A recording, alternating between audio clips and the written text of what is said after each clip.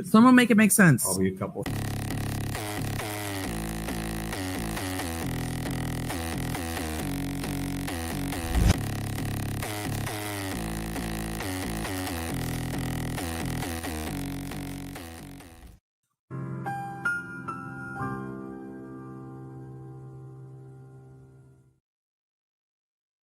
Hello. Welcome on in, everybody, especially Meg, who is first here.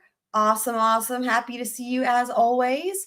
So I saw there were, seems like there were a number of Squirrel friends there tuning in for Law and Lumber for Friday Night Frenzy. I was there earlier, and then there towards the end I had some lessons, but I saw many of you guys. So I think they're just wrapping up. But anywho, for anyone hopefully that is joining us, we are carrying on with more coverage for Karen Read, day 17, and also the end of week 4 of the Commonwealth's case in chief. What a weird day it was today for a number of reasons, which we will get into. Meg P says, only fan, how lovely your blades. Oh my God, hilarious.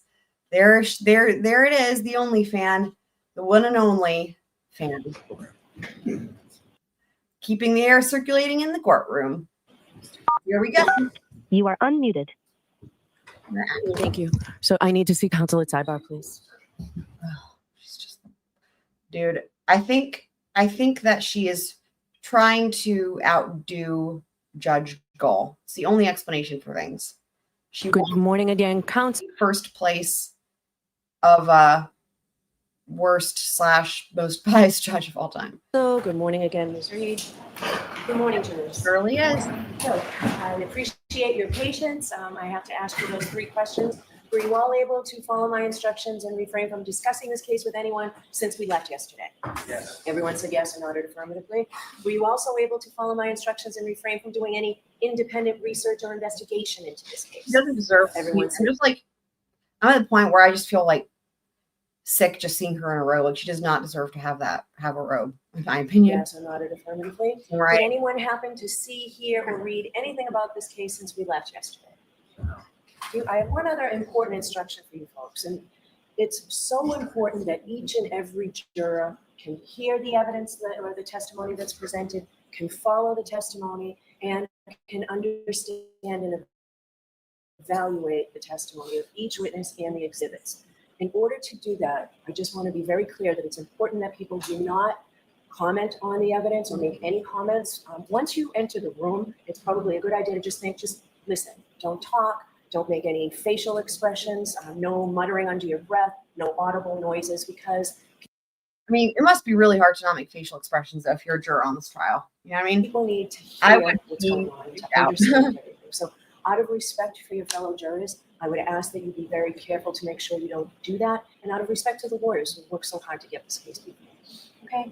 Thank you very much. With that, Mr. Brennan, your first witness, please. Or if I could begin by offering a stipulation that's agreed to between the parties. Okay, can we turn the AC down, please?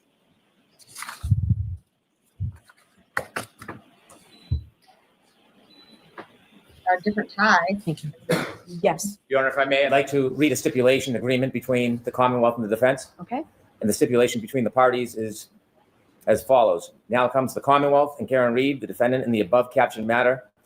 Both parties respectfully stipulate to the following. The 2 Massachusetts State Police troopers present at the autopsy conducted by the medical examiner, Dr. Scortibello, on January 31st, 2022, were Trooper Keefe and Trooper Watson. Former Trooper Michael Proctor was not present. Okay, a couple things. First of all, I've never seen it done where an attorney reads the stipulation like that for the jury. I've only ever seen it done by the judge, so that's interesting. But also, so this is this whole thing with the other person who was there. Now, I mentioned this previously, that my recollection from the first trial was that Trooper Proctor testified to being there. I recall, and I mean, I haven't gone back and double checked, but I remember specifically because I commented on how, there's a whole lot of questioning that came up about influencing the medical examiner, right? Like pressuring her to do this or that. And that was with Proctor on the stand. And so I don't know. I guess I probably should write a note here, add it to my list to go back and find the part where he talks about that, because I could have sworn he said he was there. I mean, he certainly testified for a long while there on cross about the autopsy. And I mean, so anyway, but it just, and this Watson fellow, right? I mean, just adds to the mystery. So I'm going to write this down. Proctor and the Emmy. We maybe could even do that on this live stream. It wouldn't be hard to find that testimony the way I have things timestamped. Meg says someone in Bob's chat said her friend works in Hank Brennan's office and said that Hank is actually a really nice man. I'll take that with a grain of salt. Interesting. Yeah, I mean, I suppose he could be nice, but nice and having like any type of ethics or integrity are two different things. And I could see potentially maybe the former being true. The latter, though, no way. Absolutely no way. Thank And you. Yes, thank you. with that, Your Honor, I'd like to introduce and play clip number 21. No, let's clip. Turn the AC on. Hold on 1 second, please. I just want that.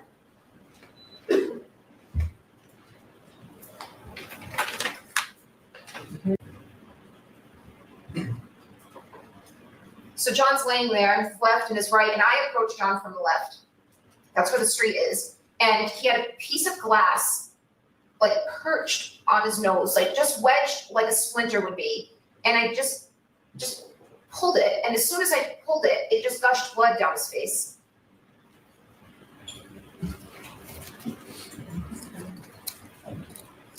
I don't know what to make of that, guys. What do you make of that? You know, apparent glass, it could have been plastic, right? On his nose, like just wedged like a splinter would be. And I just pulled it. And as soon as I pulled it, it just gushed blood down his face. I don't even, what was the Commonwealth? What was the I can't, what is the Commonwealth hoping to show with that? I don't even, dude.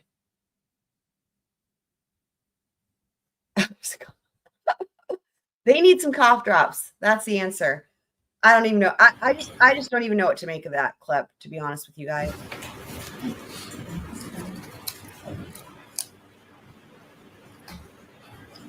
So we need this marked. Yes, we have the item.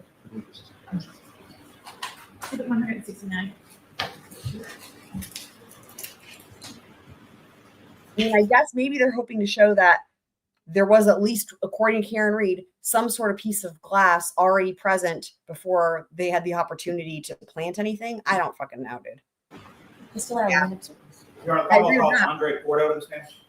And we have Lolly. So this dude testified in the first trial. I'm sure you guys remember. Just always the honesty of the court, the jury, in the case now hearing the truth, the whole truth, and nothing but the truth. Hey, Mr. Lally, whenever you're ready. Thank you, Your Honor. Good morning, sir. Morning. Could you please introduce yourself to the jury, spelling your last name for the court? Yeah, my name is Andre Porto, last name spelled Porto. And what do you do for work, sir? I'm a forensic scientist too in the DNA unit at the Massachusetts State Police Crime Lab. And where did you go to school? I received my undergraduate Bachelor of Science in Microbiology from the University of Massachusetts in Amherst. We're going to skip past, especially because we heard this last trial already. We're going to skip past the preliminary stuff here about what it means to be a person and, you know, forensic scientist too. And okay. To frequently change gloves, as well as only have one sample open at a time.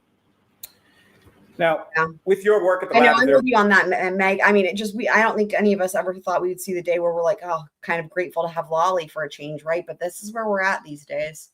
a review process that your work undergoes? Yes, there is. And can you describe that process to the jury? Sure. So once I complete my work, the file undergoes two types of reviews. The first is a technical review where another qualified analyst will take the file and they'll do their own independent assessment and make sure that they come up with conclusions and that they agree with the conclusions that I reached. And they'll also make sure that all the protocols were followed and every decision is scientifically sound. Once that review is completed, it undergoes an administrative review, where another qualified analyst will then look through the file and they look for clerical errors, such as typos or missing page numbers or missing case numbers. Once those two reviews are completed, the results can then be reported out. Now, as a part of that accreditation process that you were speaking about a few moments ago, do you undergo anything called proficiency testing? Yes, I do. And can you explain to the jury what that proficiency test? Okay, we don't need to hear about that. And again, we heard this last trial. They did proficiency, Okay. Now we're going to get into DNA. Says who we are. We each have Now, Mr. Porto, could you explain to the jury what exactly is DNA? Yeah, so DNA stands for deoxyribonucleic acid, and it's basically the building block that makes us who we are. We each have 2 copies of our DNA, one that we inherit from mom and one that we inherit from dad.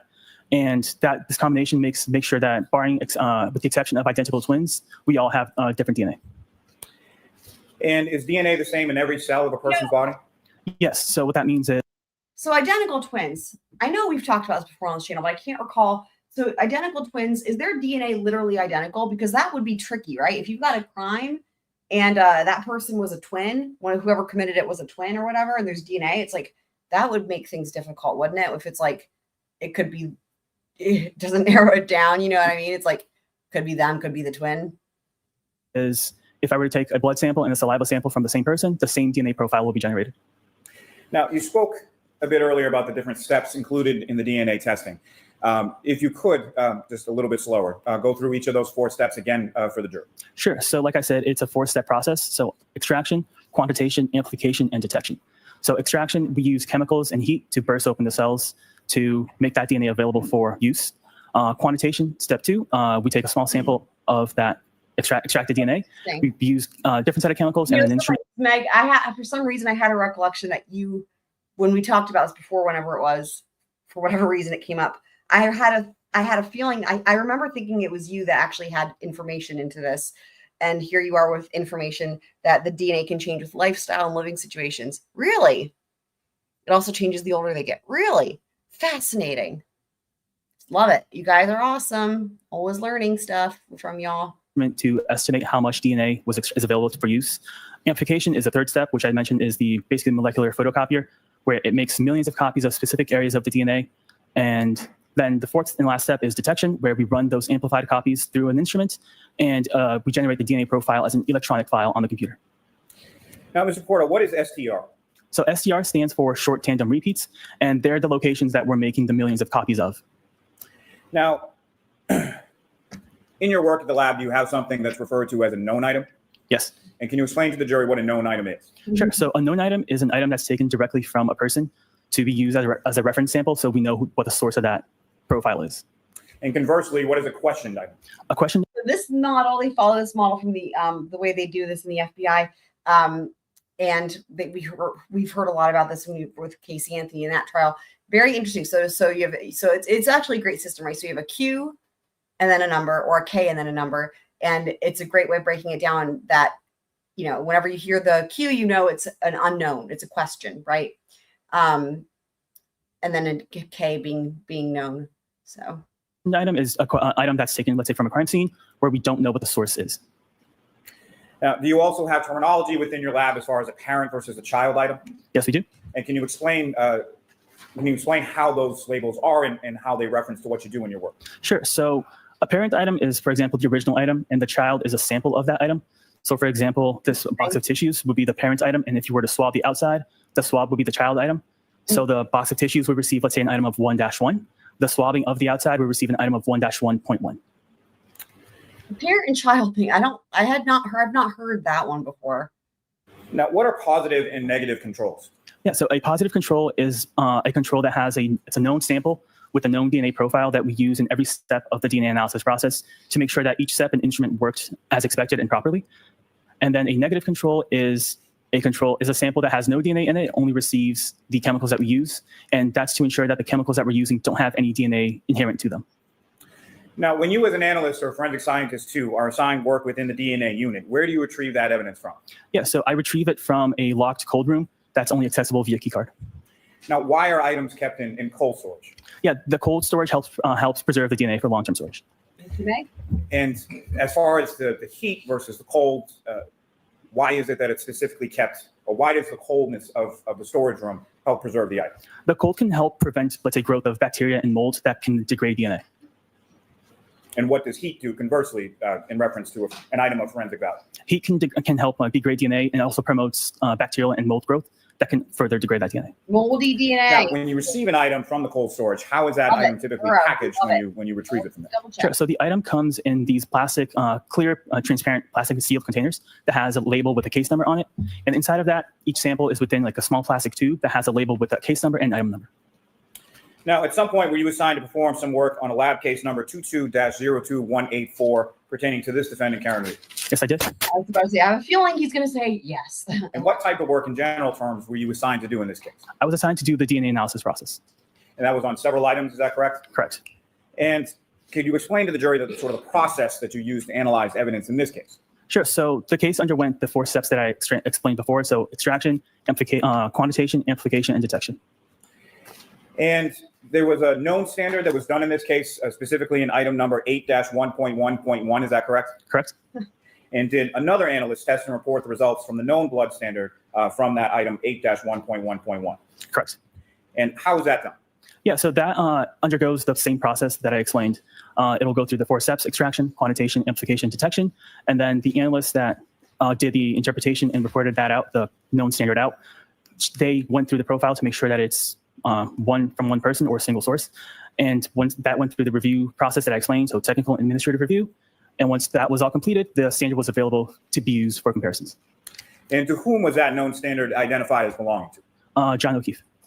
Now, you use the word in there as far as a single source. Can you explain to the jury what your understanding of that term is based on your training and experience? Sure. So a single source is just a DNA profile that has one contributor to it. So only one person contributed DNA to that profile. What exactly is a DNA profile? Yeah, so a DNA profile is basically the combination of all of the locations that we amplified during the 3rd step of the process. And it's basically, you can think of it as like a chart, like an EKG, where it has peaks and valleys, and each peak has a specific number. And the DNA profile is just a combination of all those numbers put together. Now, can you explain to the jury in general terms, to start with, the process of comparison between a known standard and a questioned or unknown standard? Sure. So first, I did the analysis on the question items. I did the 4 steps. I analyzed the profiles that were generated. I then interpreted, make sure that I could determine the number of contributors. And once that was completed, I then used the standard that was available to and compared them to all the profiles that were suitable for comparison. Now, sir, starting with item 3-1.1, what was that a sample from? That was a sample from Taillight passenger. And from a specific vehicle, is that correct? Correct. And what, if any, information were you given as to that vehicle that the swab from the Taillight was from? Do you mean like the license plate? Yes. Could I refer to my notes? Yes. Thank you. Your Honor, with the course of admissions, this is a little detailed. As far as the testimony I goes, don't have maybe. a problem. Does the defense object? I do not. Okay, thank you. Thank you, Your Honor. So the license plate was 3G6684. Wait, I'm sorry, 3GC684. Now, with reference to the swab from the Taillight, were you able to generate a DNA profile from that item? I was. And from your comparative analysis from that question item to that of the known standard of John O'Keefe, what did you conclude? So the DNA profile was interpreted as a mixture of 3 contributors, including male DNA. And the DNA profile from this item is at least, so sorry. I'll just restart. So the DNA profile was interpreted as a mixture of 3 contributors, including male DNA. And the DNA profile from this item is at least 510 non-alien times more likely if it originated from John O'Keefe and 2 unknown individuals than if it originated from 3 unknown, unrelated individuals. This provides support for an inclusion. Now, sir, what does that mean?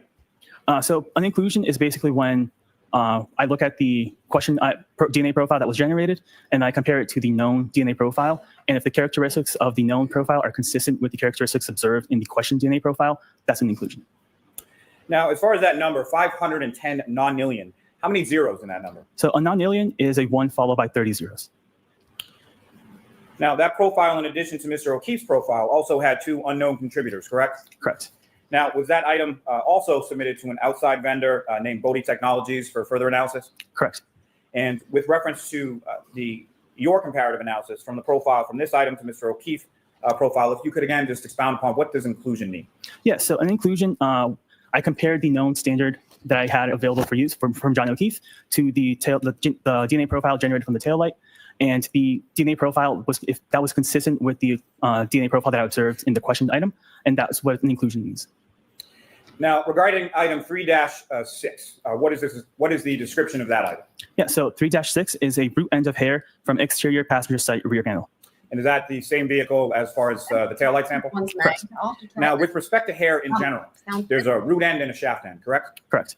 And what limitations does your lab have with regard to DNA testing of hair? So when we test hair, we're actually, the root end of the hair, we're looking at any potential skin cells that might be attached to the root end. So that's where the DNA that we're looking for is coming from. And if there's not too many, Are you familiar with the term based on your training experience known as autosomal DNA? yes. And can you Now, describe I for the jury what just your want to say understanding of that term is? Yeah, so autosomal DNA is I want to say there is that if there's not too many, because usually they can't get anything from that. That's why usually with the hairs, what they're doing is they're putting under a microscope and just looking at it visually for comparison. They usually aren't able to get DNA. That would be kind of like if you're lucky. DNA that's located in the nucleus of the cell, and that's the DNA that we inherit from both mom and dad. Now, are you also familiar based on your training experience with a term known as mitochondrial DNA?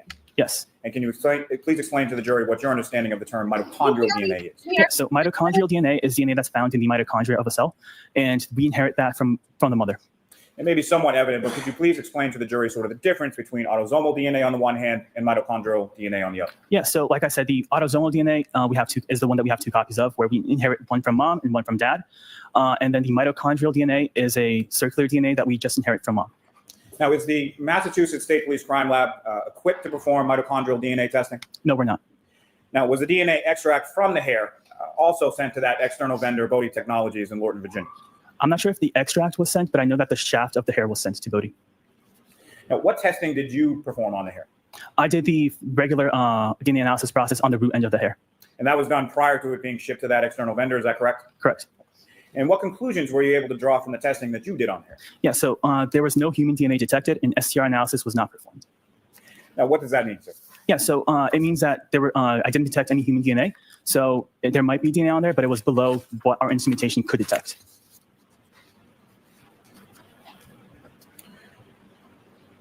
Now, turning our attention to item 3-2.1.1, what is the description related to that item, sir? It's a sample from the exterior of broken drinking glass. And is there any further indication as far as the broken drinking glass, as far as where it was recovered? Oh, yeah, 34 Fairview Road. And were you able to generate a DNA profile from this item, the drinking glass? Yes, I was. And from your comparative analysis from this question item to that of the known standard of John O'Keefe, what did you conclude? Yeah, so the DNA profile was interpreted as a mixture of 3 contributors, including male DNA. The DNA profile from this item is at least 530 non-million times more likely if it originated from John O'Keefe and 2 unknown individuals than if it originated from 3 unknown, unrelated individuals. This supports an inclusion. This is the last time I'll ask you this, but just if you could reiterate to the jury, what does an inclusion mean? Yep, so an inclusion is when I compared the known standard to the question item, and if the profile in the known standard is consistent with the profile in the question profile, that's an inclusion. And that number again, as far as 530 non-million, how many zeros again in that number? That's a 1 followed by 30 zeros. Now, sir, if I could turn your attention to another item, 7-1.2.1, what is the description related to that item? Sample from stain A on upper right leg of jeans. And is there any further indication as to whom those genes belong to? John O'Keefe. Now, were you also able to generate a DNA profile from this item, the stain A on the upper right leg of Mr. O'Keefe's genes? Yes, I was. And from your comparative analysis from the question item to that of the known standard of John O'Keefe, what did you conclude with reference to that item? The DNA profile was interpreted as a mixture of 3 contributors, including male DNA. Contributor 1 is suitable for comparison, and due to limited information, contributors 2 and 3 are not suitable for comparison. What's your browser? The DNA profile from this item is at least 570 non-million times more likely if it originated from John O'Keefe and 2 unknown individuals than if it originated from 3 unknown, unrelated individuals. This provides support for an inclusion. Great. Thank you, sir. Now, turning your attention to item 7-1.3.1, what is the description He's got an interesting little pin on his tie there, a badgy thing. related to that item? Sample from stain B on upper right leg of jeans. And same genes as the previous item? I have to say that every time that he says this, I think it sounds to me like he's saying sting bee, but he's saying stain bee, but it sounds like sting bee. Now, were you able to generate a DNA profile from this item, stain B, on the upper right leg of the genes of Mr. O'Keefe? Yes, I was. And from your comparative analysis from this question item to that of the known standard of John O'Keefe, what did you conclude? Yep, so the DNA profile was interpreted as a mixture of 3 contributors, including male DNA. The DNA profile from this item is at least 660 non-million times more likely if it originated from John O'Keefe and 2 unknown individuals than if it originated from 3 unknown, unrelated individuals. This provides support for an inclusion. Sir, with reference to item 7-1.4.1, and again, these items with the dash and the point, is that what you're referring to earlier as the parent-child relationship between items? Yes. And what is the description for 7-1.4.1? Sample from stain C on upper right leg of jeans. Now, were you able to generate a DNA profile from this item from stain C on the upper right leg of Mr. O'Keefe's jeans? Yes, I was. And from your comparative analysis of this question item stain C to that of the known standard of John O'Keefe, what did you conclude? The DNA profile is a mixture of at least 2 contributors, including male DNA. Contributor 1 is suitable for comparison. Due to limited information, contributor 2 is not suitable for comparison. The DNA profile was interpreted as a mixture of 2 contributors. The DNA profile from this item is at least 830 non-million times more likely if it originated from John O'Keefe and an unknown individual than if it originated from 2 unknown, unrelated individuals. This provides support for an inclusion. Now, sir, with reference to item 7-1.5.1, what was the description of that? Sample from stain D on upper right leg of jeans. Now, were you able to generate a DNA profile from this item from stain D on the upper right leg of Mr. O'Keefe's jeans? Yes, I was. And from your comparative analysis from this item to the known standard of John O'Keefe, what did you conclude? The DNA profile was interpreted as a mixture of 3 contributors, including male DNA. The DNA profile from this item is at least 670 non-million times more likely if it originated from John O'Keefe and 2 unknown individuals than if it originated from 3 unknown, unrelated individuals. This provides support for an inclusion. Now, sir, did you also do some testing on an item 7-1.6.1? Yes, I did. And what was the description associated with that item? Sample from stain E on upper right leg of jeans. And were you able to generate a DNA profile from that item, stain E, on the upper right leg of Mr. O'Keefe's jeans? Yes, I was. And from your comparative analysis from that question item to the known standard of John O'Keefe, what did you conclude? The DNA profile was interpreted as a mixture of 2 contributors, including male DNA. Contributor 1 is suitable for comparison. Due to limited information, contributor 2 is not suitable for comparison. The DNA profile from this item is at least 1.0 decillion times more likely if it originated from John O'Keefe and an unknown individual than if it originated from 2 unknown, unrelated individuals. This provides a support for an inclusion. I used a different number there as far as a decillion. How many zeros is a decillion? Yeah, a decillion is a 1 followed by 33 zeros. Now, with each of those items that you just testified about as far as the jeans, the question items from the stains on Mr. O'Keefe's jeans, those were each located on the right leg, correct? Correct. Now, did you also perform some analysis on item 7-1.7.1? I did. And what is the description associated with that item? Sample from unstained areas of the exterior of jeans. Now, were you able to generate a DNA profile from that item from the unstained areas of the exterior of Mr. O'Keefe's jeans? I was. And from your comparative analysis from this questioned item to the known standard of John O'Keefe, what did you conclude? The DNA profile was interpreted as a mixture of 4 contributors, including male DNA. The DNA profile from this item is at least 53 septillion times more likely if it originated from John O'Keefe and 3 unknown individuals than if it originated from 4 unknown, unrelated individuals. This provides support for an inclusion. And again, sir, with that number, as far as 53 septillion times more likely, how many zeros in a septillion? A septillion is a 1 followed by 24 zeros.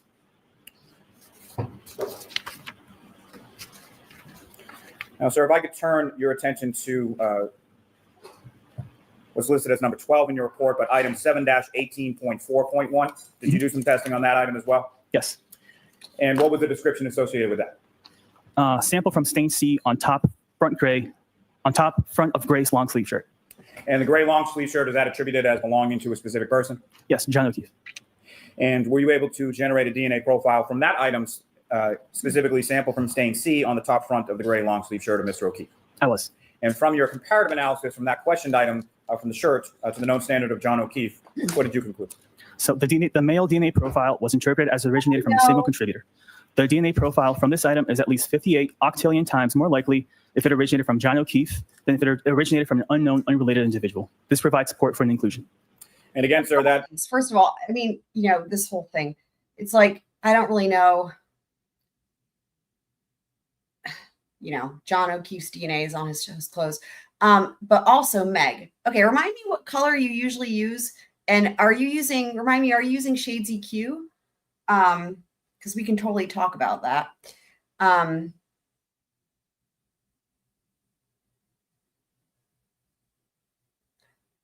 So flashes here, you're pulling an all-nighter?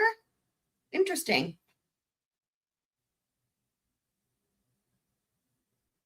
Oh, working on your Sunday school lesson. Gotcha. That's awesome. So you're going to be doing Sunday school for the children, I take it? They are very lucky to have you guiding them at their Sunday school.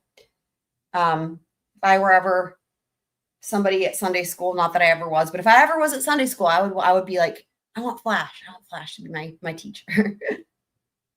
Number as far as 58 octillion times more likely. How many zeros in an octillion? So an octillion is a 1 followed by 27 zeros. How many zeros in an I'm sure if I could take you down to listed as 15 in your report, but did you do some testing on item 7-18.14.1?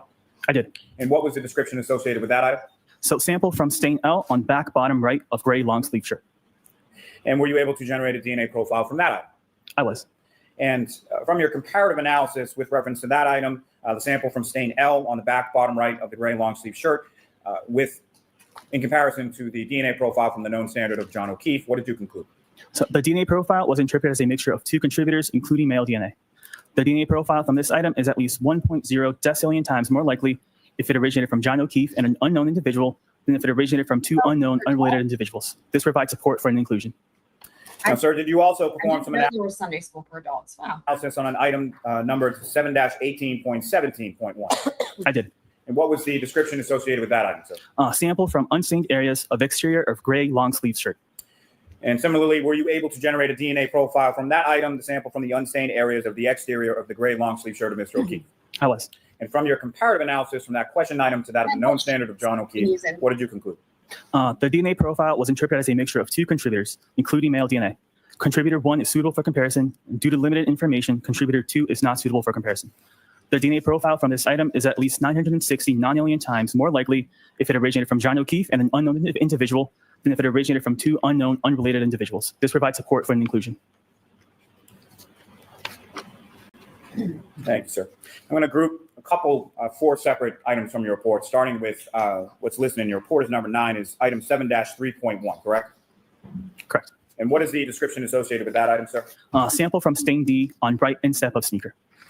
And 11 from your report, you also did some analysis on item 7-18.3.1, is that correct? Correct. And what was the description associated with that? Sample from stain B on top front of gray long sleeve shirt. And item 7-18.7.1, do you see that as well? Yes. And what was the description associated with that item? Sample from stain F on top front of gray long sleeve shirt. And lastly, in this group, item 7-18.8.1, what was the description associated with that? Sample from stain G on back left sleeve of gray long sleeve shirt. And with respect to each of those last 4 samples from those items, were you able to generate a DNA profile with respect to each of those 4? Profiles were generated from them. And what did you conclude based on the generation of those profiles with those 4 items? Yeah, so the profiles that were generated were not suitable for comparison. And if you could explain briefly to the jury, when you say not suitable for comparison, what do you mean by that? Yeah, so for 7-3.1, it was a mixture of at least 5 contributors. And at the DNA unit, we validated, basically we tested and made sure that our protocols were we can only interpret mixtures of up to 4 contributors. So I determined that there were 5 contributors, so that makes it too complex for us to do comparisons to it. So it's not suitable for comparison for that reason. And the other 3 items, due to the quality of the profile, they were not suitable for comparison. And basically what that means is that there was such low amounts of DNA that was in the sample that there was a lack of information from the profiles themselves, so they weren't really suitable for comparisons. And just to be clear, the item that you're referring to with the 5 possible contributors, that's a shoot, correct? Correct. Now, if I could turn your attention in your report to what you have listed as number 10, there are a number of different items listed there, correct? Correct. And starting with item 7-17.2.1, what is the description associated with that? Sample from stain A on top front left of orange t-shirt. And 7-17.3, what is the description associated with that? Sample from stain B on top of front left of orange t-shirt. And item 7-17.4.1, what is the description associated with that? Sample from stain C on top front left of orange t-shirt. And item 7-17.5.1, what is the description associated with that item? Sample from stain D on front bottom right of orange t-shirt. And item 7-17.6.1, what is the description associated with that? Sample from stain E on back left shoulder of orange t-shirt. And so each of those respectively were samples taken from stains on the orange t-shirt of Mr. O'Keefe, correct? Correct. Now turning your attention to item 7-18.2.1, what is the description associated with that? Sample from stain A on right sleeve of gray long sleeve shirt. And item 7-18.5.1, what is the description associated with that? Sample from stain D on center front of gray long sleeve shirt. And item 7-18.6.1, what is the description associated with that? Sample from stain E on center front of gray long sleeve shirt. And item 7-18.9.1, did you generate a profile from that item as well? Yes. And what is the description associated with that? Sample from stain H1 on back left of gray long sleeve shirt. And item 7-18.10.1, what is the description associated with that? Sample from stain H2 on back left of gray long sleeve shirt. And item 7-18.11.1, what is the description associated with that? Sample from stain I on back right shoulder of gray long sleeve shirt. And item 7-18.12.1, what is the description associated with that? Sample from stain J on back bottom right of gray long sleeve shirt. And lastly, with this group search, item 7-18.13.1, what is the description associated with that? Sample from stain K on back bottom right of gray long sleeve shirt. And so each of those items beginning with 7-18 were associated with various stains taken from various areas on the gray long sleeve shirt of Mr. O'Keefe, correct? Correct. And with respect to each of those areas of the orange t-shirt and the gray long sleeve shirt, were you able to generate a DNA profile from those items? I was. And from your comparative analysis of each of the DNA profiles from those items to the known standard of John O'Keefe, what did you conclude? So the male DNA profile was interpreted as originating from a single contributor. The DNA profile from these items is at least 490 octillion times more likely if it originated from John O'Keefe than if it originated from an unknown, unrelated individual. This provides support for an inclusion. Now, again, if you could just remind the jury, when you say single source contributor, what does that mean? Yeah, so a single source profile is a profile that has one contributor to it. So like one person contributed DNA to that profile. And with respect to the number, as far as 490 octillion times more likely, how many zeros are in that number? So an octillion is a 1 followed by 27 zeros. Now, lastly, sir, did you perform any analysis with reference to items numbered 8-2 and 8-3? I did. And what were the descriptions respectively for items 8-2 and 8-3? So item 8-2 was right hand fingernail clippings from John O'Keefe, and item 8-3 were left hand fingernail clippings from John O'Keefe. So fingernail clippings from both the right and left hand of Mr. O'Keefe. Correct. And were you able to generate a DNA profile from those item numbers, the right and left hand fingernail clippings of Mr. O'Keefe? I was. And based on, from your comparative analysis of the DNA profile from the right and left hand fingernail clippings, both of Mr. O'Keefe, taken in conjunction with the known standard of John O'Keefe, what did you conclude? Yeah, so the male DNA profile was interpreted as originating from a single contributor, and the DNA profile from these items is at least 490 octillion times more likely if it originated from John O'Keefe than if it originated from an unknown, unrelated individual. This provides support for an inclusion. So with respect to each the right and left hand fingernail clippings of Mr. O'Keefe, both of those were identified by you or your analysis as a single source contributor, correct? Correct. And they were each 490 octillion times more likely to have originated from John O'Keefe than from an unknown, unrelated individual. Is that correct? Correct. Thank you.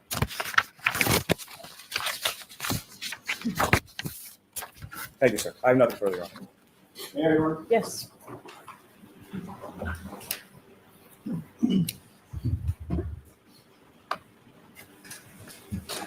Good morning, sir. Good morning.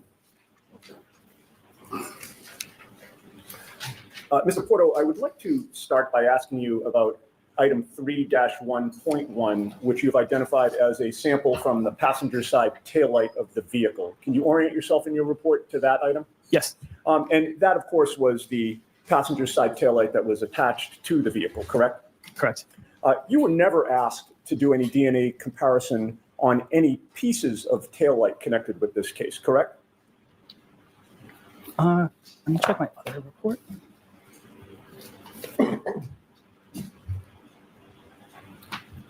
For taillight, there was another item that was item 3-3.1, which is sample from apparent glass on rear bumper, if that's what you're referencing. Okay, so if I suggested to you that the taillight was plastic, that glass wouldn't have been the taillight, correct? I don't have, that's beyond my scope of testing. Gotcha. Okay. With regard to the passenger side taillight, you found that there were 3 contributors of DNA to that taillight attached to the vehicle, correct? Correct. One of those contributors appeared to be John O'Keefe. Is that fair to say? He was included into right. the profile. With regard to the other 2 contributors, who were they? They could be anybody. Were you ever asked to compare DNA samples from either Canton Police Detective Kevin Albert or Canton Police Chief Kenneth Berkowitz to the DNA profile that you analyzed from that passenger side taillight? I was not. Now, with regard to the broken drinking glass, which is item 3-1.2, 2.1.1. Do you see that in your report? I do. With regard to that, you came up with a DNA profile that also had 3 contributors, correct? Correct. One of those contributors appeared to be John O'Keefe, correct? He was included, correct. Who were the other 2 contributors? I don't know. They could be anybody.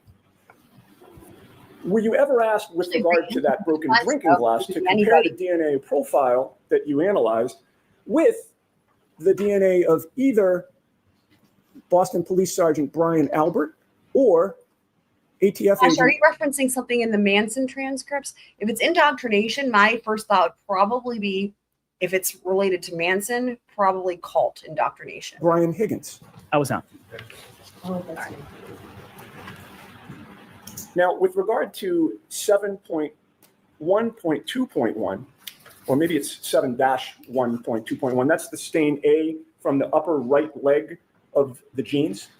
Correct. All right. And you were aware, you were told that those were the jeans that John O'Keefe was wearing on the morning in question when he was found?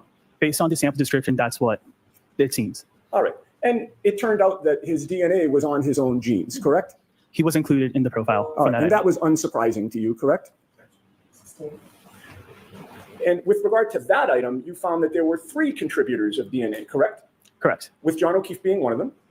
He was included in the profile, yes. And who were the other 2? I don't know. They could be anybody. Let's move on to stain B, also from the upper right leg of the jeans. That is 7-1.3.1. You see that in your report? I do. When you found a DNA profile, how many contributors of DNA were there? 3 contributors. All right. And again, this was John O'Keefe's jeans, correct? Based on the description, yes. So he was one of the 3 contributors. He was included in the profile, yeah. Who were the other 2? I don't know. They could be anybody.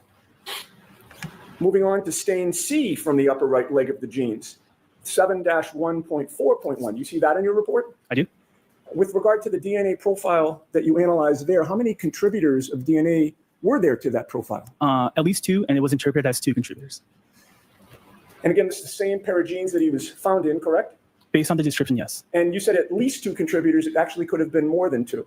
Based on our protocols, I had to call it 2, and we determined it as 2, but it could be more than 2, yes. Okay. Well, let's pay attention to the one that was not John O'Keefe, at least that one. Who contributed that DNA to his pants? I don't know. It could be anybody. Moving on to stain D, which is 7-1.5.1. And if I can just put my glasses on to make sure I've read my own writing correctly.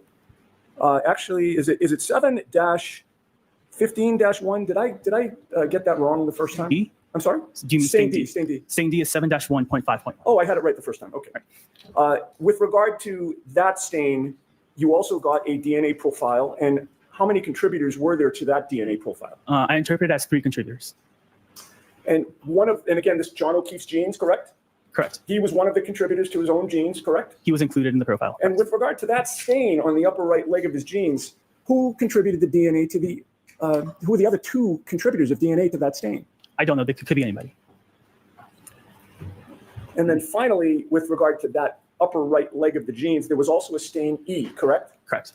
How many contributors did you find to that DNA profile? 2 contributors. One of which was John O'Keefe to his own genes, correct? He was included, yes. And who was the other contributor to that stain on the jeans? It could be anybody. I don't know. And by the way, just for the record, that was 7.1.6.1? 7-1.6. 7-1.6.1. Thank you, sir. Okay, now, with regard to the unstained area of the exterior of the jeans, do you see item 7-1.7.1? Yes. You found a DNA profile with regard to that unstained area as well, correct? Correct. How many contributors of DNA were there to that unstained area of the jeans? I interpret it as 4 contributors. And John O'Keefe was one of those, correct? He was included in the profile. His own genes. Based on the description, yes. Who were the other 3 contributors to that DNA profile? I don't know. It could be anybody. And before we move on to the sneaker, I just wanted to ask you a question about the passenger side taillight that I neglected to ask you. That was the one where there were 3 contributors, correct? And again, I'm going back to 3-1.1. Correct. Sorry to skip around, sir. I'm not trying to make this any more confusing than it is.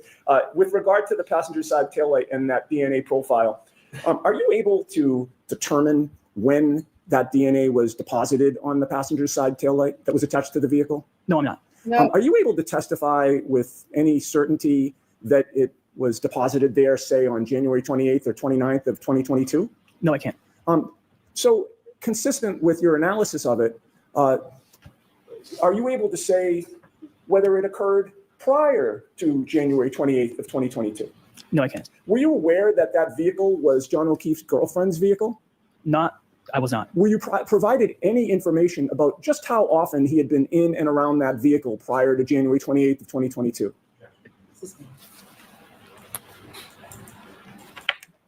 So moving on to 7-3.1, which was the right instep of the sneaker, correct? You see that in your report? Yep. With regard to that particular stain, you noted how many contributors of DNA? Yeah, it was interpreted as at least 5 contributors.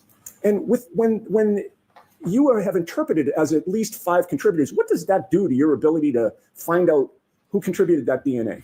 So based on our protocols, we're not able to do any comparisons to any mixtures that are 5 or more contributors. So it's not suitable for comparisons. Okay, which means that with regard to the sneaker, at least, you couldn't even say whether John O'Keefe's DNA was on it, correct? Correct. And with regard to all 5, do you have any idea who contributed the DNA to that sneaker? No, I don't. Now, moving on to, I just have a couple more for you, sir. Moving on to what is labeled as stain L, which is 7-18.14.1, I believe. Do you see that in your report? I do. And that was a stain on the back bottom of his long sleeve shirt, correct? Correct. And were you told that the long sleeve shirt was his outer clothing when he was found? I don't believe so. How many contributors to that stain on the back bottom of his long sleeve shirt did you find in that DNA profile? I interpreted it as 2 contributors. And did you make any match with regard to either of those contributors or both? I did comparisons, and John O'Keefe was included as one of the contributors. Okay, so John O'Keefe was a contributor of DNA to his own long sleeve shirt, correct? Based on the descriptions, correct. All right, and whose other DNA was on that shirt? I don't know. And then finally, with regard to 7-18.17.1, that was an unstained area of the exterior of that shirt, correct? That same long sleeve shirt. Correct. And you tested that and got a DNA profile, correct? Correct. How many contributors were there to that DNA profile? I interpreted it as 2 contributors. Was John O'Keefe one of them? He was included as one of the contributors. Okay, so his DNA was found on his own shirt, correct? Based on the description, correct. And who contributed the other DNA profile to John O'Keefe's sweatshirt? I don't know. With regard to any of the stains on the upper right leg of the jeans, I counted 1, 2, 3, 4, 5 that you've discussed here today. Were you ever asked to compare the DNA profile with the DNA profiles of either Brian Higgins or Brian Albert? I was not. All right. And your answer was you were not? I was not. Did anybody ever provide you with DNA profiles of Brian Higgins or Brian Albert? Sustained today.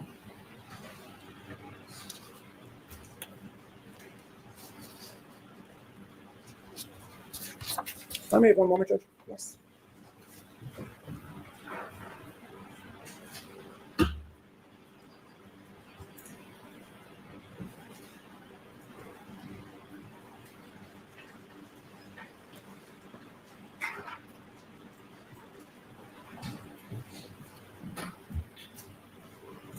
I just have one more question for you, Mr. Porto, and I do want to thank you for answering all my questions here today. You wrote reports on your analysis of all the items and the work that you did on this case, I did. and you are directed pursuant to protocol to address those reports to somebody, correct? Correct. Who was it that you sent the reports to in this case? I'm sustaining the objection. Did you send those reports to Michael Proctor? Sustained. Jurors, strike the question. I have nothing further. Thank you, sir. Yes.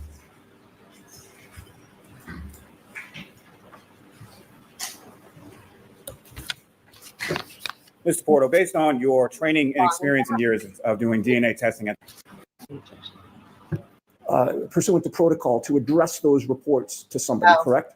Correct. Who was it that you sent the reports to in this case? I'm sustaining the objection. Did you send those reports to Michael Proctor? Sustained. Jurors, strike the question. I have nothing further. Thank you, sir. Yes.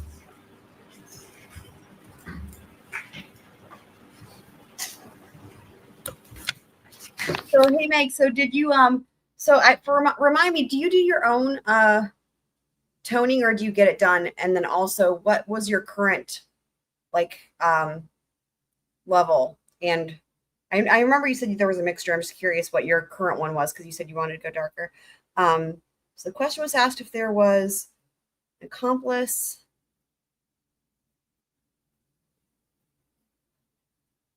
Question was asked if there was an accomplice, and the accomplice would testify to evidence that would exonerate one defendant. Would you quit the others? I don't know that I quite understand the question, but that's the context for this. This is in reference to the transcripts that Flash is reading here. Getting indoctrination. Honestly, I don't know. Was the judge talking to the juror or talking to the attorneys when he said that? I would assume the attorneys. Okay. Are you using 8 or 9? I can't recall. And what were you doing? Like, I know you told me before. Which shade? Yeah, she does love the swiveling, though. Ms. Porto, based on your training and experience in years of doing DNA testing at the lab, when it comes to samples from items of clothing, is it uncommon or common to have multiple contributors? That depends. It can happen, but it's possible, yes. Is it something that's a complete anomaly? I wouldn't say so, no. Now, turning your attention back to item 3-1.1, that's a sample from the passenger side taillight of the defendant's vehicle, correct? Correct. And Mr. O'Keefe was found to, his known DNA profile was found to be an inclusion for the DNA profile from the swab from the defendant's passenger side taillight, correct? He was included in the profile, yes. And to what statistical, what is the number associated with that inclusion? The DNA profile from this item is 510 non-alien times more likely to have originated from John O'Keefe and 2 unknown individuals than if it originated from 3 unknown unrelated individuals. And Mr. Porter, if I could turn you back to number 10 in your report, there's a number of different items listed there, correct? Correct. And as far as the items listed associated with various stains on various areas of Mr. O'Keefe's orange t-shirt and gray long sleeve shirt, there's about 13 different DNA profiles that you generated in reference to those items, correct? Correct. And from those 13 different items, they're all from a single contributor, is that correct? Correct. They were interpreted as originated from a single contributor. And as far as the DNA profile, your comparison of each of those 13 different stains on the orange t-shirt and the gray long sleeve shirt, what were your conclusions again as your comparison with the known standard of John O'Keefe? Yeah, so the profile was interpreted as originated from a single contributor, and the DNA profile from these items is at least 490 octillion times more likely if it originated from John O'Keefe than if it originated from an unknown, unrelated individual. This provides support for an inclusion. And lastly, with reference to the fingernail clippings from both the right hand and the left hand of Mr. O'Keefe, those were also, your analysis provided for inclusion of Mr. O'Keefe's known DNA standard, correct? He was included in the profile, correct. And again, the profile from both the right hand and the left hand fingernail clippings was a single source contributor, correct? Sustain. How many sources were associated with those? Objection. Sustain. Nothing further. You all set, Mr. Unetti? Yes, Your Honor, thank you. You are all set, Mr. Porto. Thank you very much. Who's the next witness? Your Honor, Commonwealth call Ashley Vaillier to stand. Okay. Jim.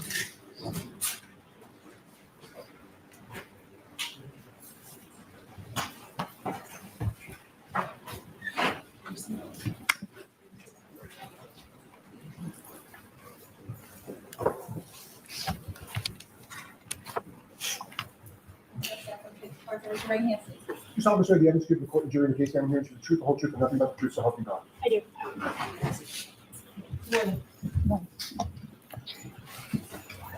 All right, Mr. Lally, whenever you're ready. Thank you, Your Honor. Good morning, Mr. Lear.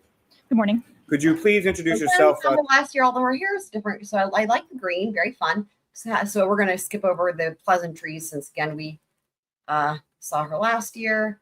Looks like she's got little American flags on there. Let me see what Meg is saying about the hair. Oh, yeah, that's possible. Flash. I'm not up on my 1970 California law, unfortunately. Okay, so 7, 12. Okay. So you're going to keep the root tap the same, I guess. So 10, 10, 9.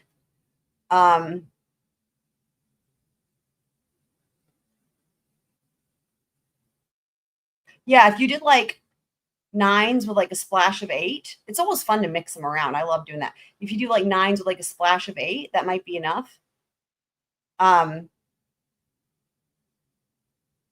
But are you going to keep the root tap the same color, maybe? Go to the side.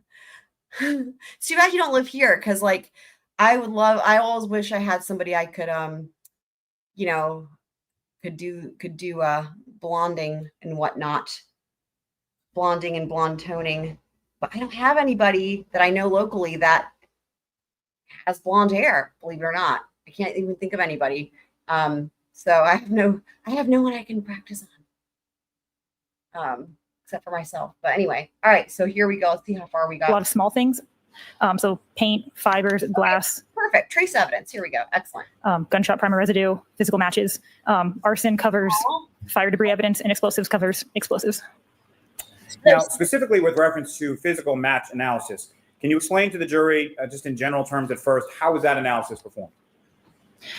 So physical match analysis is piecing broken things together to see if they were at once a single item. Generally, you look at the questioned item first, the item that you don't know specifically where it came from. Look at that, and then you would look at the known item, which is an item with a known source, like specifically like this window or like this vehicle.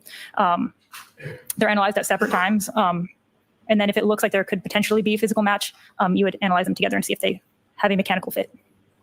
Now, when you retrieve items just in general to do some sort of physical match analysis, where do you get those items from? We have evidence storage locations at the laboratory. And how are they typically packaged when you receive them? They can be packaged in cardboard boxes, brown paper bags, heat-sealed plastic bags. It depends on the individual items. And when you're doing this analysis, as far as the physical match analysis, what do you do to your bench between your examination of separately packaged items? Before I do any analysis, I bleach my bench, clean my tools, and then put down a fresh sheet of butcher paper. And why do you do that? To make sure everything's clean. Now, again, speaking more in general terms, on what types of evidence can you perform a physical match analysis? Sorry, can you repeat the question? Sure. In general terms, with your work within the lab, on what types of items can you perform a physical match analysis? A lot. Anything that has a broken or irregular edge. Would that include glass? Yes. Would that include plastic? Yes. What are some of the other things that would also include? Any sort of like polymer, metals.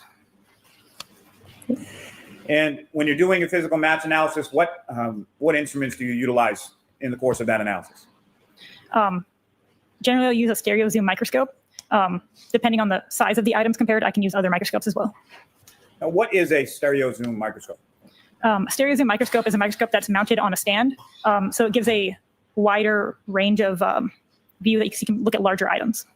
And how are you using that specifically in your physical match analysis of, let's say, items of plastic? I'll use it to look at the edges and see if there's any like defining characteristics along those broken edges. Now, as you're going through your analysis, do you document your work as you go? I do. And how do you do that? With handwritten notes and with photos. Now, at some point, were you assigned to perform some work on lab case number 22-02184 pertaining to this defendant, Karen Reed? Yes. And what type of work were you assigned to do in this case? I was asked to do physical match analysis, and then later on, I was asked to look at, do some trace recovery, look at some debris. So starting with the physical match analysis, how many different items approximately were you asked to look at? Over 10. Several, fair to say? Yes. Okay. And how are each of those items packaged when you receive them? So the questioned items were packaged first in a large paper bag, and then each item was individually packaged in a smaller brown paper bag within that container. Again, just in general terms, because you've used it a couple times. When you say questioned item versus known item, as it pertains to this analysis in this case, what were the questioned items generally, and what was the known The question items were items labeled as coming from a road, and the known item was labeled as coming from a taillight from a vehicle.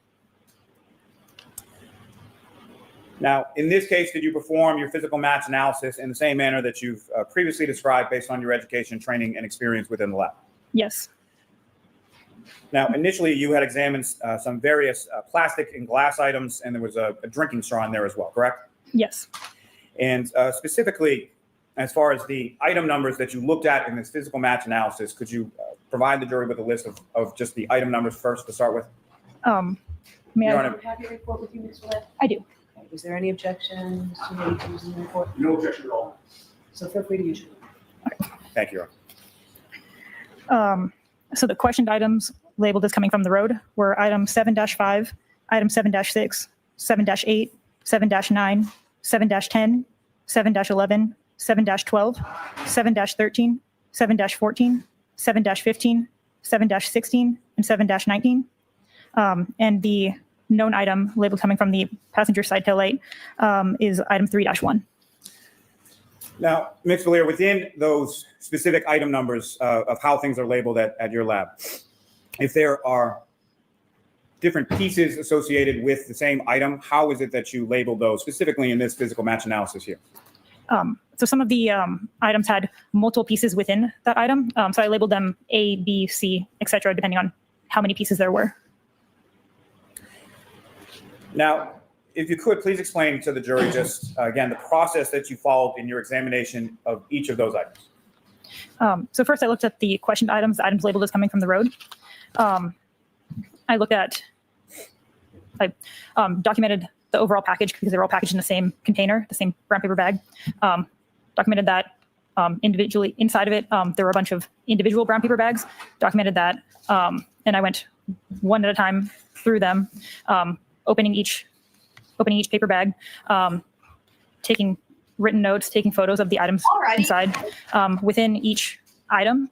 Alrighty, like if I'm doing cross, I'm like thinking the way she said they were all packaged within the same paper bag. That's the way that she said that made it seem to me like as if that was distinctive to her. So one of the questions I would be like, is that unusual to have things like all within the same bag? Like, you know, we've seen that with a lot of the evidence in this case, and I don't think I watched the cross on this today, so I don't know if they asked that or not. But that's just one thing that came to mind. What is your natural color, Meg? Oh, interesting, Flash. Looked it up. Indoctrination refers to a tactic where attorneys attempt to sway jurors toward a specific outcome by presenting arguments based on their own version. Interesting. I mean, that seems like that's what every attorney does. That's like kind of the point of being an attorney. I've never heard it called indoctrination, though. That's funny. Like literally just trying to sway jurors to see the case based on your theory. Like that's literally their job. That's really funny.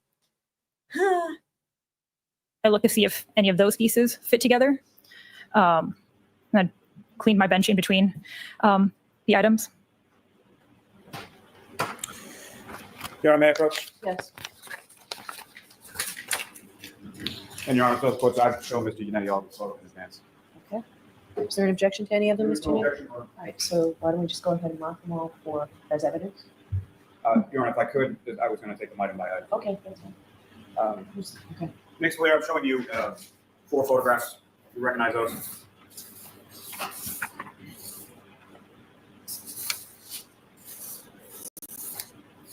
I do. What do you recognize those to be? These are photos I took of item 3-1.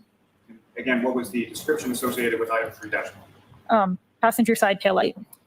And was that description further give sort of a specific vehicle or license plates associated with the vehicle that the taillight came? It does. Massachusetts 3GC684. And the Commonwealth is seeking to introduce in the minutes the next exhibit A through D. Right, those are covered. That's why I wanted to just mark them all because they're all. And that's fine. If the court prefers, I can provide them. Exhibits 170A through 170D. May I approach with the remainder, Your Honor? Yes. And if you have them in sections, we can do that. So I'm showing you 2 more photographs. Just ask if you recognize those. I do. And what do you recognize those? Photos I took of item 7-5. And again, from your report, what was the description in reference to item 7-5? Yeah. Thank you. Your findings, Mr. Levin. Okay. Piece of plastic, red, recovered from 34 Fairview Road. And you're on the Commonwealth seeking to introduce and admit as the next exhibit A and B. Okay. Exhibit 171 A and B. My apologies, Your Honor. With the court's permission, may I publish some of those? Yes. Like, I don't remember how old you are, and you don't have to say. But you don't have. Ms. Gilman, if I could. You don't have any. first You ask- don't have any like gray or anything like that, right? I mean, you don't have to answer. I'm just curious because it does change the nature of going about the bonding process. For photograph 2122. I know less about that though. Flash. And Ms. Vaillier, what's up on the screen? That is the bag associated with the passenger side taillight or the known item, correct? Correct. And Ms. Gilman, if I could have photograph 2125. And Ms. Gilman, if you could just enlarge a little bit towards the bottom where the ruler is. Yeah. Now, Ms. Vaillier, what's up on the screen now as far as the sort of notations there? Who made those? I did. And how do you know that you were the one who made those? That's my handwriting, and those are my initials. So the AMV is for your name, correct? Yes. And with respect to each of the items that you photographed, you had photographs that were taken of sort of what was in the evidence bag in total, displayed on your table that you would clean with the solution and everything else, correct? Yes. Okay. And Ms. Gilman, if you could just zoom out a little bit to show the item. And again, what's up on the screen, that is item 3-1, the known item as far as the tail light from the defendant's vehicle. Yes. And Ms. Gilman, if I could have 2126. And Ms. Vaillier, if you could just describe for the jury, what are we looking at in this photograph? Those are the same items, just turned over. And lastly, for this set, Ms. Gilman, if I could have 2135. And again, same item as far as 3-1, the tail light taken from the defendant's vehicle. Yes. Ms. Gilman, if I could ask for photograph 1905. And Ms. Vaillier, as far as with each of these items, you take photographs when they're inside the bag and then once you take them out of the bag, correct? Yes. And Ms. Gilman, if I could have photograph 1908. And what are we looking at in this photograph? The contents of item 7-5. May I approach again, Your Honor? Yes. We'll need two more photographs. Do you recognize those? I do. And what do you recognize those? Photos of item 7-6. That's one of the bag and then one when the item is taken out of the bag. Is that correct? Yes. And what was the description for item 7-6? Piece of plastic, clear, recovered from 34 Fairview Road. I appreciate those. Colonel Commonwealth, seek to introduce the minutes, the next exhibit A and B. 172 A and B. With the court's permission, may I publish those to the jury? Yes. Ms. Gilman, if I could have photograph 1921. And then photograph 1924. And what's depicted up on the screen is that what you just have before you as the photograph that you took of item 7-6 recovered from 34 Fairview Road. Yes. Thank you. May I approach the witness again, Your Honor? Yes.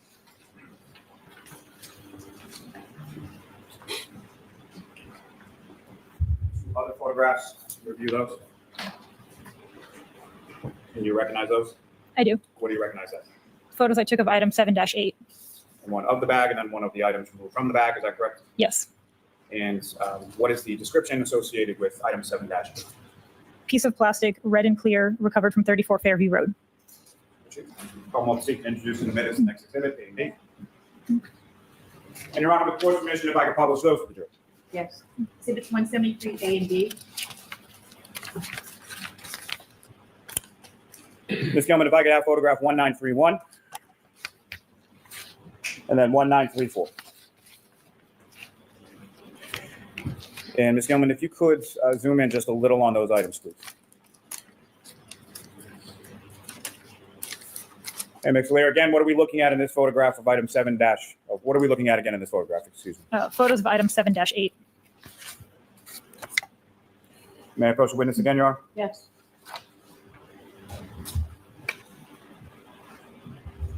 Two other photographs. What's those? Can you recognize those? I do. What do you recognize those? Photos of item 7-9 and 7-19. And as far as the first photograph, as far as the bag, and then second with the items taken out of the bag. Is that correct? Yes, So 7-9 and 7-19 were contained in the same bag. they were. I then separated them into 2 separate packages. And as far as 7-9 and 7-19, respectively, if you could tell the jury what was the description for each of those items. Item 7-9 was pieces of glass recovered from 34 Fairview Road. Item 7-19 is trace item black straw recovered from 34 Fairview Road. Your Honor, will seek to introduce them as the next exhibit A and B. May I publish, Your Honor? Hold on. Oh, forgive me. 74A, 174B. Now you can publish. My apologies. Ms. Gilman, if I could have 1958, please. And then 1962. And again, Ms. Lear, what are we looking at in this photograph? The contents of that bag, item 7-9 and item 7-19. May I approach again, Your Honor? Yes.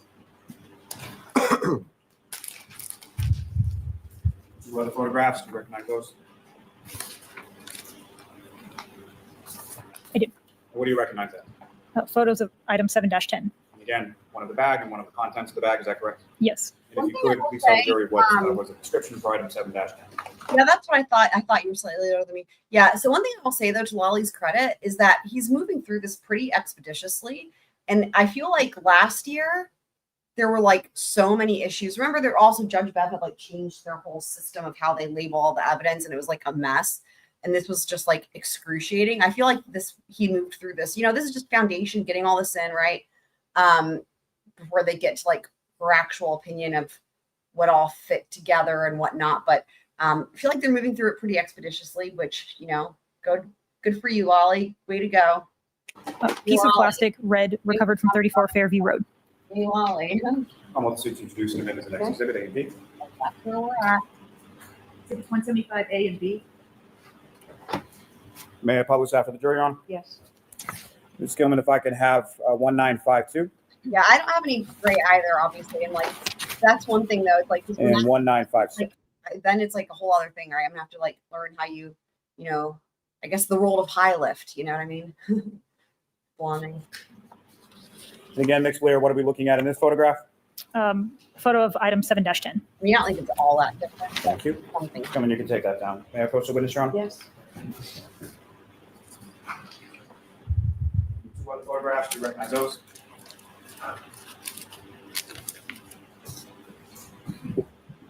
I do. What do you recognize those?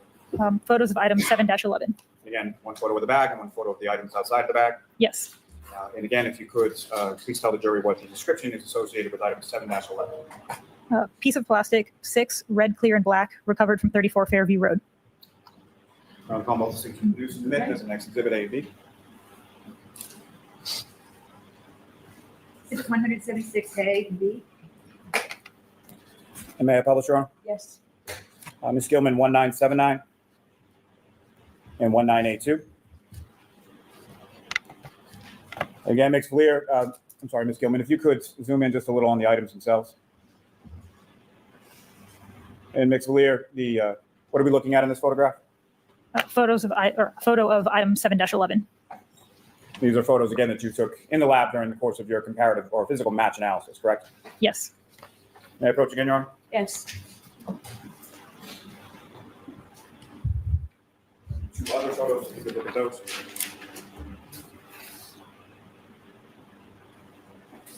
Do you recognize those?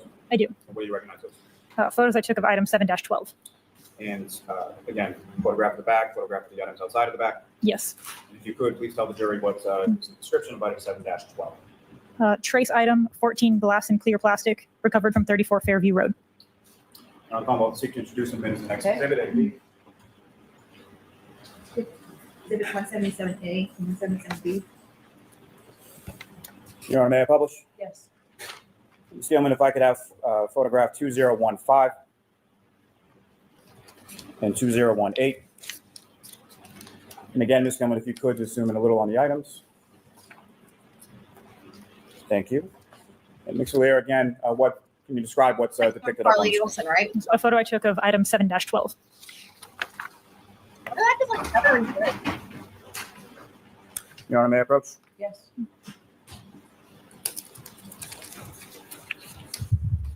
Two other photographs. Do you recognize those? I do. What do you recognize those? Photos I took of item 7-13. And again, one of the bag and then one with the items removed from the bag. Yes. And if you could, please tell the jury what is a description for item 7-13. Piece of plastic, red and black, recovered from 34 Fairview Road. I'll let Steve introduce the next exhibit A and B. Exhibit 178A and 178B. Your Honor, may I publish? Yes. Ms. Gilman, 1997. The chief jury is a jury of 6 versus 12. And 2000.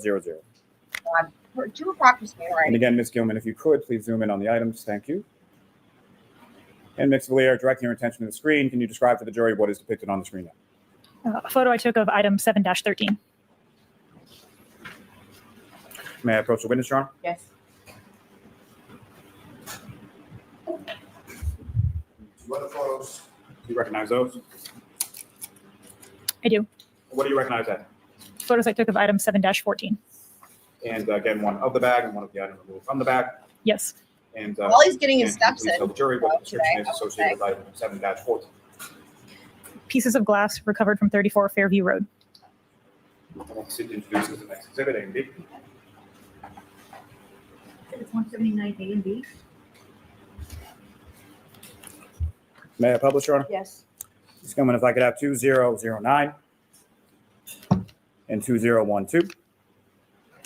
And again, Ms. Gilman, if you could zoom in on the item. And Ms. Vaillier, as far as what's depicted on the screen, again, if you could describe to the jury what that is. A photo of item 7-14. May I approach the witness again, Your Honor? Yes.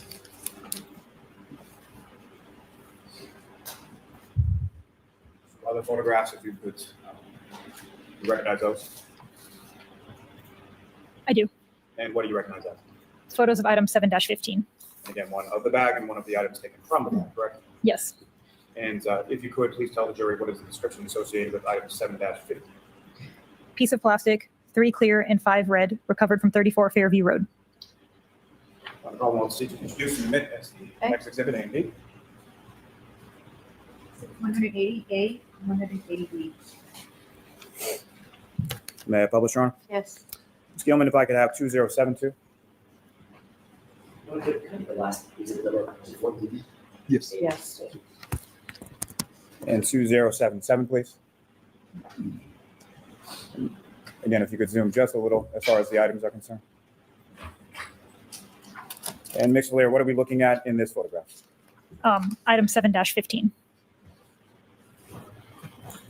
May I approach again, Your Honor? Yes.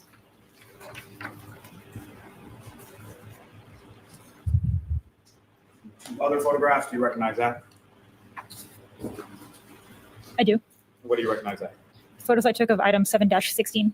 And again, one of the bag and then one of the contents from the bag, is that correct? Yes. And if you could, please tell the jury what was the description associated with item 7-16.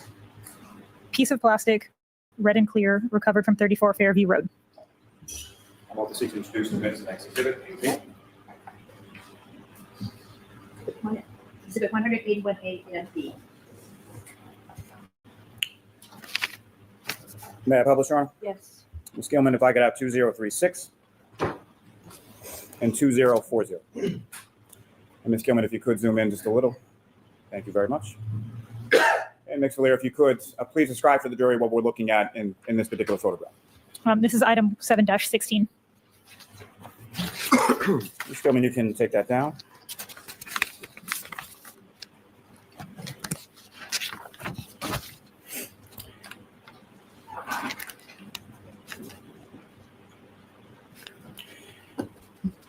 Now, with respect to each of these items that you examined in your physical match analysis, again, as far as the process is concerned, with the question items, what are you doing with reference to each of those question items first?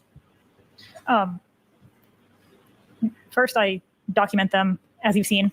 I'll see if any of those As you've seen, that is hilarious, dude. in the item I appreciate that she's acknowledging that that's a lot, and that's have a physical match with each other. And then I'll aggregate that away and look at all the questioned items before I compare inter-questioned items to see if there are any physical matches in between all the 7 dash items. And as far as your notes are concerned, what is it that you're noting in reference to each of those items as far as what characteristics of the item are you taking note of? I'll note the size, the color, and the material. And what, if any, measurements do you take of each of those respective items as well? I'll take the length and width of each item. Length and width, people. Length and width. Now, with respect, starting with item 3-1, the passenger side taillight from the defendant's vehicle, sort of internally within that item 3-1, what did you conclude as far as your physical match analysis within that item alone? Within item 3-1, I believe 4 of the pieces fit together. And Your Honor, if the witness may refer to her notes as to, thank you.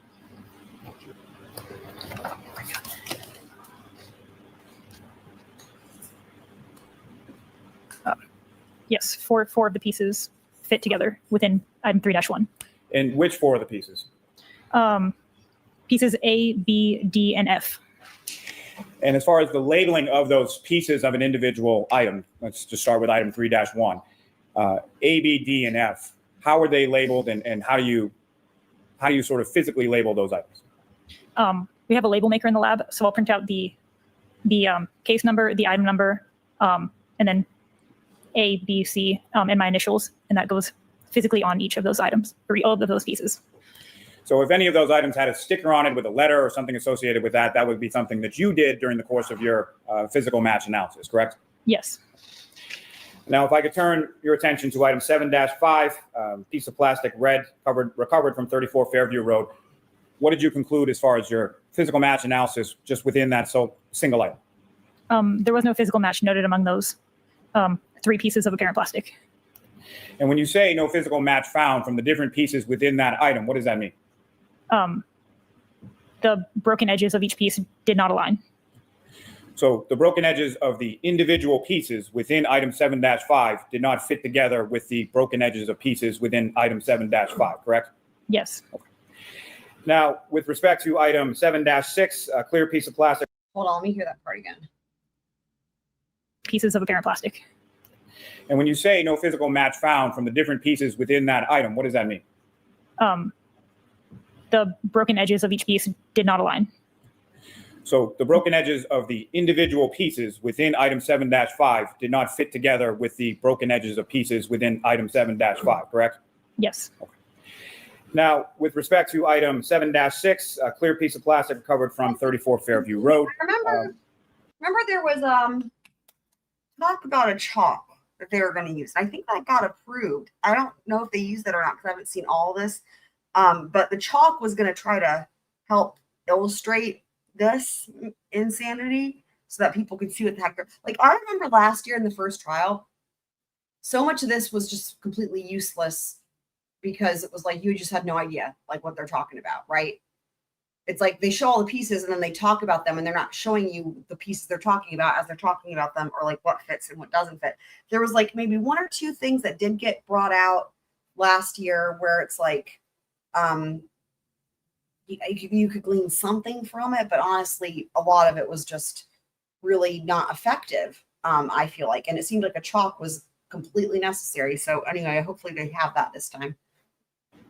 What did you conclude based on your physical match analysis just pertaining to that item 7-6? So this item was 2 pieces of colorless apparent plastic, and there was no physical match noted between those two pieces. Now, with reference to item 7-8, red and clear plastic recovered from 34 Fairview Road, what did you conclude in regard to your physical match analysis just with the pieces contained within item 7-8? So there were 14 pieces. Pieces C and D fit together, and pieces E and F fit together. And when you with no reference to what the fuck, you know, say fit together, is there a term of art used within your field called a mechanical fit? Yes. And can you explain to the jury what you understand that term to mean as far as what is a mechanical fit? So mechanical fit and a physical match are the same thing. The broken edges align together to show that they were once a single item. Now, if I could turn your attention to item 7-9, pieces of glass recovered from 34 Fairview Road. What were you able to conclude from your physical match analysis of just the individual pieces contained within item 7-9? So this item had 3 pieces, and no physical match was found between those. Turning your attention to item 7-10, red pieces of plastic recovered from 34 Fairview Road. What were you able, that is a single item, is that correct? Correct. So no physical match because there's nothing to match, it's just one piece, correct? Correct. And turning your attention to item 7-11, identified as 6 red, clear, and black pieces of plastic recovered from 34 Fairview Road. What did you conclude in regard to your physical match analysis just within those pieces contained within 7-11? So the item had 6 pieces, and there was no physical match noted among those 6.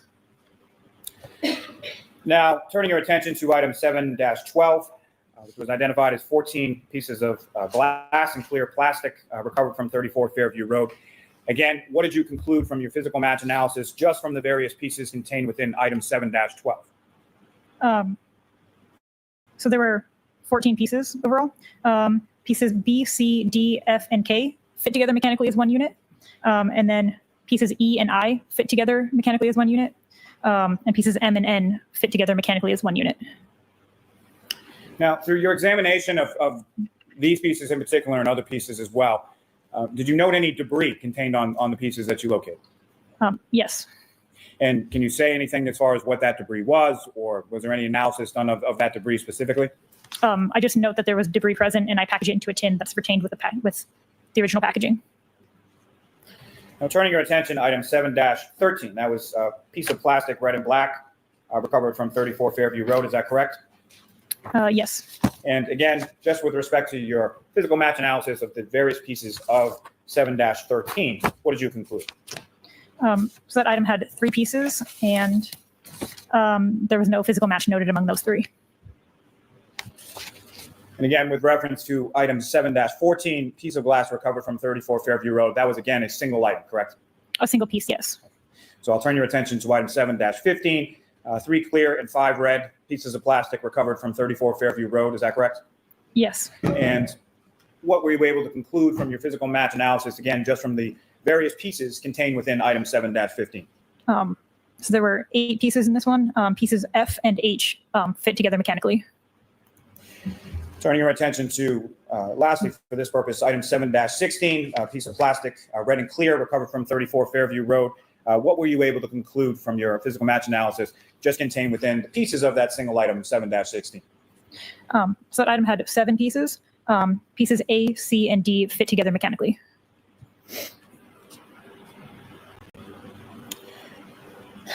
Now, Ms. Vaillier, once you had examined each of those pieces individually, what did you do next in your analysis? Next, I compared all of the inter-questioned, these items 7-5 to 7-16. I compared them to see if there was a mechanical fit amongst those, between those items. Mr. Lally, is this a good place for our break? It's perfect. Yes, Your Honor. All right, Okay, jurors, we'll take welcome another up, guys. break. We'll see you back here in about 15 minutes. Thanks, Brie. You can walk out right back.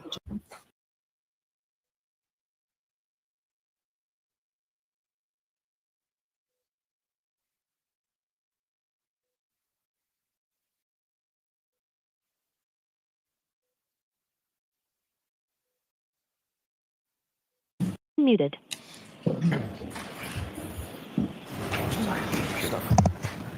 Get ready for this. Thank you, Your Honor. Yesterday, Your Honor discussed with the parties, and parties were heard with regard to the issues we have raised with regard to the timing of the May 8th report from Mr. Burgess that the defense received on May 11th. And what I wanted to do, Your Honor, is briefly provide the information Your Honor asked for yesterday, which was how much time we might need under various circumstances. Okay. And so I wanted to take a few moments to put that in context. It will only take me a brief amount of time to do so. So, Your Honor, there is a timing issue, but there's most importantly a substantive issue. I will not, of course, go into the detail of yesterday, but the timing really is informed by the substantive issue. And so, with regard to the matter, we went back and we looked at more deeply the effect of this timing and this movement of the what has been referred to as clock drift in Mr. Burgess's report that we got on May 11th. I spoke of the significance yesterday, and here's what I would like to add as is relevant to the time we're going to need. I again urge the court to reject it substantively, because what we did was we went and we looked at matters such as the cross-examination of a key witness in this case, Jennifer McCabe. She testified with regard to I appreciate that they actually did this, because none of this should even be necessary, right? For them to go back and look at how this is going to affect previously questioned witnesses, this change in the timeline. They shouldn't even have to be doing this, but it just, the fact that they even did this is mind-blowing to me. Just to be able to say to the judge, here's all the additional reasons. I mean, this is insane, man. Observing a vehicle at 12:45 a.m. We, and that's a significant point. I know I don't need to elucidate for Your Honor. All of this is going in significant part, if not total part, to what has been as alleged a collision here, which we vigorously contest. It just no collision ever occurred. But the timing of it, the timing of what's alleged by the Commonwealth is very important. The seconds are important. Literally 1 second can turn not only the Commonwealth's theory completely around in circles and debunk it, but also the jury's analysis of it. And this is the point I wanted to elucidate today, is that the jurors have been provided information and the defense has aimed its defense on this claim based upon, in large part, timing. So now what we have is on May 11th, Mr. Burgess changing the timing. So what does it affect? Not only witnesses like Jennifer McCabe, who we strategized with regard to, but also my decision to not even cross Trooper Garino, because Trooper Garino had testimony with regard to when Ms. Reed connected with the Wi-Fi at One Meadows, and there's a certain time associated with that. We have Mr. Whiffen, who went through, the Commonwealth went through a timeline, and we believe they went through a timeline for the theory that they had, and I cross-examined Mr. Whiffen extensively with regard to that timeline. There were several defense strategies, and effectuations of strategies based upon that timing. So with regard to the substance, Your Honor, and there's more, but I think that's a fair representation. It innervates our entire defense. The question now of Your Honor of how much time it will take the defense to react to Mr. Burgess, I wanted to say it's not only a reaction, but it's a substantive defense analysis. One of the things that I was thinking about too is, like, as far as these witnesses they've already cross-examined, the defense has been very strategic, like he's saying, right, with how they're handling this timeline. And so now in front of the jury, right, if she lets this in, spoiler alert, she's going to let it in. But in other words, if they have to now change how they handle future witnesses and how the defense questions the timeline, and the questions are different, or they're getting different, they're sort of hinting at a different theory based on now having to incorporate a change in the timeline, it's in front of the jury going to make the defense look like the defense has changed their theory. You see what I mean? When it's the Commonwealth. In other words, by letting this in, it should make the Commonwealth look bad to everybody who's seeing what's going on, like not the jury, but to everybody else who's seeing this outside the presence of the jury. The Commonwealth looks bad, right? Changing the timeline. But to the jury, it's going to look like it's going to make the defense look bad. Just and 3/4 of the effectuation of that has already occurred through our presentation in terms of cross-examination.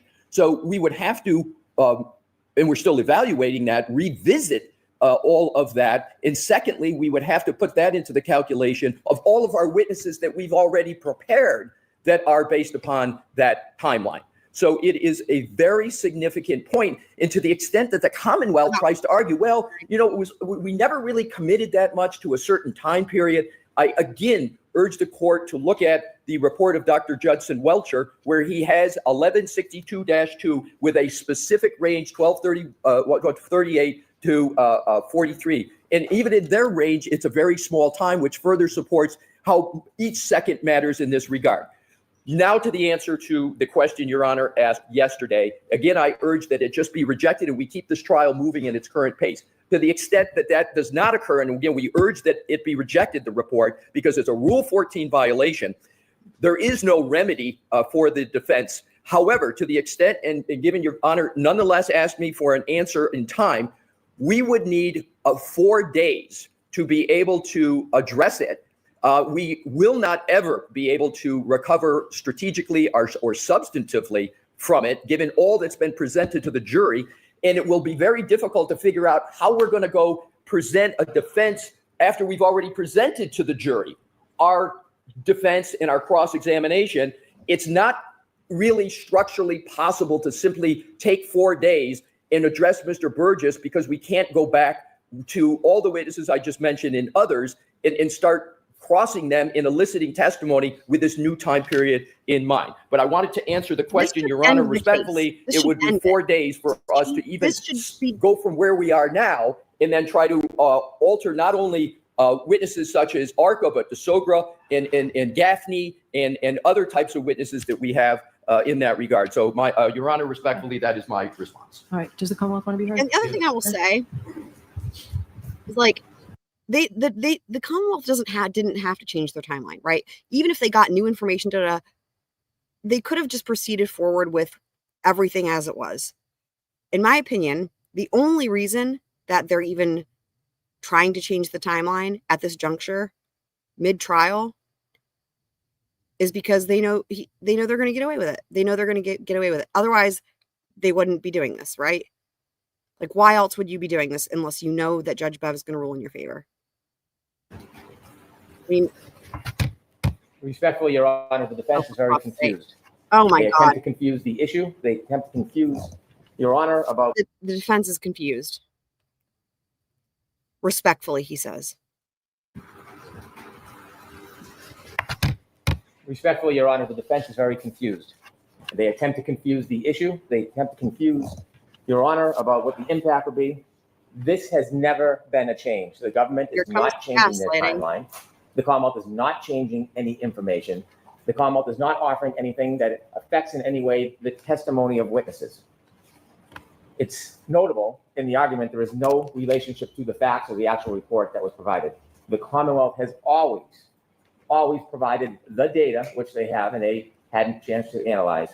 And the interpretation of the data has been different between the parties. We have been clear from the beginning at the time in which the infotainment system shows that there was a collision. We've been clear.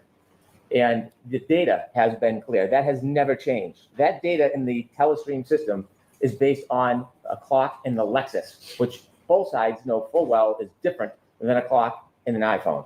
You can see all the productions of Dr. Welcher's PowerPoint presentation where it shows that time, this fool, 12:31:43, has never this changed. fool claimed that the iPhone, what was it? That John's iPhone was always behind. It was always running late. It was like, it's not even possible. It just changed. And Judge Also, Bev doesn't even question it. It has been clear that both sides appreciate that there is a variance between the clock in the Lexus, which leads to that system information, and a clock in an iPhone. In fact, the defense was so aware. There's no evidence that that's even true. Which, I mean, I would say there isn't evidence that that's the case because it's impossible. He just says something that is complete bullshit, and she takes it as fact. Without question, it's just. Both sides appreciate that there is a variance between the clock in the Lexus, which leads to that system information, and a clock in an iPhone. In fact, the defense was so aware of it, they hired an expert, Mr. DeSorga, who gave his opinions about that variance. We have never suggested there was not a variance in this case. In fact, we have highlighted the variance. When their expert, Mr. DeSorga, provided a report, we believe that his analysis was wrong. And so we looked at the variance and the data that was available from the telestream system and John O'Keefe's Waze data that was on his phone that was always available to all of the experts in both sides. And when Mr. Burgess looked at the variance at the time of a three-point turn about 7 minutes before the collision, he simply matched the Waze information on Mr. O'Keefe's phone to that of the information from the telestream and saw that it was a 21 to 29 second variance. Crazy. All that data was available to the defense. But because they're- also, how does the variant itself have a variant? I was initially just pausing it to say too, this Mr. DeSorgo guy who we never heard about until like yesterday, to the extent that they think he got something wrong, well, isn't that literally the point of cross-examining expert witnesses, to be like, your opinion is wrong? But let me back this up a second here. The variant has a variant. to that of the information from the telestream and saw that it was a 21 to 29 second variance. All that data. How can you not even have, like, if you're going to say there's a variance, shouldn't you say it's a 21 second variant or it's a 20, but if there's a range, I just can't. Was available to the defense because their expert made an improper conclusion is not our fault. This does not change the testimony of anybody. Again, if it's an improper conclusion, that's fodder for cross. To Jen McCabe's text message where she said she thought she saw a motor vehicle out front that evening at 12:45. That is not consistent with the Commonwealth timeline, but that doesn't change. That favors the defense. It does not change anything to do with ARCA. ARCA has not, as far as I've seen in any reports, ever talked about the variance, just Mr. DeSorgo. And so because this is inconvenient for the defense, and because it further focuses the variance that we've already discussed and provided, isn't a reason to exclude it. It's not late discovery. It's not a Rule 14 violation. It is further analysis of information that was already provided, opinions that were already provided, and it is in response to their experts' mistake about that variance. There's nothing new here. Nothing has changed. Okay, go right ahead, Mr. Leslie. The only question I had for you yesterday, for you to respond to today, was the time, so I gave you more leeway. And you're giving me more leeway. She's like, why are you even wanting to talk? Dude, I can't. Two items, Your Honor. As I alluded to yesterday, and it's been a point that Mr. Brennan just made. We believe strongly, Your Honor, that at a minimum there needs to be a voir dire of Mr. Burgess. And we believe strongly there needs to be a voir dire because we have a serious concern that the sequestration order has been violated. He has changed a very key aspect of this matter after the testimony of Mr. Whiffen, after Mr. Whiffen presenting a timeline in his report, Mr. Burgess, his new purported report of May 8th. He references to align it with Mr. O'Keefe's cell phone. That is the essence of Mr. Whiffen's report, is anchoring in his timeline, did a whole timeline on Mr. O'Keefe's report. And conveniently, the proposed alteration by Mr. Burgess in his report of this clock drift now makes it very, very close to fitting within Mr. Whiffen's timeline and the theory of the prosecution. At a minimum, we need a voir dire to ask Mr. Burgess, why did he do what he did? Another reason for the voir dire. Mr. Brennan yesterday said, we were surprised to get the report. That further makes great concern as to why Mr. Burgess did what he did. Lastly, Your Honor, with regard to Mr. Brennan's point, and he made it yesterday and I corrected it, he said it again today, that supposedly our witness, Mr. DeSogra, made an error and that we're trying to correct an error of Mr. DeSogra. That is incorrect, Your Honor. Again, Mr. DeSogra was responding to Mr. Burgess's report. Mr. DeSogra's report is entirely saying, okay, Mr. Burgess says this, and therefore the defense says this. Now Mr. Burgess is changing what he is saying. So it is completely incorrect to say that Mr. DeSogra is trying to correct an error. That would require, again, Mr. DeSogra to change what he has done. Final point is this. There was also an issue, Your Honor, and this is extremely important with regard to burden shifting. There's not only the question of should this be allowed at all, there's not only the question of how much time the defense will need, but there's a third and important issue, and that's burden shifting. What Mr. Brennan proposed yesterday was a very irregular process where essentially the Commonwealth gets 3 bites at the apple for a problem that they caused. The problem we're talking about is Mr. Burgess changing a significant part of a timeline. Yes, there was a variance that he had, but he picked a range of the variance. He's now changing the variance. So what the Commonwealth is proposing is that our witnesses go forward, the aperture gets to wait, they come on, and then the aperture gets to come on yet again. I did not understand the Commonwealth asking me that. Are you asking me to do that, Mr. Brennan? I appreciate the clarification. I'm not sure what he's saying, so. It sounds like DeBroja or whatever. His name is DeSogra, yes. DeSoder, you're suggesting that the Commonwealth suggested yesterday that he testifies first and then the aperture witnesses? What I understood was going to happen is Mr. Brennan said yesterday that Dr. Welcher cannot come in until after. No, I didn't understand that. I understood Dr. Welcher, Shannon Burgess, and then Dr. Welcher for everything that you folks received prior, that January 31st, or whatever the date was. And then potentially for all the new ARCA information that came in May 7th, that portion, Dr. Welcher returning on rebuttal for. Not that they were holding back Dr. Welcher completely. Is that correct, Mr. Brennan?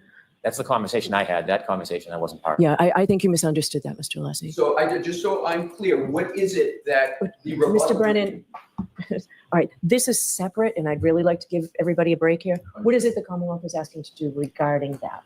So Regarding Mr. Burgess or Mr. Welcher? to the extent there was a misunderstanding there, we replayed that part of this from yesterday. We replayed that several times because it was very convoluted and confusing the way Brennan was explaining it. And it seemed like maybe Judge Bev was actually misunderstanding him at the time. My understanding, though, of us going back several times and trying to figure it out was what Mr. Alessi said. The way Mr. Alessi expressed it is how I understood it. And now, shocker or not, Judge Bev and Brennan are like, no, that's not it. Da-da. You're the one misunderstanding. It's like, dude, what? Dr. Welcher. Dr. Welcher should come in and testify to his PowerPoint, all of his opinions, which address all of the prior representations and opinions of ARCA, although we still don't have any raw information, but we're ready to move forward. Regarding any new opinions, which there is over a dozen new opinions that includes testing, video. We still don't have all the information, but we're ready to move forward. Brennan, you're saying that you're not going to take the opportunity to whine about something else there that doesn't even exist? Oh, experiments. Dr. Welcher should have enough time to review, conduct his own testing, turn it over, and then in rebuttal, address limited to the new issues raised by ARCA. That's how I understood it, Mr. Alessi. And that's how I did also. But the question is now with the Burgess changing of the clock drift, how many times is the Commonwealth proposing that Dr. Welcher gets to come in and talk about that? Is he just going to come in and talk about it? So you talk with Mr. Brennan about that. All right, so I'm all set for this. There are no changes. There is no changes in the timeline. He keeps trying to portray this as something has changed. Nothing has changed. It's the exact same. He's always said there's a variance. He's been looking into the variance for a long time, and now he has found a method to show the exact variance. It's not changing. There's nothing in the reports that changes as far as the timeline. That's just an attempt to cause fear. There's nothing that has changed. We can look at the reports. It's all the same, always has been. Other than now he's identified the mistake of their expert, and that led him to be able to identify the variance, which is helpful and new. And the suggestion that there's been some violation. Even the audacity to even try to say, look, this is helpful. We're just trying to help. You've got to be fucking kidding me. Welcome, Angel. Of an order, no good faith basis whatsoever. Does the Commonwealth oppose a voir dire just on that one issue? Yes, because it's suggesting that there's a good faith basis for it. Nothing has. Ian Whiffin's report was available to the defense and our experts months and months and months ago. The issue of variance has been an ongoing issue for months. There's nothing that triggers a change in the testimony to adopt or adapt to it. Our timeline has been the same since when we turned it over at the beginning. They can. Angel, we do have an emoji of Judge Hippler with both hands on his face. It's from the other hearing, but we have that. Not point to one thing that has changed between Dr. Welcher, Ian Whiffin, Jessica Hyde, or Shannon Burgess. They are just saying things without a good faith basis. Oh my God. In the report, show us where something has changed. Your Honor, to inform you, Your Honor, we would like to print the page in the clock adjustment because what Mr. Brennan says is yes, and I'm happy to any information. Thank you. 20 minutes. Not. Thank you. All right, so go on, please. And he's like, look, we'll print the page out where it shows the change in time. I mean, Brennan is like, they're making it up. This didn't change. And he's like, we'll print it out and show it to you. Look, we'll provide it. I mean, is it okay? So then they come back. Board of Mercy. All right, so Mix Vaillier, I'm going to ask you that you speak right into your microphone when you answer, if you could, please. Okay. Thank you. What? All right, Mr. Lally, go right ahead. Thank you, Your Honor. Now, Mix Vaillier, I'll take a look, Angel. If it's covering more of his face, I'll update it. we talked about sort of the physical match or mechanical fit analysis that you did with regard to each of the items individually, correct? Yes. And can you explain for the jury the process that you undertook in your physical match analysis between different item numbers? And the other thing is this. So between again, never thought I'd be in a position where it's like I appreciate Lolly to feel like I would appreciate Lolly. I do appreciate. Here's what I will say. You know what Lolly would not have done? Lolly wouldn't have pulled this shit. He wouldn't have. He didn't. He didn't pull shit like this. The shit that Brennan pulls. I mean, you know, his biggest thing, Lolly's biggest thing, right? Ineffective, right? But was he weaselly? No. Was he completely unethical? I mean, the fact that he's taking this case on, of course, that's a whole other thing, right? I mean, there's problems that to not say no to this case is a thing in and of itself. But as far as like actually trying the case once you're doing that, right? He didn't cross any lines. He didn't do he didn't pull any bullshit like this, man.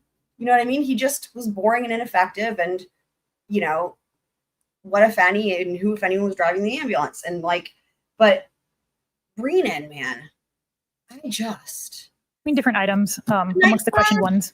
I only compared the pieces that were large enough to have a label on them. Some pieces were quite small. I utilized several benches and divided them up into sections for each item, and individually pulled out all of those pieces. And then I had another bench where I did the actual comparison. I started with all the pieces of the same color and looked to see if any of those had potential edges that could match. Now, with respect to items 715 and 716, did you do a physical match analysis between those two separate items? May I look at my... Where did they get the nickname Ashley Ash? I don't remember her saying her name, like saying that, but that's hilarious that CourtTV put that there.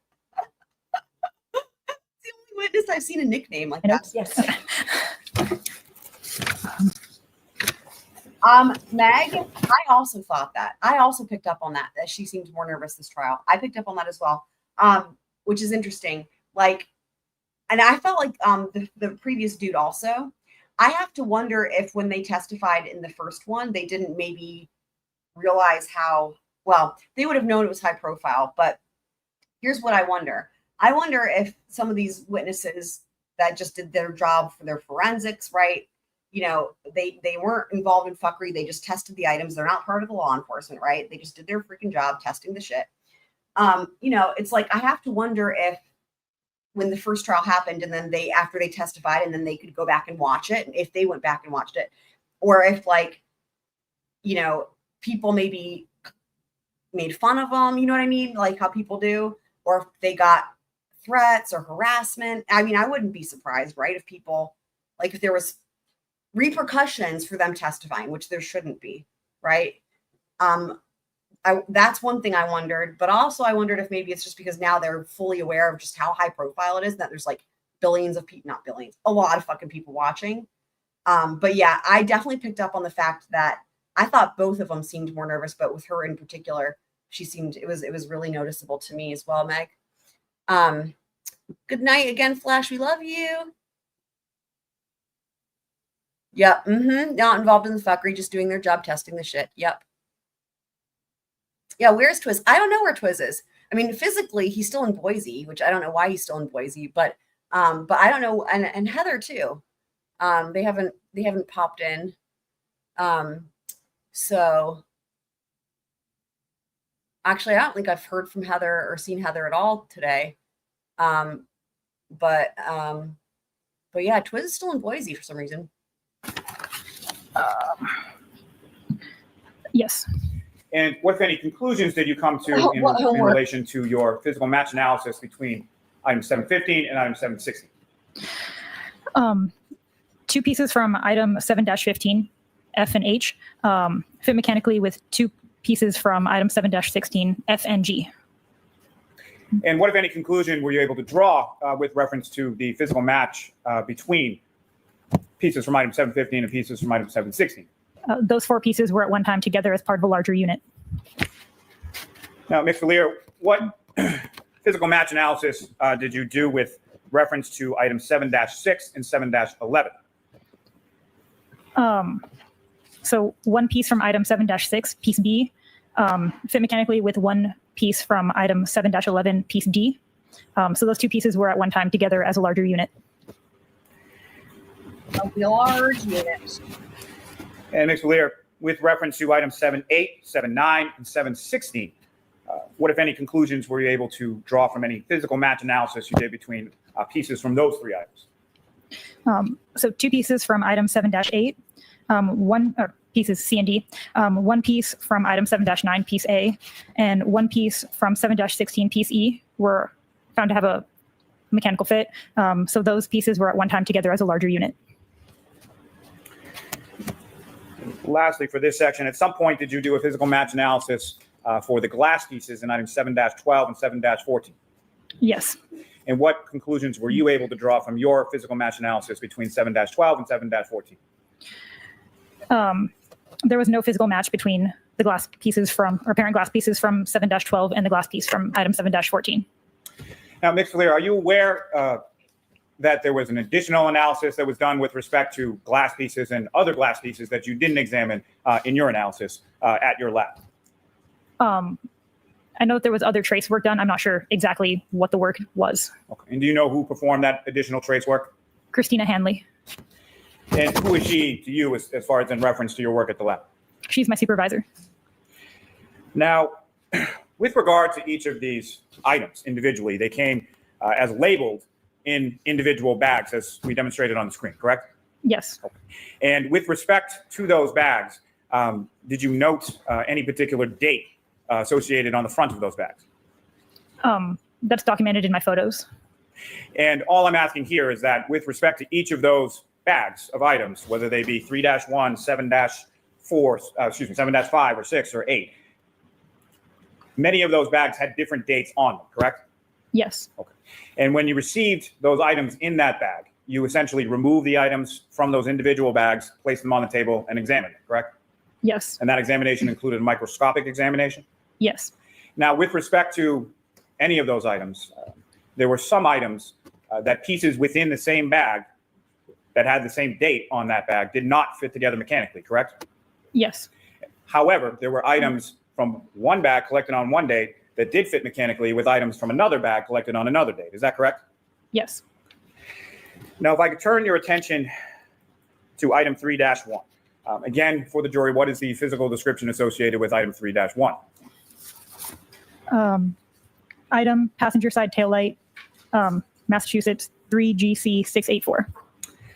Now, did you perform a physical match analysis with pieces from item 3-1, 7-5, 7-6, 7-8, 7-10, 7-11, 7-12, 7-13, 7-14, 7-15, and 7-16?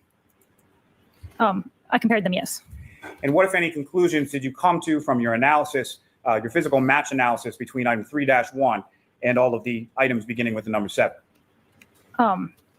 There was a physical match with, do you want me to list? If you could, please. Okay. So 2 pieces from item 7-5, 4 pieces from item 7-8, 1 piece from item 7-10, 4 pieces from item 7-11, 2 pieces from item 7-12, 2 pieces from item 7-13, 4 pieces from item 7-15, and 4 pieces from item 7-16 were found to fit mechanically with item 3-1.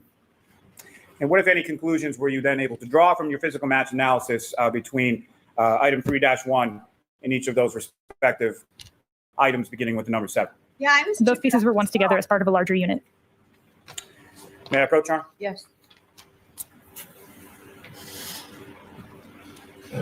We are showing you 3 additional photographs. Do you recognize what's depicted in those? I do. And what do you recognize those? This is a comparison between item 3-1 and those pieces from all of the other pieces. Great. Your Honor, so I'm also seek to introduce and admit as the next exhibit A, B, and C. Is there any objections to any? No objection, Your Honor. Thank you. It's 182A and C.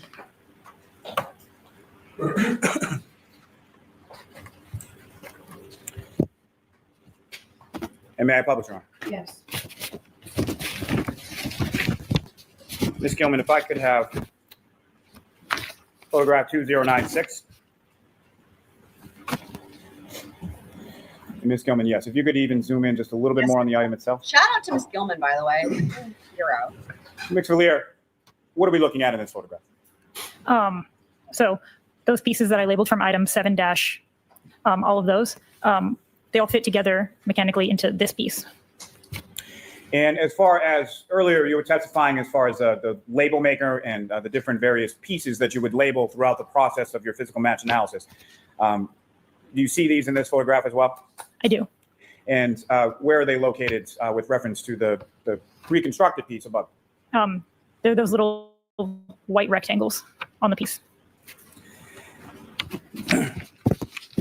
So what's depicted here is It does look like a space. a mechanical fit between items 7-5, 7-6, 7-8, 7-10, 7-11, 7-12, 7-13, 7-14, 7-15, and 7-16, correct? Not items 7-8 and 7-14, but the other ones, yes. And Hey, did you know that Buster, as in Buster Murdoch, got married on May 3rd to Brooklyn? why not those two? They didn't fit mechanically with the other pieces. Oh, it's boring as fuck. Ms. Gilman, if I could have 2150. Actually, thank you for mentioning that because I wanted to say, because we're almost at the end of the day here. So I think everybody was surprised, like court ends, like it's a half day, for fuck's sake, a half day. So the jury came in to court. They heard from these two witnesses. They were in court for like what? I mean, 2 hours or something, because this is before court even starts. I mean, and it's like, and what, keep in mind, when we get to the end of this witness, this is the end of the jury's day, and this is what the Commonwealth has closed out week 4, right? Think about this, right? This is the end of week 4. It's you always want to, you typically want to finish strong at the end of the day, but certainly you're closing out a week because then the jury's going to go home over the weekend, right? You want, and so they're going to that's when you want them to be considering something, usually it's something you want to finish strong, right? Give them something good to think about over the weekend. So they come in and they're even more, whichever side is presenting their case in chief, you want them to be like even more with you, right? When they've had a chance to go and think about it. And so like they're closing out week 4 and they're leaving the jury with this to consider over the weekend. Like what? I felt really sorry for the jury, and I was like, really? Why, Bob? Like, why do you bring? Why did they even come in? Seriously, like they. And again, if you could just zoom in a little. Half day. And Ms. Vaillier, what are we looking at in this photograph? So on the right side was that piece that was just shown, and on the left side is item 3-1. Yeah, the thing is like I have to say, like Brooklyn, as far as Buster Murdoch and Brooklyn, they've been together for fucking ever. She has stood by him through thick and thin, man. She was there every day with him at the murder trial, or I don't know if she was there every day, but she was. I think she might have been there every day. She was there some days, but like she was totally just so supportive, right? And then in the wake of all the accusations that he had with Stevens, anyway, they're just. I don't know her as a person, but what I will say is clearly she's a good woman. So he chose right by picking her. And lastly, Ms. Gilman, if we could have 2151. Again, if you could zoom in on that item. That's funny. And Ms. Vaillier, what are we looking at in this photograph? So that's that right piece on top of the tail light from the previous photo. And is this the mechanical fit that you were testifying about earlier with reference to item 3-1, the tail light housing, and all of the... Remember, I see this was the thing that we gleaned. Like, remember what I said earlier? Like, there was maybe 1 or 2 things that I gleaned from her testimony last year. Now I'm remembering what one of those things was. That when they put them all together, there's like a specific little spot that's missing, right? And like that particular spot is consistent with the crack in a taillight that was described by Karen and by others until their testimony changed. If you just bump into something like for example, John O'Keefe's car, right? Like a crack in a taillight where there's like a little bit, you know what I mean? And there's a little piece missing or whatever. And that's the piece that seems to still be missing. I recall that from last year. Various pieces that were found in 34 Fairview, starting with the number 7. Yes. And also, Thank you. Are they not doing the chalk? Well, wasn't there going to be a chalk? What happens to the chalk? Maybe they're going to do that with another witness, but I thought it was with this witness. Ms. Gilman, you can take that down. Ms. Vaillier, lastly, in reference, Or no, Did sorry. you You, also- know what? I'm sorry. I misspoke. It's with. I'm remembering. It's with Christina Hanley. It's with that witness. I'm remembering now. 'Cause I'm picturing the document. See the way my memory. It's like I can pull up the document visually, and then I'm like, because I can, and I'm like, oh yeah, it was Miss Hanley. So yeah, never mind. The chalk will be coming in, I guess, next week. received some debris from John O'Keefe's clothing. Yes. And Mr. Officer, we can have the lights back on. Thank you very much. And what did you find contained within that debris from John O'Keefe's clothing? So it was 5 different items. So it was debris collected from, labeled as coming from the clothing. There was mostly debris, some apparent fibers. Were there any pieces of apparent plastic contained within the debris? Yes. Was there dirt contained within the debris? Yes. And that debris was labeled as an item 17-18.18. Is that correct? I believe so. And what is it that you did with the debris from the gray long sleeve shirt and the orange t-shirt? So those were all packaged in like glassine folds. And I looked through it and documented it. When you say you documented it, did you look at it under a microscope? Yes. So you did an examination under a microscope, is that correct? Yes. And did you measure some of those items contained within the debris? Yes. Specifically, did you measure items of apparent clear plastic contained within the debris? Yes. And what did you measure those items to be?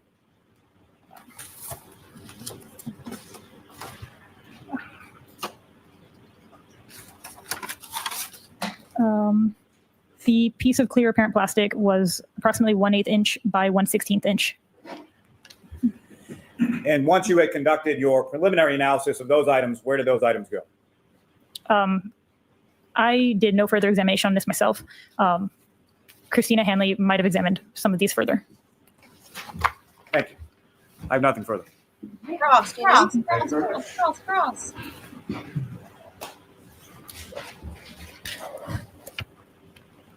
Good afternoon. Good afternoon. Well, I'd like to first talk fairly briefly about I'm Count Dracula. your reconstruction of the taillight to which you Glasses. testified. At the outset, by the way, that was item 7-3.1. Am I correct? Sorry, for which one? That's the taillight, this 7-3.1. Am I correct? 3-1, I believe. 7-3-1? The taillight is item 3-1. Oh, 3-1. I'm so sorry. Okay. With regard to that particular item, your lab has different departments, correct? Criminalists who do different things, correct? Yes. You are aware that there are scientists within your lab who do DNA analysis, for instance, correct? Yep. Yes. And with regard to the order of processing items, is the DNA analysis done before or after you get the item? It's usually before. Okay. In this case, it was before. Am I correct? I believe so. Were you made aware that there were 3 contributors of DNA to that taillight, 3-1? Oh, and you were made aware of that? No. Once you reconstructed the taillight, you'll agree with me that it was missing a piece, correct? Or pieces? Aha! Yay! There was an empty spot on the overall reconstruction. Yes. Were you ever provided with any pieces of taillight that would have filled in that missing spot? No. Were you ever provided or told about any pieces recovered from One Meadows Ave in Canton? No.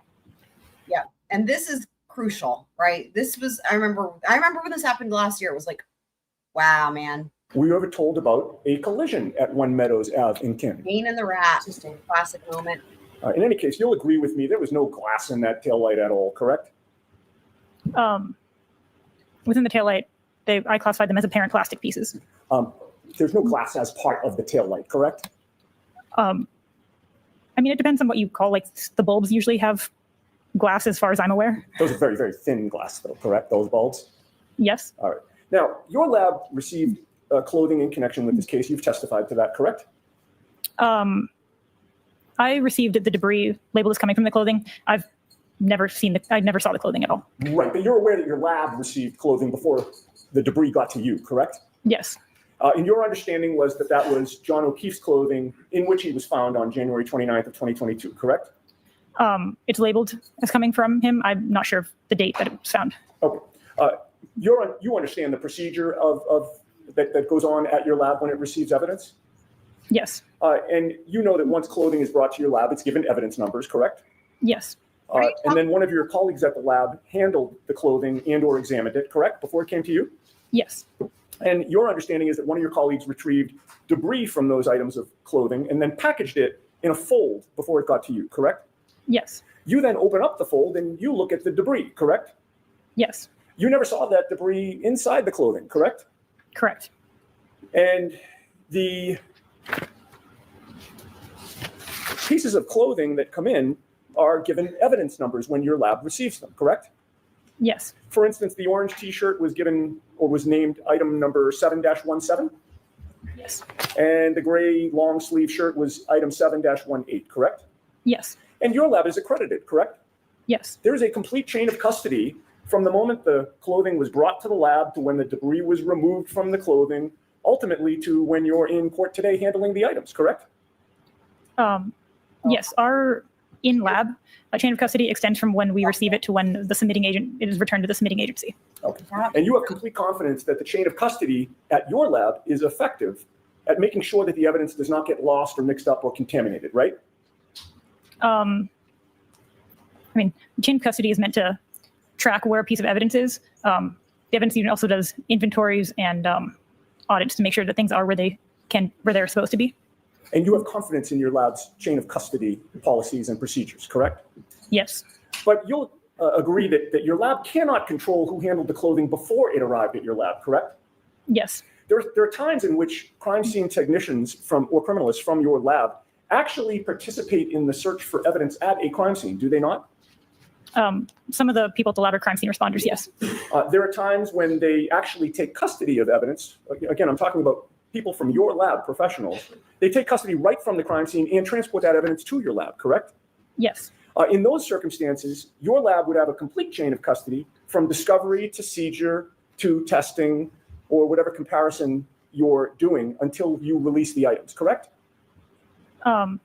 Yes, but the electronic chain of custody doesn't start until that item is entered into our LIMS system at the lab. Right, but when it's entered in, it would be entered in as having been seized by somebody from your lab, correct? In the hypothetical that I'm giving you. Yeah, there's an evidence submission form that says that this crime scene responder submitted it to the laboratory. There are other cases, however, when the evidence is brought to your lab by the police, correct? Yes. Local departments have access to your lab? For evidence drop-off, yes. The state police have access to your lab for evidence drop-off? Yes. And in this case, it was not a criminalist or other professional from your lab who seized the clothing and brought it to your lab, correct? I'm not sure. Do you have a record of that in your report in terms of who it was that brought the material to your lab? I could look at the evidence submission form to see who. With the court's permission? Yes. Okay. Oh, they're approaching. Okay. Go ahead, Mr. Moody. Having reviewed your reports, Verbal. can you testify to the jury about who it was that brought this evidence into the lab? So you can tell us. Okay. So submission 7, all the items that are 7- was submitted by Trooper Michael Proctor. Aha! Were you aware of the date of the incident that gave rise to this case? Yes. And what was that date? January 29th, 2022. Were you aware that the clothing that you received was seized from the Good Samaritan Hospital that very day? No. What date was the clothing brought to your lab?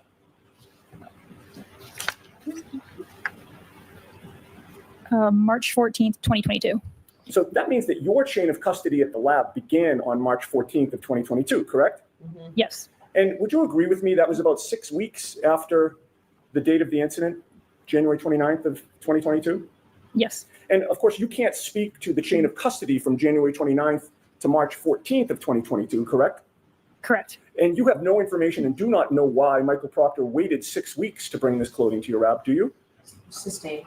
Do you know where Michael Proctor stored this clothing during that 6 week period? No. Do you know how often he was alone with access to the clothing during that 6-week period? Do you know if he had access to pieces of red or clear taillight during that 6-week period? He knows he's going to get objected to it's speculation, but that's not the reason he's asking it. Obviously, he's asking it so the jury hears the question. Sustained. Move on, Mr. Brennan.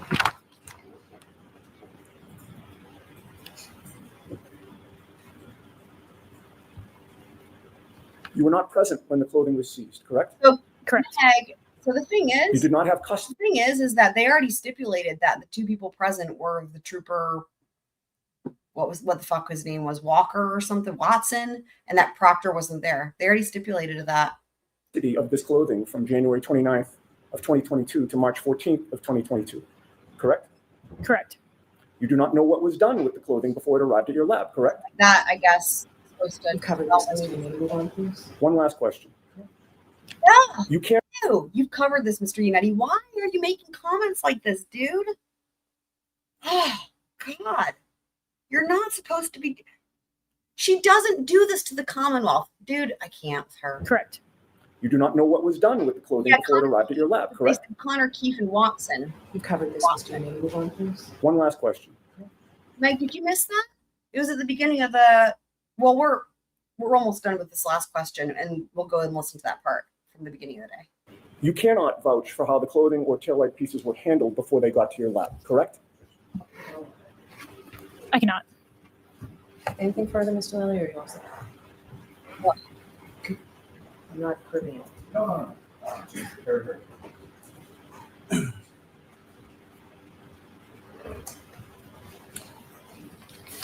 Vaillier, there is a separate evidence unit contained within the Massachusetts State Police Crime Laboratory, correct?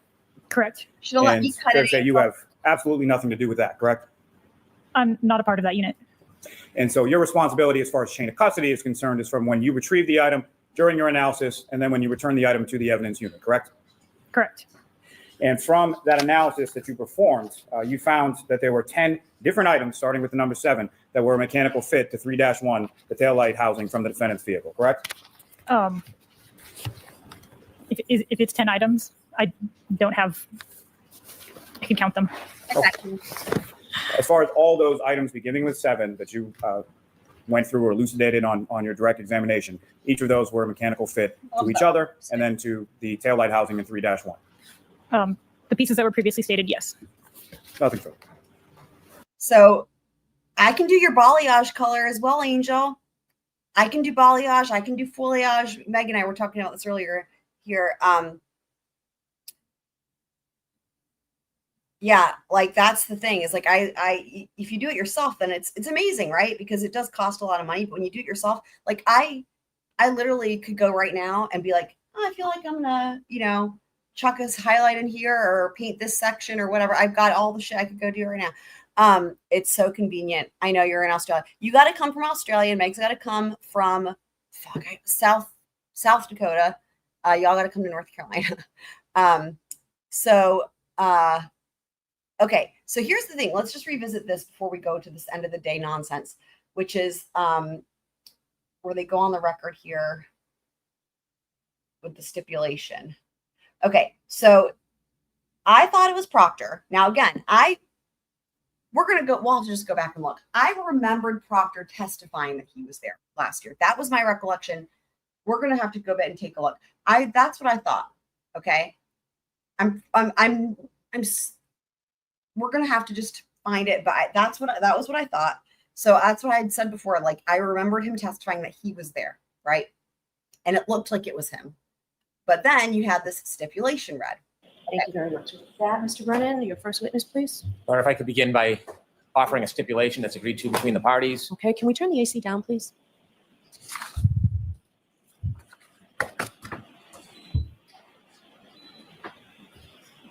Thank you. Yes. Your Honor, if I may, I'd like to read a stipulation agreement between the Commonwealth and the defense. Okay. And the stipulation between the parties is as follows. Now comes the Commonwealth and Karen Reed, the defendant in the above captioned matter. Both parties respectfully stipulate to the following. The 2 Massachusetts State Police troopers present at the autopsy conducted by the medical examiner, Dr. Scortibello, on January 31st, 2022, were Trooper Keefe and Trooper Watson. Former Trooper Michael Proctor was not present. Thank you. And So there it is. Trooper Keefe and Trooper Watson and Proctor wasn't present. former trooper Michael Proctor was not present. There it is. There's the stipulation. So I'm going to try to find what day it was.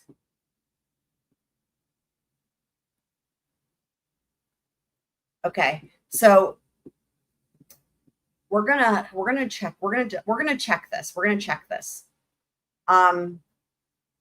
I'm not one to just talk about something and then not do it. So we've talked about enough. Let's just double check, because I was so sure that Proctor testified he was there. So day 22.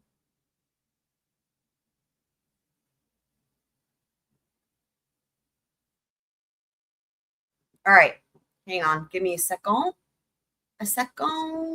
Here we go. Doop de doop, dirt durble.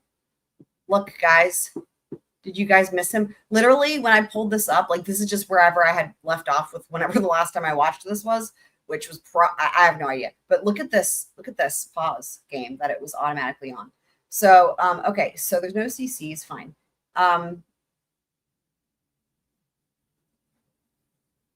I don't know if this is direct or cross. I'll see here. File where you kind of have to transcribe. So each video has about a 17-digit number. Probably cross. I'll see here. At 34 Fairview Road. Interviews conducted, and then Sergeant Mechanic and I have shared everything we had kind of learned throughout the day as well. And that debriefing meeting, if you know about how long approximately did that take in this case? Nope. I can't recall. Correct, obviously. Yes. Labeled. So people you've known for years, is that correct? Correct. And do each of them live, or do any of them live within the general? And from this page, sir, if you could again just read through as far as indicating to the jury who's speaking and what is being said. Cross. One moment, Sharon. Yes. Okay, give me 1 second. So I'll be able to find it really quickly. I just got to get the right day here, because the whole thing about Proctor, they talked about this for a while with him on cross about the ME and the autopsy. So that's why I was like, dude, you just need to double check, because this will get even stranger if indeed I'm correct in my memory that he testified that he was there, because that will make this very weird given the stipulation we just heard them read saying he wasn't there. Like, what the fuck? Okay, so all right, let's see where this is. Amount of evidence that Miss Reed struck Mr. O'Keefe, so it didn't matter to us what their occupation was. We'll see. Let's keep reading, shall we? Okay. 5051, a little further down, says. All right, so we're on cross. Let's just see here.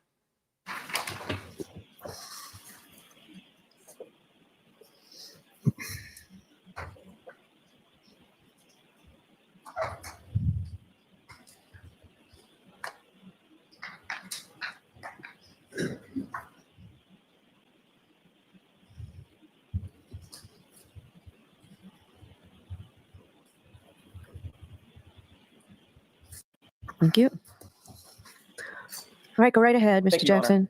Exactly. Yeah, Proctor, that's my recollection as well. That Proctor was there because he tried to get her to change. Exactly. That's what Ask I you if you wouldn't thought. mind to That's turn to tab 2 in the binder in front of you. That's what I thought as well, man. Can you take a look at the face page of what's under tab 2 and tell me if you recognize that? Pertaining and Doc, correct? Correct. Yes. Turn, that's on the bottom right of the document in tab 2. Do you recognize the person that I'll identify as 5051 Okay, so they're starting out with the text messages. with no bruises? And that's 60 not plus. a person out of the shoe, right? 60 plus miles per hour. So I can't recall right now off the top of my head as far as. Correct? Yes. In other words, that person was asking. That's what he wrote. And then what's it? Members of the Alberts and sorry. And you are the participants in this 4. You recognize it as being from Julie Albert? I think it's right after Let's look at tab 6, please. I'm pretty sure, guys. Oh, it Oh, may I- not be in your book. It's not, sir. Okay, fair enough. Sure what she meant with those messages there. But she did write 6 times a day. The only information that you claimed you shared with Courtney about the details of the investigation are contained in communications that Julie Albert may or may not have been having. I mean, the whole There you thing, go. the line of questioning with him about the autopsy and I mean, it was a lot. It was a long. This is going to be an accurate representation. Is it true that in your handwritten notes, you list the following individuals based on Juliana Nagel's Juliana to the Fairview? Yes. Go to my office. Yeah. We did not. Fine. By the way, the abstract for Objection.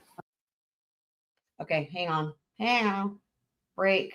They come back. All right. The high school and or surrounding gas stations. yes. Okay. Were you aware or not? No. Okay. You did in fact interview Michael Trott, did you not? Yes. You're O'Keefe with her vehicle. So you just did Okay, this. Mr. Jackson, I just have to keep your voice up. Trooper Proctor. Steve, correct? Objection. I'll allow it. I don't know what the call was Oh, about. sorry, finish that. I don't know what the call was about. I don't know if they actually connected and communicated what the length of the call was. So Right. Mayor, Your Honor? Yes. Do you have that in front of you, Trooper Proctor? I do, sir. Autopsy report. Okay. All right, guys. Here we are. We found it. Let's go. Let me put it on 1.25. This is what I was looking for. All right, let's go. Yes. And that autopsy report indicates undetermined. Is that right? For Manor, yes. In response, you wrote a text message to Chico, correct? I did. What was your response? Of course, it's undetermined. And then what else did you write? She was a whack job. Of course, it's undetermined. She was a whack job, right? Those are your two responses, correct? Yes. You were talking about Dr. Scorti-Bello, the female medical examiner who came to the determination that this was undetermined in terms of the manner of death, correct? I'm not sure who I'm referencing as far as she was a whack job, but of course it's undetermined Karen Reed. is a sarcastic response from me.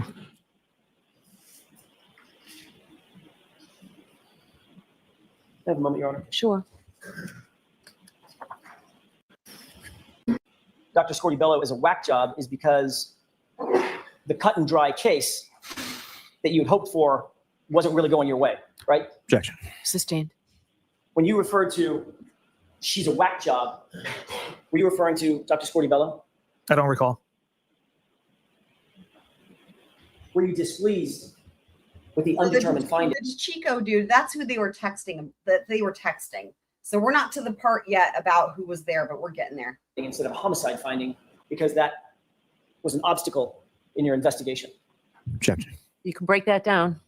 Were you displeased about the undetermined finding? No. Would you have rather had a determined finding that it was homicide? At the end of the day, it doesn't matter to my office. We still investigate the same exact way if it's ruled determined, undetermined, or homicide. Well, then why would you say, of course it's undetermined? She was a whack job, sarcastically. It was a sarcastic remark. Correct? Objection. For the manner of death to be undetermined in a homicide investigation you've worked on, correct? Objection. Sustained. How many murder cases in the history of your career that the manner of death could not be determined? Objection. Number on it, it's not a lot. In February of 2024 at another proceeding. Mhm. And you indicated that you had never seen it in your entire career, correct? Interesting. Again, interesting, Well, but You were asked the question, so first, what do you mean by, of course it's undetermined? And your answer was, I said it at the time. It was kind of like, not like figurative. So this is going to the text part of it. That's why I'm going forward a little bit, because while this is relevant and interesting, it's not, in other words, there's a lot of lines of questioning that come up with this whole thing. So as to, is it normal for it to be undetermined and whatnot? Okay. About how you tried to put pressure on her to change her or alter her Here opinion. we correct? go. Objection. I'll allow it. Is that what you did? Pressure? Absolutely not. Let's turn to tab 12. Okay. Here we go. This is the exact. This has got to be the exact thing to do here. What's this for identification? This one, I'm just checking. This is So I've got the mismatch. the face page is 2620. The face page of that series of text messages in tab 12? Yes, Is that the text messages between you and Trooper DeChico, one of your colleagues? it is. Yes. Turn to page 2632, if you wouldn't mind. Tell me when you're ready. Go ahead, sir. Trooper DeChico texted you, rookie move, not going into a meeting with the ME and getting that homicide determination, correct? Yes. Oh, okay. How did you interpret that? Rookie move, not getting that homicide determination. When Not going into a meeting. Now that doesn't necessarily mean autopsy because it says meeting. Trooper DeChico, it's him busting my chops and joking with me. Because Let's read these. So it says rookie move, not going into a meeting with the ME. Let me move this. Rookie move, not going into a meeting with the ME and getting that homicide determination. And then it says Yuri and I had 2 conference calls with her, sent her numerous photos, etc. And then it says we laid out the entire case for her. And then it says not good enough. Should have had me and Jeff do it. God, what a fucking mess, man. you see it as your job, you and Trooper DeChico, to go in and get the homicide determination. That's your job, right? Not at all, sir. You're not looking so much for her opinion as looking to give her your opinion, right? Absolutely not. You responded, Yuri and I, who's Yuri? Sergeant Buchanan. Yuri and I had 2 conference calls with her, sent her numerous photos, etc. We laid out the entire case for her. That was your response, correct? Yes. You were explaining how much effort you went to try to get her to change her opinion to homicide, right? Objection. Mm-hmm. No, not at all. DeChico then responds, not good enough. Should have had me and Jeff do it, right? Yes, that was his response. Busting your chops that you didn't meet the standard of getting her to change her mind to make it a homicide, right? That's what he was. That's what he was busting your chops about. We would never try to change the mind of a medical examiner. The doctor who conducts the autopsy often has questions. They want to know the facts, kind of what had transpired leading up to a victim's death. It happens not only in homicides, but the unattended deaths we also attend to, suicide and overdose. So it's common to have these conversations with doctors. Right. But in response to getting the information that she made the determination and held on to it, that this was undetermined, your answer was, of course it's undetermined. She was just a whack job, right? With sarcasm. Ultimately, did the doctor change her opinion? No. But the determination of the medical examiner, that didn't matter to you, right? Because you had already decided you were going to charge Miss Reed with murder anyway. Objection. I'll allow it. Yeah, the determination did not matter as we continued on with the investigation. Notwithstanding the medical findings in the case, correct? That it was not determined to be a homicide, right? Considering the matter, but And that's because even though in the words of the prior group chat that this whole thing stinks. Okay, I'm going to go ahead a little bit. I feel like they talk more about it. Charging decision. Expected to come back a homicide. Make the case cut and dry. That's right. Okay, let's see what this is. In other words, Trooper Proctor, to hell with the medical evidence, Karen Reed was going to be charged because that's what you had decided to do, correct? objection. Sustained. You can share a dictionary with Trooper I want Buchanan. to change gears for a second and ask you about some electronic data, specifically as it pertains to Jennifer McCabe. Okay, so I feel like we talk more about it, but you know what? It sounds like, Meg, I can see how we both interpreted it. I mean, again, I still feel like he says he was there, but that is at least part of what we were thinking of when we were remembering it, about the line of questioning about pressuring her to change her opinion, but that's them texting about it. So let me just go ahead a little bit and see. He says, I want to change gears. Is he going to come back to it? Okay, let's see here. Chain of custody. Oh God, the video surveillance, dude. Break. What is this? Of some note in your review of all of the ring footage from One Meadows, correct? Okay. And then there's redirect. Okay. Hadn't she? Objection. Sustained. Did you believe that Karen Reed was a problem or an issue for your investigation? Okay, so this is the end of cross. So basically, I think we can say that we have solved the mystery of the people who were there. I think he wasn't there. That's what I mean. That, in other words, I understand how that, without scrutinizing it the way that we are now in hindsight, because it's become necessary, it really does sound like it, and especially trying to remember it from last year, it could be easily mistaken, I suppose. I mean, it sounds like they're talking about it like he was there. And anyway, so, but I think we can say, and again, the fact that the defense stipulated to it, like the defense stipulated as it was read in court, that they stipulated that he wasn't there. So there we go. Yep. Yes, we did. He wasn't there. Go team. Teamwork is dream work, right? Yeah, I agree that I think he's smart also, Buchanan. Still an asshole, but smart. Yeah, I would agree. Okay, so now we're going to go back to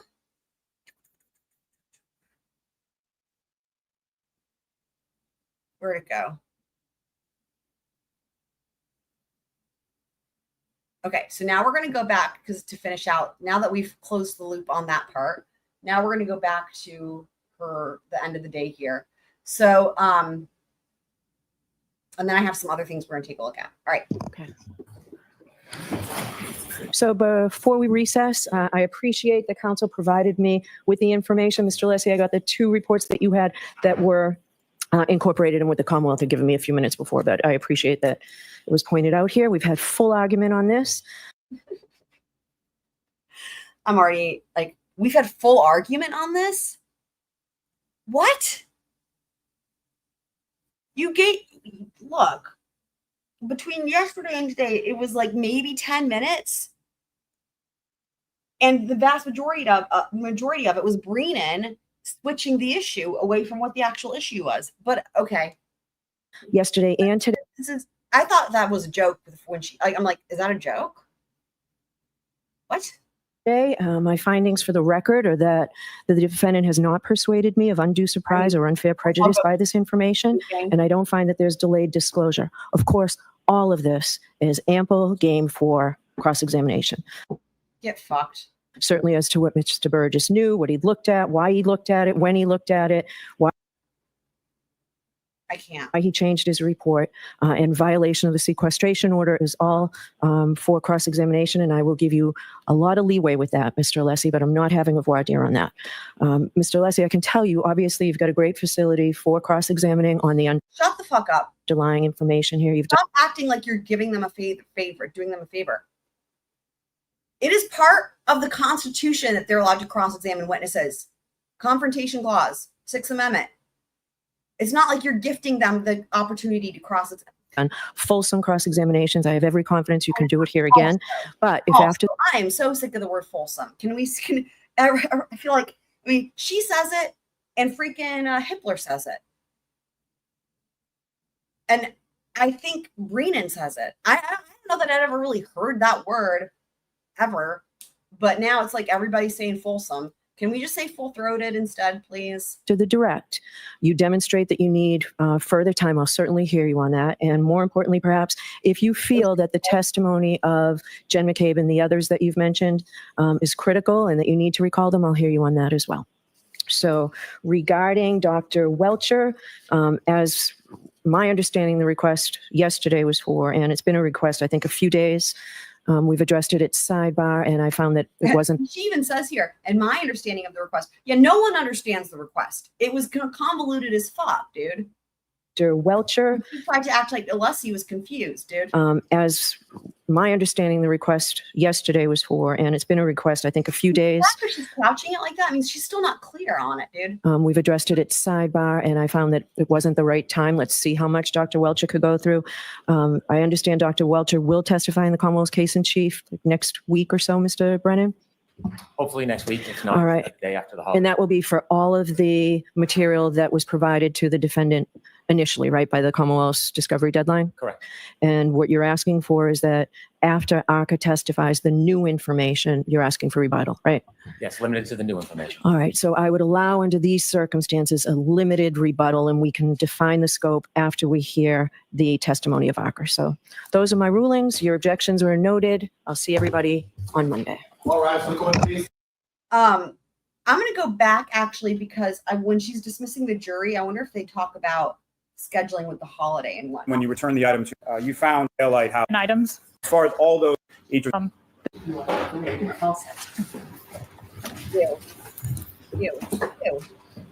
hold on. nothing further. Oh, wait, I'm going to pause it. All right, nice to meet you. Hold on. This might make us all feel better. Let me get rid of these or put them over here. Hold on.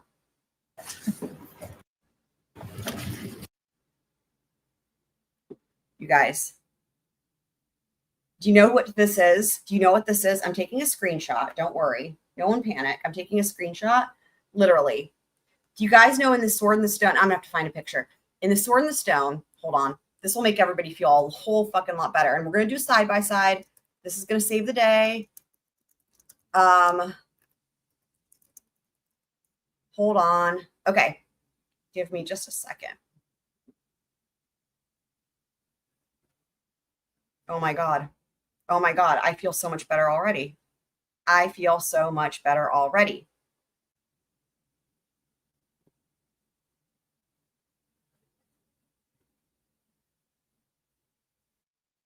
Okay. I'm going to have to crop these and we're going to do, you guys are going to thank me for this one. Oh my God. I'm going to have to post this somewhere online. This is going to make everybody feel so much better. I feel like, give me just, oh my God. Okay. I'm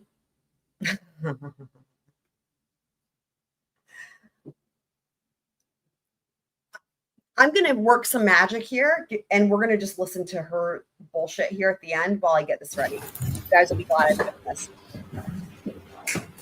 Wow. I don't know where Angel went. She's going to miss this though. All right, so jurors, that is it for today. I'm told when I spoke with counsel earlier that we are still on track. I have to tell you those same cautions. Please do not discuss this case with anyone. Don't do any independent research or investigation into this case. If you happen to see, hear, or read anything about this case, please disregard it and let us know. Be extra careful with your social media use. And also, I just want to remind you, next week, Thursday is a half day and Friday is a day off. Thursday's a half day. All right, so we'll see you on Monday. Friday's a day off. Okay. All right. Y'all, just wait for this. Yeah. Guys are gonna love this. Oh my God. Okay.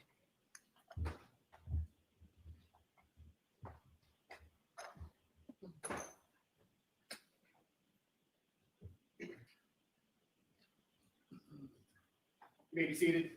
Okay. So before we recess, I appreciate the council provided me with the information. Mr. Leslie, I got the 2 reports that you had that were incorporated in what the Commonwealth had given me a few minutes before, but I appreciate that it was pointed out here. We've had full argument on this yesterday and today. My findings for the record are that the defendant has not persuaded me of undue surprise or unfair prejudice by this information, and I don't find that there's delayed disclosure. Of course, all of this is ample game for cross-examination, certainly as to what Mr. Burgess knew, what he looked at, why he looked at it, when he looked at it, why he changed his report, and violation of the sequestration order is all for cross-examination, and I will give you a lot of leeway with that, Mr. Alessi, but I'm not having a voir dire on that. Mr. Alessi, I can tell you, obviously, you've got a great facility for cross-examining on the underlying information here. You've done fulsome cross-examinations. I have every confidence you can do it here again, but if after the direct, you demonstrate that you need further time, I'll certainly hear you on that, and more importantly, perhaps, if you feel that the testimony of Jen McCabe and the others that you've mentioned is critical and that you need to recall them, I'll hear you on that as well. So regarding Dr. Welcher, as my understanding, the request yesterday was for, and it's been a request, I think, a few days. We've addressed it at sidebar, and I found that it wasn't the right time. Let's see how much Dr. Welcher could go through.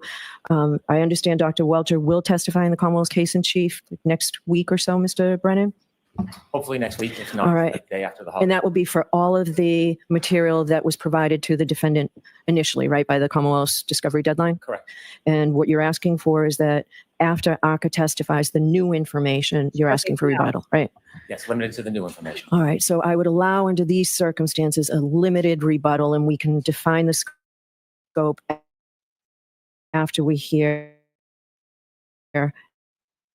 the testimony of Acker. So those are my rulings. Your objections are noted. I'll see everybody. Oh my God. Okay. I'm getting this thing ready. Don't worry. Don't worry. You guys. Oh my God. Oh my God. Okay. Oh my God. Oh my God. Oh my God. This was good. I can't believe I caught this. That pause moment of Bev is life-changing for me right now. And y'all. Okay. Just get this done here. Excellent. Looking good.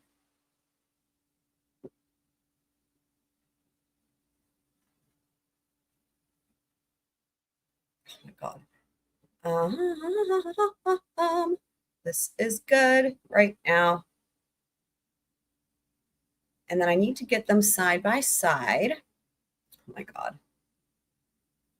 Okay, so what we're going to do, let's see here. Minimize that. Now I'm going to open another thing here. Okay. Okay. So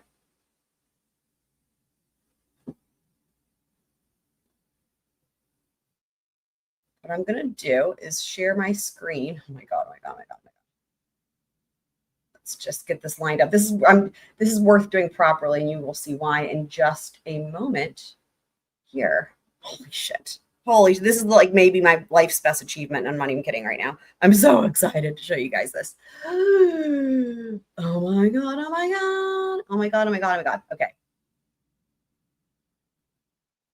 Definitely. Oh my God. Okay. Okay. Ooh.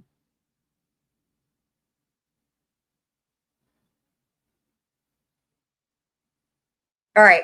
All right. Hold on. Let me do this. Wait till you guys see this. Holy shit. Okay. All right. Ready? Bam.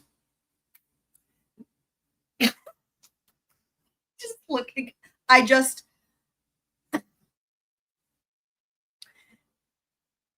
Sword of the Stone is like, if I had to pick one favorite Disney movie, that would be it. And so literally when I paused and she was making this face, and then I was like, I was like, I know exactly what that face is. I know immediately exactly what that face is. And that's why I made sure to get the screenshot. And I was like, hang on. So in the Sword of the Stone, there's the witch. And honestly, this pause looks also like the witch, just in human form. But literally I pictured, when I saw her face, Bev's face, this is exactly what I pictured, this exact moment from the movie. And I found this exact moment. Like literally, I was like, oh my God, it's the dragon making that face. It's the witch dragon. Like, what's her name? Madam Mim. Anyway, it's just y'all. So I'm gonna have to do I'll do a thing where I can put them on a thing together. Like, right, I've got two windows here, but I'll put it together like in a thing, and then we can share this too. I'll like, does this? I mean, first of all, this pause of Bev is funny enough as is on its own, but like, I mean, that's what it is. That's what it is. That's what's happening. Yay! Yay! Yay! Okay, so now let me just. Okay, what were we doing next? What we were doing next is this. So as it pertains to, let me just share this here. Okay, as it pertains to this whole thing with the Commonwealth and the timeline. So what Brennan is saying is this was a surprise, right? Because they just filed this thing, like, what was it, May 8th, but it wasn't turned over until May 11th or May 13th or something like that, right? This change in the timeline. They weren't expecting it. Do you guys remember how he also, so I noticed this. He also said, honestly, it'll be worth, let me just pull it up, because this is interesting to me. I think I can impeach him, actually, is why I'm doing this. So let me find from day 16. Hold on. Check it out.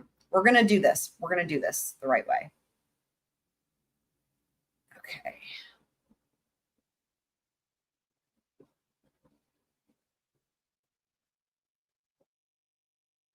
Okay. So,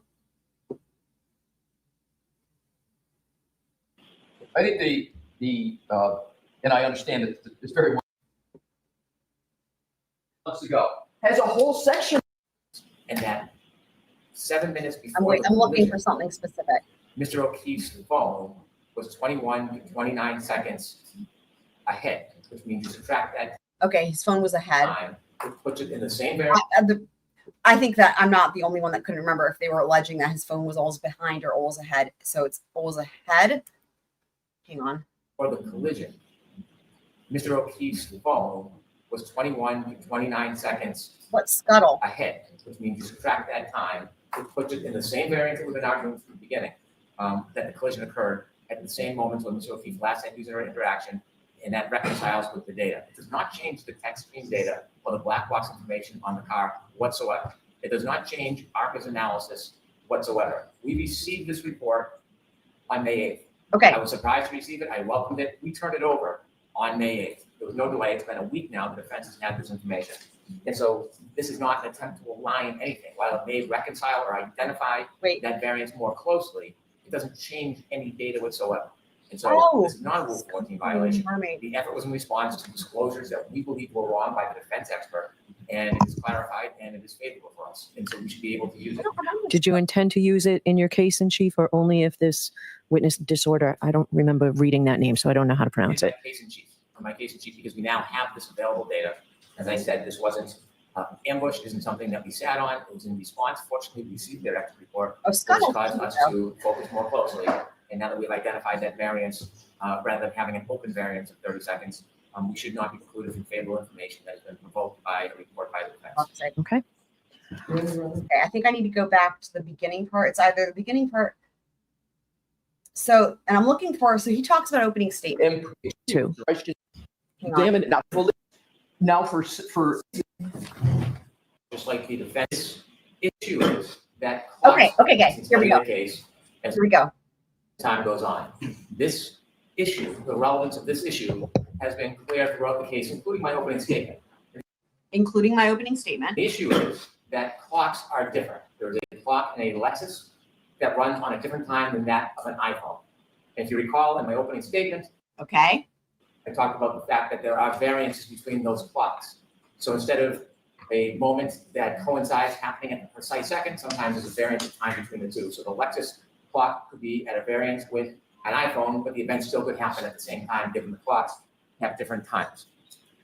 Okay, so like after we live streamed this yesterday, I think that's when it was. Yeah, it must have been after. I was thinking to myself, hang on. So he's saying that he's like, no, we're not changing. Listen, guys, he's like, no, we're not changing our theory of the timeline. But what the reason he's saying that, he's saying, look, here's how I can prove we're not changing it. He's saying, you can check my opening statements. He's like saying, I dare you to check my opening statements and you'll see that I mentioned it there. Listen again, because I think this is a big deal. And I don't know if the defense caught this. Of an iPhone.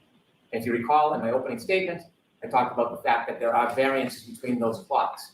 So instead of a moment that coincides happening at the precise second, sometimes there's a variance of time between the two. So the Lexus clock could be at a variance with an iPhone, but the event still could happen at the same time. Now, here's the thing. Part of the reason it got me thinking about this is because I wrote down, where's my paper?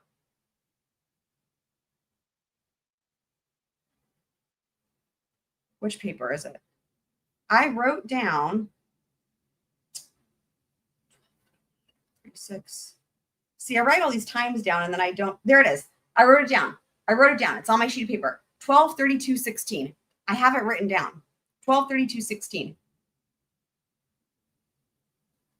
That's from Ian Whiffen, and that's the trigger event of the right. And that's the trigger. 12/32/16 is what I have written down. And I see an arrow here that says Ian. Now, I thought to myself when he said this, just here in this hearing, Hank, I was like, wait, hang on. Didn't he say in his opening statement, didn't he give a specific time? Because I was like, he's basically saying, here's how I can prove that I'm not changing my theory.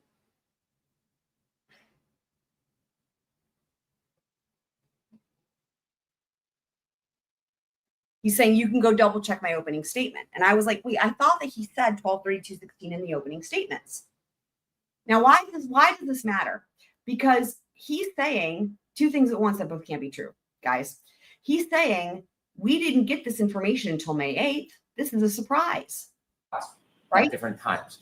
He's saying it's The a defense surprise. provided a report. Now, why by would he person- say that? Why would he be saying that, right? Because he's trying to be like, we didn't just sit on this information. He's saying this was a surprise. We just got it. We turned it over right away. We were responding to a defense expert, da-da-da. But he starts out this is his first time talking about this, right? This is the very beginning of his argument here. And he starts by saying, like, let me just back this up. Look. So here comes Alessi. This is from yesterday. This is the first round of argument. And then that's been around for a long time. So that's my answer to your Honor's. All right. Thank you. Mr. Brennan. Okay. First thing he says. Your Honor, this disclosure is not a Rule 14 violation. It's not a Rule 14 violation. Commonwealth, just like. And how is he going to prove that? Is entitled continues to work on their case and study the case as time goes on. This issue, the relevance of this issue, has been clear throughout the case, including my opening statement. It's been clear throughout the case. This is him trying to say we're not changing the timeline, right? The issue is that clocks are different. There is a clock in a Lexus that runs on a different time than that of an iPhone. And if you recall, in my opening statement, I talked about the fact that there are variances between those clocks. So instead of You see what he's doing there? He's saying, no. I've been saying this all along. So I was like, hang on, because both things can't be true. Either if this is new information, then how is it that you address this in your opening statement? And the other thing is, again, I was like, well, hold on. Isn't the 12? I had thought that he said 1232-16 in his opening statements. And so basically this got me thinking. And so I went back and I checked the opening statement and I was very surprised. So we're going to watch this. We're going to watch. He's saying, look, you can check my opening statement. So what are we going to do? We're going to check his opening statement and see exactly what does he say. Does he give a specific time? Or is he very carefully dancing around it? And if he is, can we really believe he didn't have this information until May 8th? Because the opening statements were,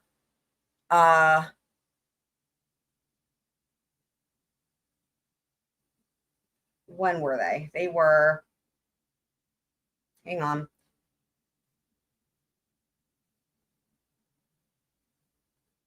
April 22nd. April 22nd, right? So all right, here we go. Here's what he said. He is saying the opening statement is proof that they're not changing their theory of the case or changing the timeline or whatever. But by saying that, is it not also disproving that this is a surprise to them?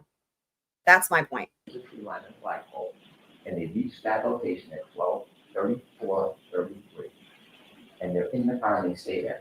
The truck waits. They speak to somebody in the house who comes out. The person goes back in the house and they're there for about 5 minutes. We're now down to 2 minutes before the collision. The truck leaves, and now it's just the defendant and John.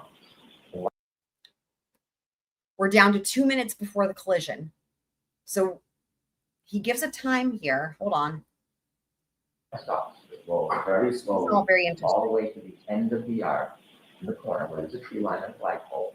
And they reached that location at 12:34:33.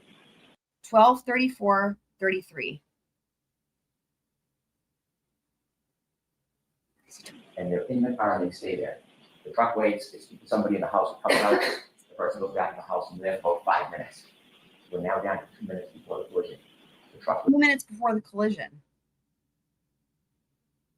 Is he confused? 12:34:33 plus 2 minutes. Karen's at One Meadows. Hold on. What? And they reached that location at 12:34:33. No, he's saying 12:34:33. And they're in the car and they stay there. The truck waits. They speak to somebody in the house who comes out. The person goes back in the house and they're there for about 5 minutes. We're now down to 2 minutes before the collision. The truck leaves, and now it's just the defendant and John. And while they're waiting outside at 12:27, John gets a text from Kevin Cave. Okay, now we've gone back in time to 12:27. 12:29, text again, are you coming in? You'll hear that Dermot and others look out the window and see the defendant's Lexus in front of the flagpole at the far end. It's snowy, it's dark, it's windy, they're waiting. You will know that John Windy? Can people not see in the wind? Dude. O'Keefe was in that car, that Lexus, and didn't move because his healthcare data is not moving. It's not moving until 12:31:56. At 12:31:56, he begins to move. You will have 20 seconds before he falls. 20 seconds. He gets out of the car, the Lexus, and in that 20 seconds, you'll hear that user initiated. He looks at the phone, at the text message he indicates. It's now 12:32:09. He closes the phone the last time. It will be the last time he uses that phone. From the waterfall bar, you see that. And at that time, 12:32:09, last user, he has 7 more seconds he will move before he lies dormant the rest of the night. We'll also have the information from the defendant's Lexus black box. So 12:32:09 plus 7 seconds, that takes you to the 12:32:16, right? Like I was referencing earlier. 12:32:16.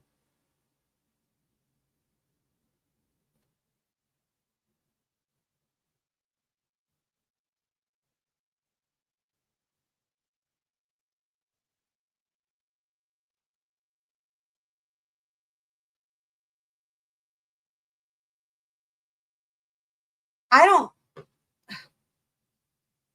Okay. So he doesn't, here's the thing. So he doesn't say 12:32:16. Instead, we kind of, I don't know if you can, I mean, in a way you could say it's weaseling it, right? Because he says he's making the jury do the math here. So, so in other words, let me point, here's one thing I will say. There's a bunch of times he keeps repeating that he wants the jury to remember times, right? There's like 12:27. Then there was 12:34:33. There was 12:31:56. I wrote them down, so I'm just saying this. 12:32:09. He says 12:32:09 several times. Watch. Okay. It's now 12:32:09. Close the phone the last time. It will be the last time he uses that phone. From the waterfall bar, you see that. And at that time, 12:32:09, last user. Again, repeating the timestamp. Has 7 more seconds he will move before he lies dormant the rest of the night. 7 more seconds, but he doesn't say the timestamp. That 7 more seconds puts you to 12:32:16.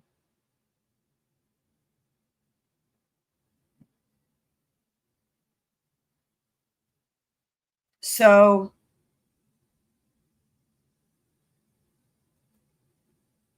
and we know that the head, I mean, everybody last year at least agreed in terms of the head injury, that with the head injury, that would have been, he would have instantly, like, it would have been pretty instant there at the death, right? After the head injury. So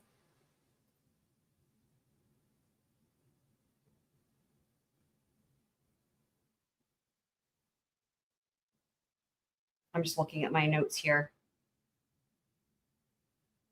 Okay, let me keep listening. We'll also have the information from the defendant's Lexus black box. The clocks run differently than 30-second variant. Okay. The clocks run differently. There's a 30-second variance. So he is mentioning the variance. Again, what does this mean? It's like he says, check my opening statements. I do say it there. But again, if that's the case, then how were you all of a sudden surprised with this new data, right? You guys see what I mean? He's like, we didn't get this information until May 8th. It's right in the heart of that time. And you will see in the data at that time, when he makes his last movements with the phone, is when her car leaves 34 feet at least, stops, neutral, and then shoots into reverse with the tire spinning. Here's the triggering event. You'll know they're arguing because the next morning she tells the firefighter, I'm sad because our last moments were fighting. She drives away. They said she's made later statements that when she left, he didn't look mortally wounded. He lied on the ground on top of his phone, light dusting of snow, the snow now picking up. And he's just there. I think that's pretty much it. Does he come back to it? Now he's on the battery. So he does say that he does mention the variance. He says there's something about the clocks. Now, but here's the thing though.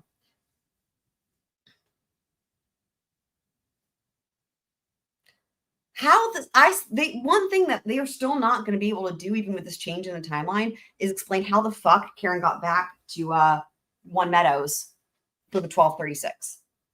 So that's what I will say. So did you guys see my point though? The fact that he's already mentioning all this in his opening statements, it's like, well, then were you surprised by this new report that you just got on May 8th? I don't know.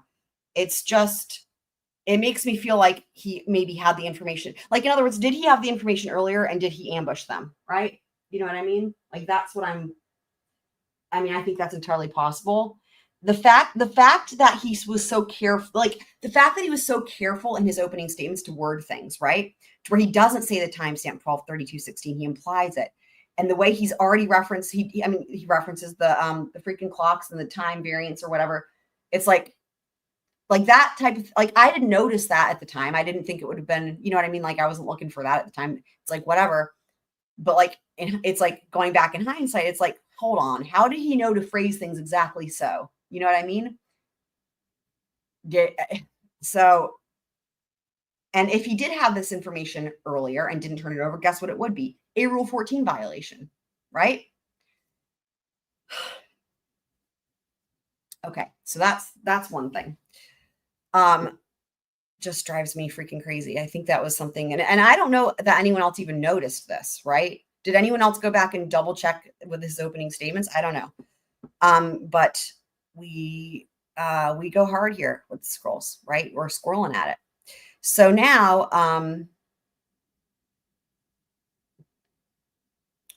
what I wanted to do is this. Let's see what they had to say on CourtTV, just for out of curiosity, because they had an episode here about the time. Guess what? The timeline, right? The timeline. So let's see what Vinny had to say. And the people, let's see what they have here. Every now and again, there's something fascinating that comes out here. Take a look. The triggering event, the collision, John.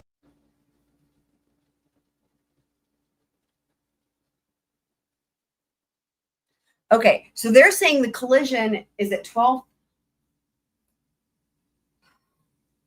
Well, they're asking the question, how could she get back in time? Now, here's part of the reason why this is an issue. Because the 12:32:16 of the last of when John O'Keefe's health data ends, right?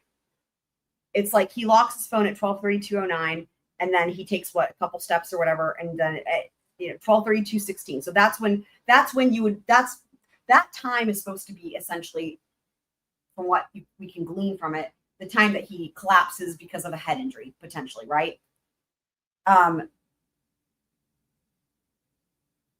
But how does that work if the collision's at 12:31:38?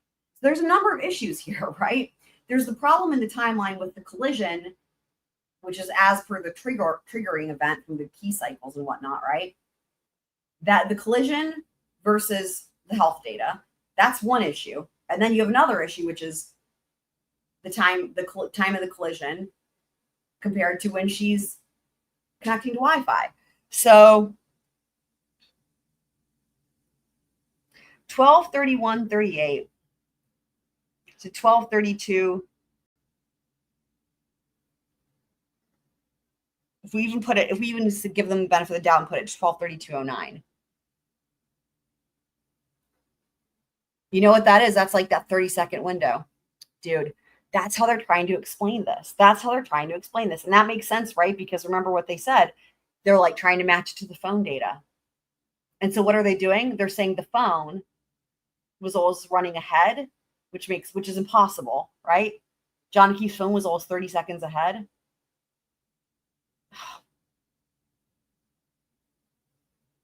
What it is this. Their timeline doesn't work. And so they're trying to find a way. I mean, I think we all know that. And I just wanted to reiterate that we've got two, like initially, to my mind, I thought there was one biggest issue with the timeline. I mean, there's a lot of issues in the timeline and the case as a whole. But in terms of the thing that I kept thinking, how are they going to get around 12:32 to 12:36? That's not enough time to get back. Like that to me. But what I didn't realize until all this just came up is there's a secondary one, which is the problem with the timeline of the collision. I'm going to write it down. So the 12:31:38 is the collision.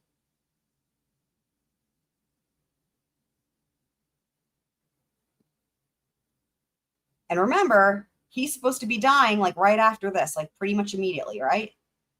And he locks his phone at 12:32:09. And his health data ends at 12:32:16. And also, I think what the Commonwealth is doing, because they don't know how they're going to handle this, they're trying to argue both things, right? They're trying to say John's phone is rolls running 30 seconds fast, but also they're also trying to say that there's variances within the Lexus data. It's like a kid. It's, you know what it is? It's like a kid where it's like, okay, what am I trying to say? You know how, like, if you've got a kid and they like didn't do their homework, and then it's like, why didn't you do your homework? Let's say the teacher's like asking them, and they're like, oh, well, because my dog ate it, and I was sick, and I broke my arm, and and they list too many things, and it's like, okay, right? If you listed just one thing, maybe it would be plausible. It's like that. Like, they're trying to do all of the things. They're trying to say, okay, the Lexus, data. There's what are they called? The clock drift, the variance, But also John's phone runs fast. And then the fact that they're saying both of those, what that says to me is they don't have a good way to prove either of those things. And they're panicking. Obviously. And all of this coming too in the wake of them trying to say, we're going to call the Aruba witnesses, right? Because, dude, this is a mess. Okay, let's see what they say. John O'Keefe getting struck.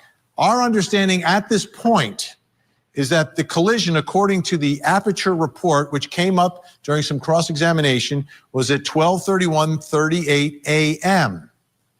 The arrival of Karen Reed from 34 Fairview to One Meadows, which is John O'Keefe's home, where she went after John O'Keefe got out of the car, is at 12:36:39 is when she connects to the Wi-Fi.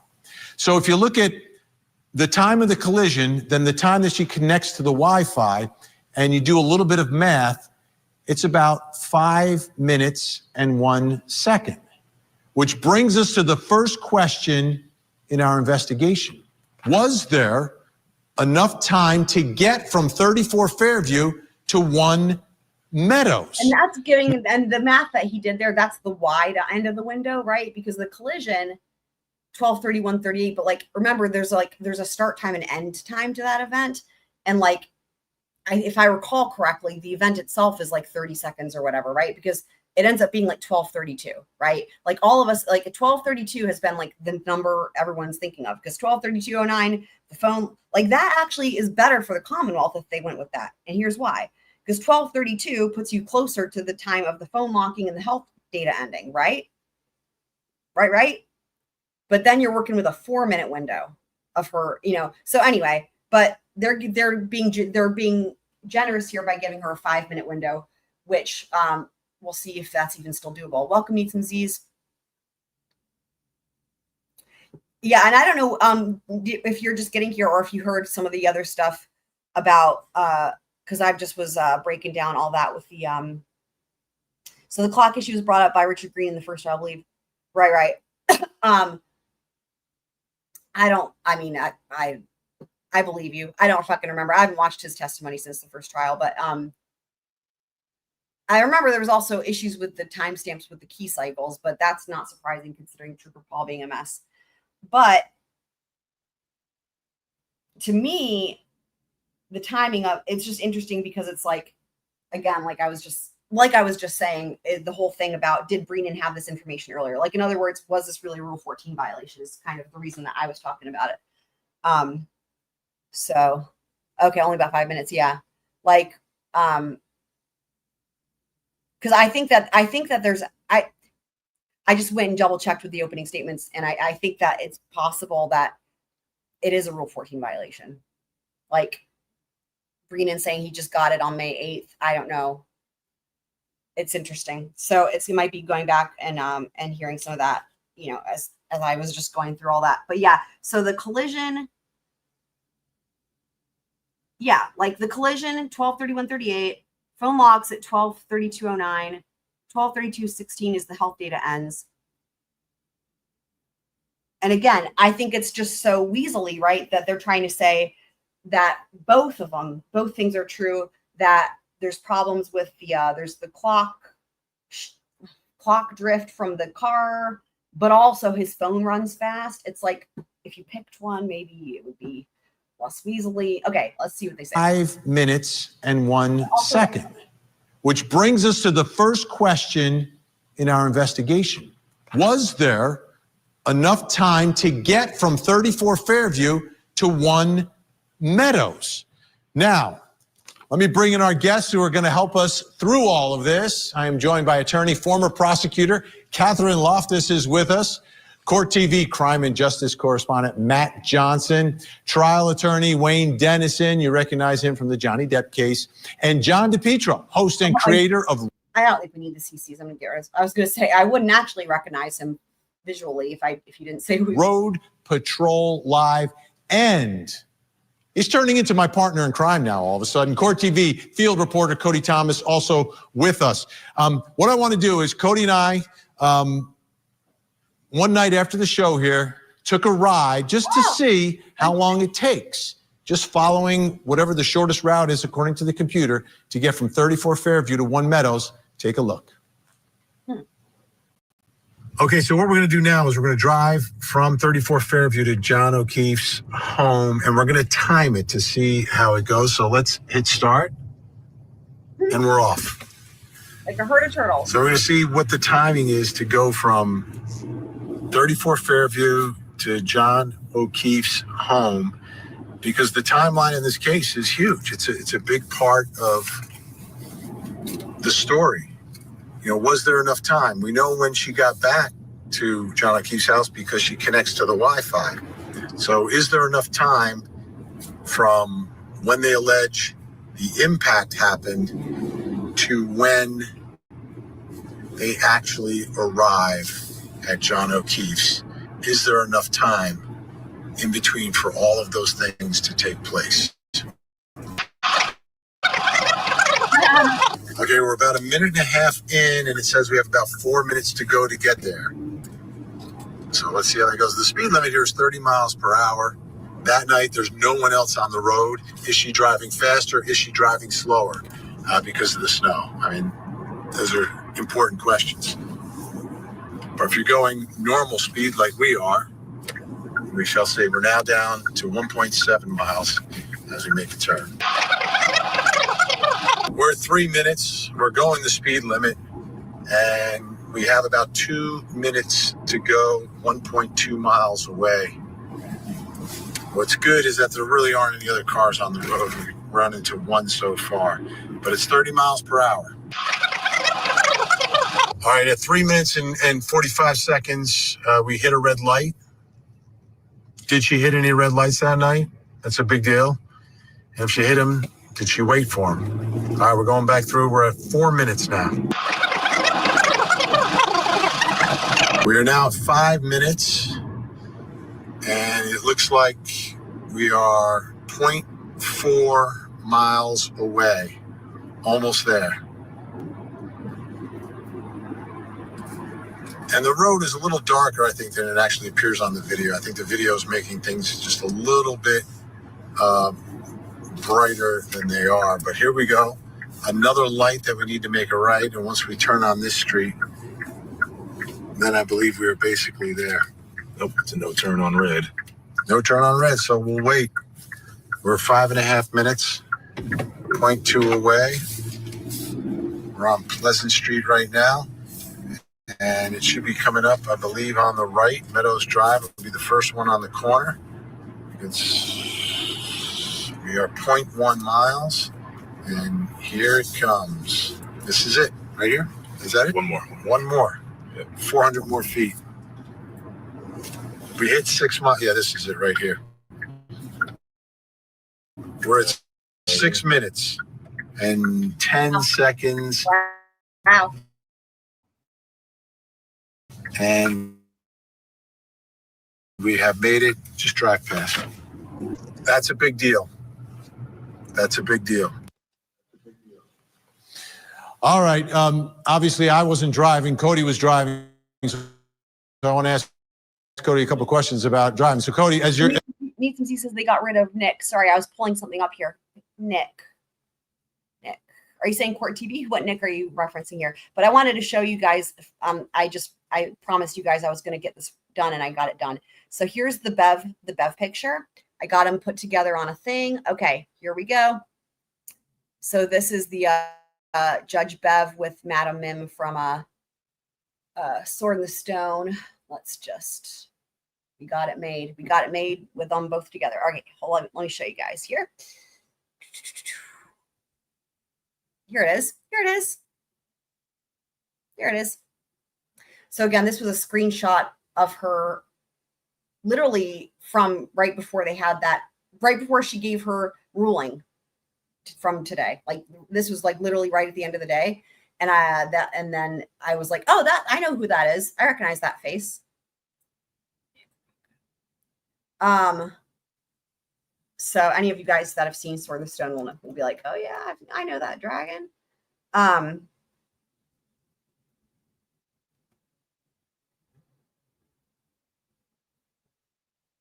Nick Rocco. Was he someone from CourtTV? I mean, the name rings a bell, but I might need to see a face.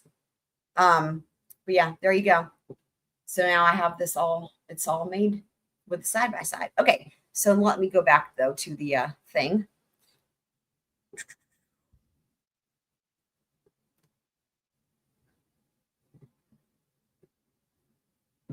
As you're driving, you felt like you could go faster? I did feel like I can go faster, but the thing we have to consider, Vinny, we mentioned some of it on that drive, these three factors that kind of correlate to each other: weather, visibility, there's a snowstorm happening. That relates to the speed limit. Where you're going faster, are you going slower? But the speed limit could also correlate with your intoxication level. You know, we got there in 6 minutes and 15 seconds, but according to that report, that was 5 minutes and 1 second. So speed limit was 30 miles an hour. She could have been going 40. She could have been going 50. But did you feel like when you're driving that road, like there's no one else there that you could have, handled? Absolutely. I could have pushed it up a notch, but we wanted to be safe. Yeah, we followed the speed limits. All right, let's bring back in our guests. So how much of a problem is this? Is this timeline adding up? I think it's one of those things that, like with many things in this case, it sort of depends, right? Because you take all these factors into consideration. You take into the weather, you take into the level of intoxication, you take in what kind of driver, quite frankly, Karen Reed is. Do we know how fast she was going? Do we know how she typically drives? I know Pat Loftus back there would get there probably in 3.5 minutes, but does that mean that every person who's driving can do that? So theoretically, does the timeline allow for it? Certainly. Is it close? Absolutely. But does it mean it can't be done? No. Here's the other thing. She has never been to that house before, and neither had John. They didn't know where 34 Fairview was. So she had been drinking. The road conditions are getting worse. There's not as much snow at that point in time. It falls really heavy a few hours later. But did she put it in her phone? I'm wondering if that's part of the extraction. You and Cody aren't the only people who've done this. This is all over social media. Are you serious? Serious. It's all over social media, and nobody does it in 5 minutes. Yeah. You mean in less than 5 minutes? In less than 5 minutes. Well, here's the thing, though. We know that night from the voicemails that doesn't sound like someone who's going the speed limit. You can imagine late at night a storm. That doesn't sound like someone's going the speed limit. What? Hold on, back up. What? All over social media, and nobody does it in 5 minutes. Yeah. You mean in less than 5 minutes? In less than 5 minutes. Well, here's the thing, though. We know that night from the voicemails that doesn't sound like someone who's going the speed limit. You can Oh my God. imagine late at night, a storm is coming. There's no one on the roads. Based on the voicemails that she's leaving as she's driving, I'm tending to think that Karen Reed was gunning it back to the house, probably going faster than you guys did. With no one on the road, I think she's making it and going probably more 40, maybe 50 miles an hour. Who knows? But well, here's the other aspect of that, though. Aren't there a series of phone calls she's making also? Yes. And messages. I think the first call she makes is at 12:36. I could be wrong. Somebody will correct me if I am. But I think so. So it's sort of aligns with exactly as she's arriving home. The call where you hear her heels? Where you hear and there's like a beeping sound that almost sounds like it's maybe a key lock or something in the garage. So the voicemail starts almost. But are there calls? Because there's a bunch of calls that aren't answered. And I'm wondering if she's making the calls while she's driving. Is that going to make her go faster or slower? I think faster, just because she's obviously angry. When we hear those voicemails, that doesn't, as I said, it doesn't sound like someone who's going the speed This is the dude who's like, you can do limit, even though 10 and 2, as Ryan Nagel said. I think she is really fired up, alcohol fueled. She's, gunning it. Well, we may find out very shortly, because the new crash experts were also supposed to test the car, and the telemetrics was going to be retested on the SUV. So maybe it's going to be like an Alec Murdoch situation where there's going to be something revealed. If I'm a juror and, it's 2025, I'm expecting black box like data. I don't know if it's there telling me exactly how fast she was going. Because if she's driving, maybe she's using, maybe the phone is connected and that's how she's calling. I don't know. But she doesn't know where she's going, in theory, because she's never been to the house before. But the bottom line, she's got to be driving faster. But is it incumbent upon prosecutors to actually prove to this jury that she was going faster, rather than saying, oh, she was, like, John, I get what you're saying, but that's not evidence, right? Like, understood. I'd be curious. Can they prove that she's going faster? Well, that would be as much as we're talking about the accident reconstruction, I also, based on that data, if they have a complete demonstration that shows point A to point B. Yeah. Like they can calculate. If I'm a juror, that's what I want. Yeah. I need that. I would expect it. I'd like the math problem. I would like to know how fast would you have to go to get there in 5 minutes. And I feel like this is a job for an expert. There's got to be an expert who can do this, right? Well, as you stated multiple times after the jury left today, this case comes down to seconds. Unlike any other case. So they are getting prepared for that. This is unlike any other case. We've got great guests tonight. We've got a great live studio audience. Coming up next, why did the prosecution change their timeline? Around 12:45 in the morning, when the vehicle was... Right, he's in court. Okay, thank you. For that needs and sees. Yeah. I mean, that's awesome. I don't happen to know all the ins and outs of the people who are like involved in like the the local scene.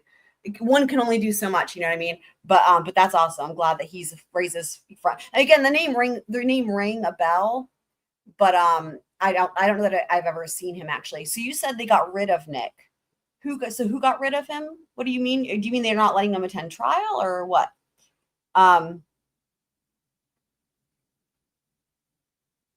In front of the residence on Fairview.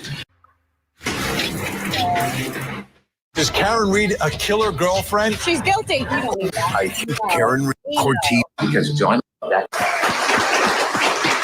We're back live in Dedham, Massachusetts, just down the street from the courthouse where Karen Reed is on trial for the murder of her boyfriend, John O'Keefe. That is Hank Brennan. He's the prosecutor in the retrial. He's not a full-time prosecutor. He's a special prosecutor paid just for this case. Now, there was a trial last year, and I want to play part of the opening from the prosecutor from the first case, Adam Lally, because he talks about something very specific when it comes to the timeline. So there is some data that he's able to recover from that and back the vehicle up based on its known locations and travel. He cycles. Essentially opines, anticipate he'll opine that around 12:45 in the morning, when the vehicle was in front of the residence on Fairview, that for some perceptible period of time, that vehicle travels over 60 feet in reverse at over approximately 24.2 miles per hour.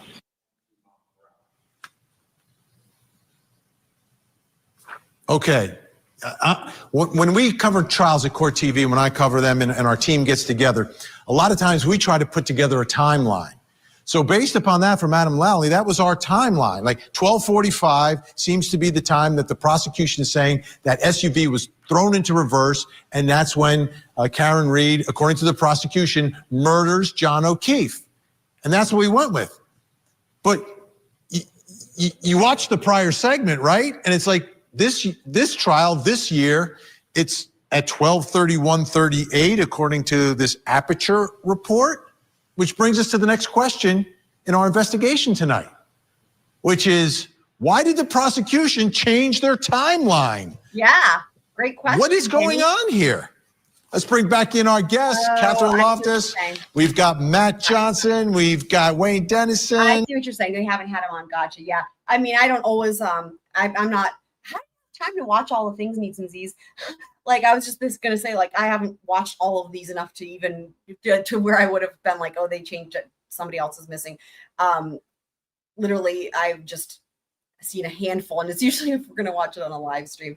I don't know how you watch all the things, though. That's impressive. We've got John DePietro, and we've got Cody Thomas with us as well. Right? I'm not imagining this, am I? New prosecution, new crash reconstructionist that we've yet to hear from. And then, you know, what they can attest to and testify to, we may learn tomorrow. Okay. Remember, this is what's being argued. I'm a prosecutor. Like, our job is to seek justice. I love the color of Vinny's tie. Justice? People. The truth. Justice is the truth. Justice Right. is So the why truth. do they have two Exactly. truths for the timeline? Well, I think it's difficult. You know, Was when it a you look leap at- year? Is this a leap year? Or are we, what? Is she trying to do? She's like going to try to make excuses for them. Who did they say this lady was? Justice is the truth. Justice Right. is So the truth. why do they have two truths for the timeline? Well, I think it's difficult. You know, Was when it a you look leap at- year? Is She's going to try to like make this a leap year? Or are we, what's going time on traveling, here? I think it's interesting to see the way that Adam Lally presented the case versus Hank Brennan. And, you know, for most of us watching the first trial, it was very confusing between the data, Trooper Paul, the, you know, key cycles, what the time was, the text, and it was not presented in a way that was cohesive, understandable. How can she even say that with a straight face? It's like to even be like, oh, it wasn't presented in a cohesive manner. Or did you watch any of it? And that's what, like, how can anyone watch that and like literally say that like that's their like as if it was anything real, like it was like real person, but it wasn't cohesive. Like what? Was the text, and it was not presented in a way that was cohesive, understandable. How it seems to me is that Hank Brennan came into this case and he quite literally took a fine-tooth comb to everything. He went back to the Lexus data, you know, had a new reconstructionist look at it, evaluate it, and based on his interpretation, it seems like wherever the Commonwealth got that subsection of data relative to 1245, that's no longer how Hank Brennan sees the case. Yeah, John, are you as confused as we are with the vacillating timeline? Yeah. Like usually the timeline's the timeline. The prosecution, this is what happened. This is the data. And now it's changed this year. The data has been very confusing, especially you could even get into the Google search of how confusing that was. I think the biggest difference this time around has been the importance of the cell phone. And everybody that's here has a cell phone, and they've really drilled down to the data within John O'Keefe's cell phone, whether it be time or distance or temperature. So it is confusing. Thank God the jury doesn't have to consider what happened in the first trial. Yeah, but I the think we as timeline the public shouldn't we like be a little concerned if the facts change from trial to trial? I think the jury will have to consider what happened in the first trial because you're going to get cross-examination around those issues. Well, you know, today at the end of court, they were saying that one of the clocks was wrong. So that's how they're coming up with a different timeline. Or Wait, who's saying the clock's wrong? Brennan. He was saying that one of the clocks between the iPhones and the clock in the SUV, one of the clocks is different. No. So we've yet to hear that. He's actually saying they're both wrong. He said that there's a variance in the clock from the Lexus, but also that John O'Keefe's cell phone always ran fast by about 30 seconds. Explanation for that, but that's what they were talking about. I think too there was and there was a lot of it was complicated again. It was the end of the day of a lot of heavy testimony, but there was a mention from Attorney Brennan that there was a report produced by defense that indicated that John's phone, you know, was either forward 30 second or back, and then Attorney Brennan had it reevaluated, and this is the so what's happening here is this volley back and forth about no, the data is this way, no, the data is that way, and as I try to explain to people, at the end of the day, all of this data is being interpreted differently by different Are you experts. saying it's art, not science that we're talking about here? Well, that's one of the weaknesses with the case for the prosecution is just the fact that and it seems inconceivable, they were unable to pinpoint the exact timeline. Hank Brennan seems much more confident this time around. I'm concerned. And the reason I'm concerned, as I think the expectations of juries these days are much higher, that like our digital footprint is our digital footprint. The data is what it is. Like and we heard that in the opening statement, that the data doesn't have an opinion, the data doesn't have bias, it is what it is. But it's not what it is. It isn't what it was. But that's ultimately going to be a prosecutorial burden. They have the obligation to make sense of this. And if they can't make sense of it, you've got reasonable doubt. Right now on this particular issue, I have to quote one of my favorite characters of all time, Vinnie Barbarino. I'm so confused. All right. Literally what I said. They're staying with us. When we come back, what are we doing next? Apple Health data. We are live in Jeddah. I'm so confused. Literally, it's in the thumbnail. I didn't even put a description for this live stream because I didn't even know what to say. I'm like, this day in court was so fucking weird. The jury came in for and heard what maybe was, by the time you get rid of the breaks and whatnot, maybe an hour and a half of testimony, right? I mean, on the bright side, if I was on the jury, what would my takeaway be? My takeaway would be that when they put all the taillight pieces together, there was still a little piece missing. That would be my key takeaway. But still, it's like the Commonwealth's big finish, right? End of week 4, and jury comes in and here's no offense to those 2 witnesses, they're great. But it's just, again, like I said this earlier, it's that's what you're sending the jury home with over the weekend is they sat there and listened to just all that foundation laying. Anyway, I mean, and it was a Hoff day, and it was just weird. It was weird in so many ways. And just, I mean, I was confused from the get-go when Bev was like, we've heard fulsome argument or whatever the fuck on this issue. I was like, wait, what? Huh? As if they had discussed this at length, and it's before she made her ruling, and it's we've had a fulsome argument. It's you mean the 5 minutes?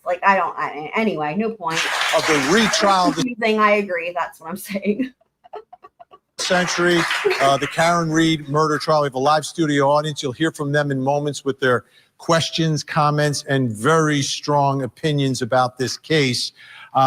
This story is really unlike any I've ever covered before. And the subject of our investigation now, obviously, is the death of John O'Keefe, but also some of the digital evidence and the experts who have testified in this case, trying to prove that Karen Reed ran over John O'Keefe and is guilty of murder. Those of you not familiar with the backstory, watch this.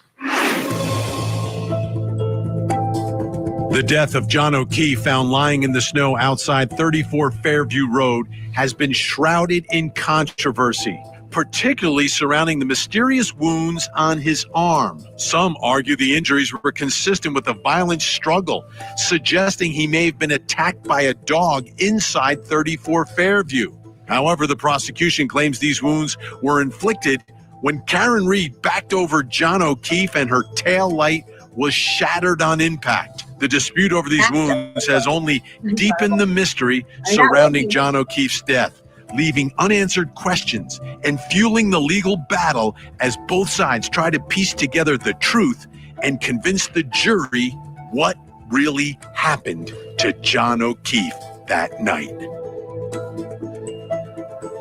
Now, the prosecution presented a witness who testified in the first trial, but was much more prominent here so far in this retrial. Ian Whiffing. He was how would I describe it? He's a 12:15 a.m. shot from. I'm not sure. Let me see here. Oh, that was from a minute ago. I was sorry. I was pulling up. I didn't see that you said that. I was pulling up. I was queuing up some Trooper Paul, and the only way to do that is to first figure out what day of trial it was, and so then you have to find that on YouTube and figure out was that cross or direct. So anyway, I missed that. The 12:15 a.m. shot though.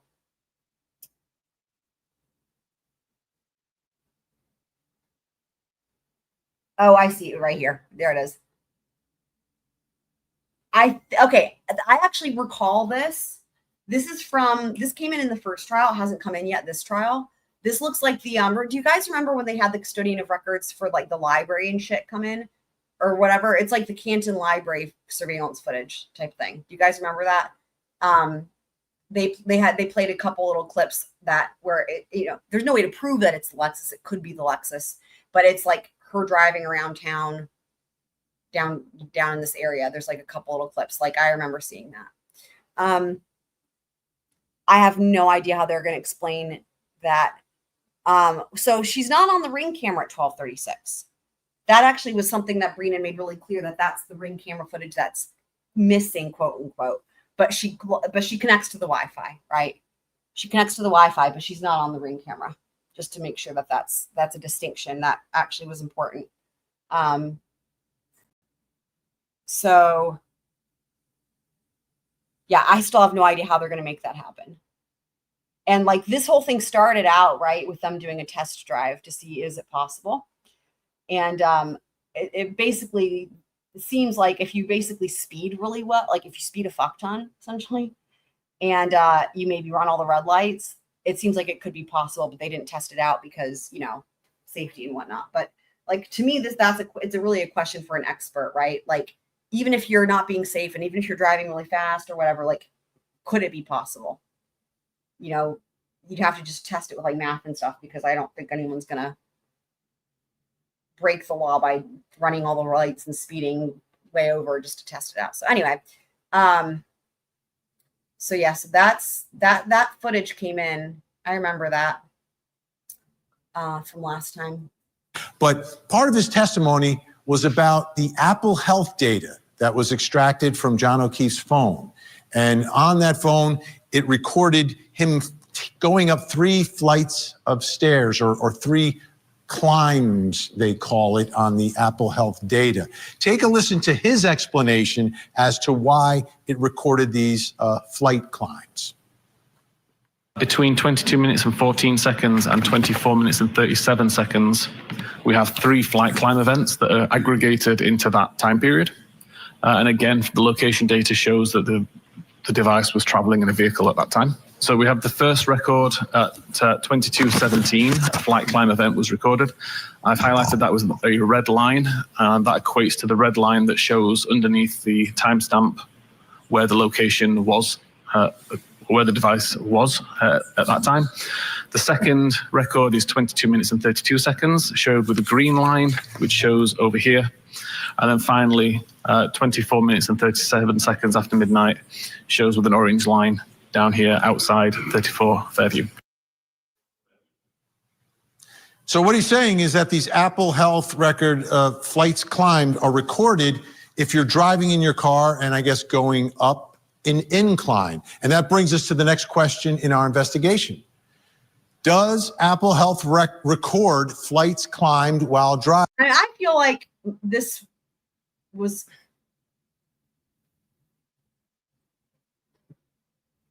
I feel like this was lost on me. I can't even remember what it ended up seeming like, if it was possible. I feel like sometimes it seems like there's evidence that it doesn't, but the other times there's evidence that it can. I mean,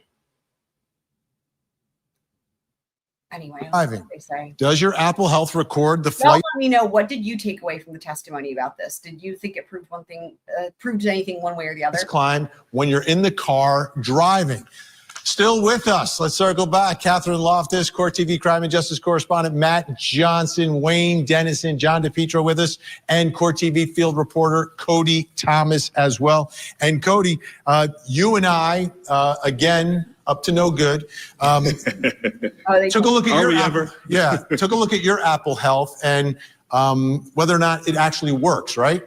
Absolutely. Like you said, as we've done many a time this week, we did another little experiment just to make sure it was working. And this time we did it on a staircase in our hotel. Oh, yeah. We might reveal which hotel we're in. I'm not sure what's in the background here, but we won't. Anyway, let's take a look at what Cody and I did just to make sure that his Apple Health works. We've got a flight of steps. We've got Cody Thomas. We're going to check out and see if the Apple Health actually records going up and down. All right, let's check it out. Here we go. So the health data want to get back there. 16 steps is supposed to record a flight, according to Apple Health data. Yeah, come on up. One step at a time. So I think if you do at least 16 steps, it should record one flight.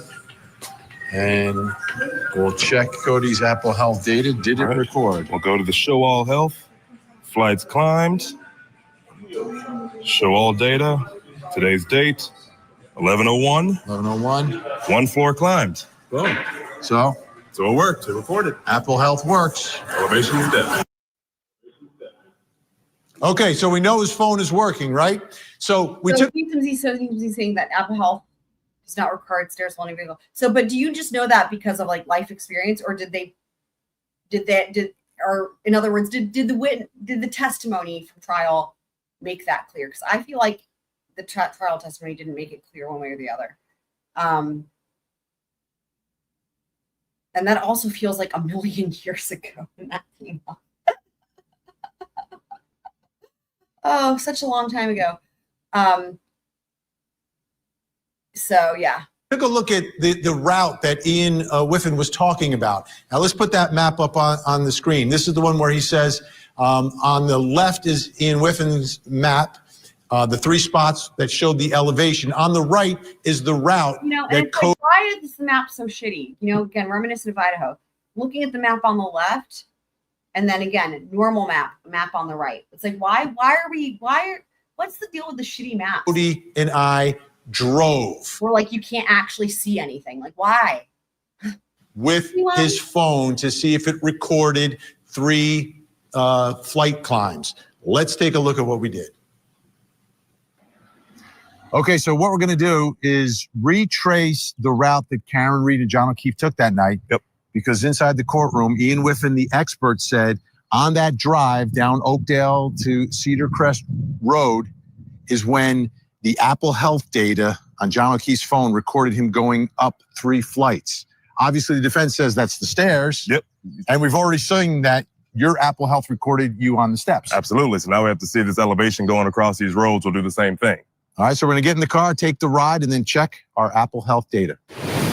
All right, so we're starting this drive down Oakdale Road now, following the map that was presented in court. Yeah, we are following exactly what Ian Whiffen said, and we're very close to the area, he said, where the elevation begins, where we are. I'm driving right now, and seems sort of flat, could be a gradual increase. Right, I don't see any hills. I mean, again, just because the hill isn't visible doesn't mean the hill is not there. Right. So I feel like we're kind of going up right now, but I don't feel like I'm climbing 16 steps like you did earlier. So. Right. If it is an incline, it's a very slight one, very slight. Yeah, but he was very specific inside the courtroom. His testimony, he circled the parts on the map. That's what we're basing this drive on. Ian Whiffen's expert testimony that the drive to 34 Fairview is where John O'Keefe recorded 3 flights on his Apple Health. We'll see if it works. I mean, I feel like I'll be surprised if it does, but I've never checked my Apple Health before to see, what it records, what it doesn't record. So especially not on a drive. No. So now we're coming up to this stop sign. We're taking a right on Cedar Crest Road, and eventually we're going to get down here and past Fairview on the left. But according to Whiffen, she went past Fairview, went up there, made a 3-point turn, then circled back, and then turned a right onto Fairview. So that's what we're about to do right now. Exactly. So, and here we are. I don't think this is Fairview. This is Kings Road. This is Kings Road. Yeah, we've got one more to go. No, and then two more. And then we'll go around the curve, and do that K turn. Because that night, Karen Reed, John O'Keefe, they got a little lost and they did not see Fairview, so they went past it. Gotcha. And then had to circle back to get to the road. And that was part of the communications that were going back and forth. And John O'Keefe, I think, was the one that was checking his phone for the directions. So it'll be the next spring. The next one should be Fairview. Yes. And I can see how you could miss it because all these streets kind of look the same. And if it's dark at night, you haven't been to the house before. And there's not many street lights out here either. It's no. And so coming up here on the left, this is Fairview. This is where 34 Fairview is, but we're going to go past it here real quick. Now, Bob, shout out to Dr. Bob, who is one of our school friends who lives not in Canton, but near to Canton and has been to 34 Fairview. He said that this road was surprisingly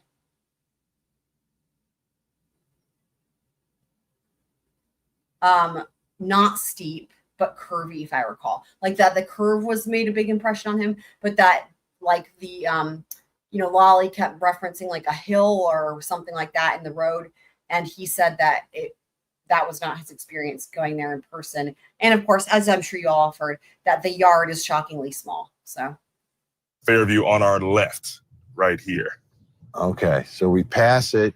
So we're gonna we'll go up just a little bit further because this is another one of the inclines is just past this curve when he comes back. literally the incline, right? He was like, yeah, there's like no inclines. I mean, I'm not seeing an incline, but that's, and Dr. Bob, by the way, for anyone who doesn't know Dr. Bob, he was a physics teacher and retired, but he was also school principal. But yeah, physics. He's a physics dude. Real smart. Honestly, I as I do the drive, I'll be absolutely shocked. Right. If it records 3 flights, because I don't feel like we've gone up, but maybe we have. So now we're going to do the turn. A little turnaround right here. And it'll take us to Fairview. Coming back.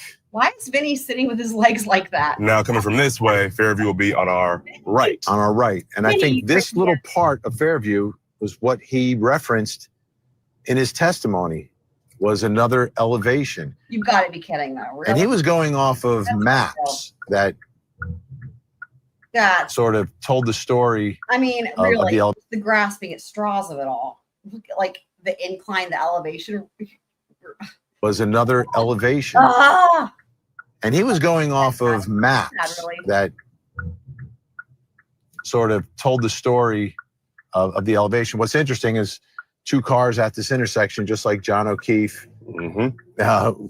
and Karen Reed were face to face with another car. So now we're on Fairview. Fairview. So 34 Fairview's right here on our right. All right. So we'll just go past that. We don't want to bother them today. But let's go past that and we'll just find a place where we can pull over and we'll check our Apple Health data. Just find a safe place. Yeah. Wherever it is. If we have time. A safe place. Pull it. Turn in right here. Get out of the way of the main road. Okay. Yeah, this looks like a much better spot to stop. Yeah, right here behind this sign, out of the way. All right. We'll put it in park. And now the test. We're going to check the Apple Health data to see if it recorded any flights. Cody, we know that your Apple Health works because you already recorded flights and stairs this morning. Let's see if it recorded anything right now. Let's go to show all health data, flights climbed.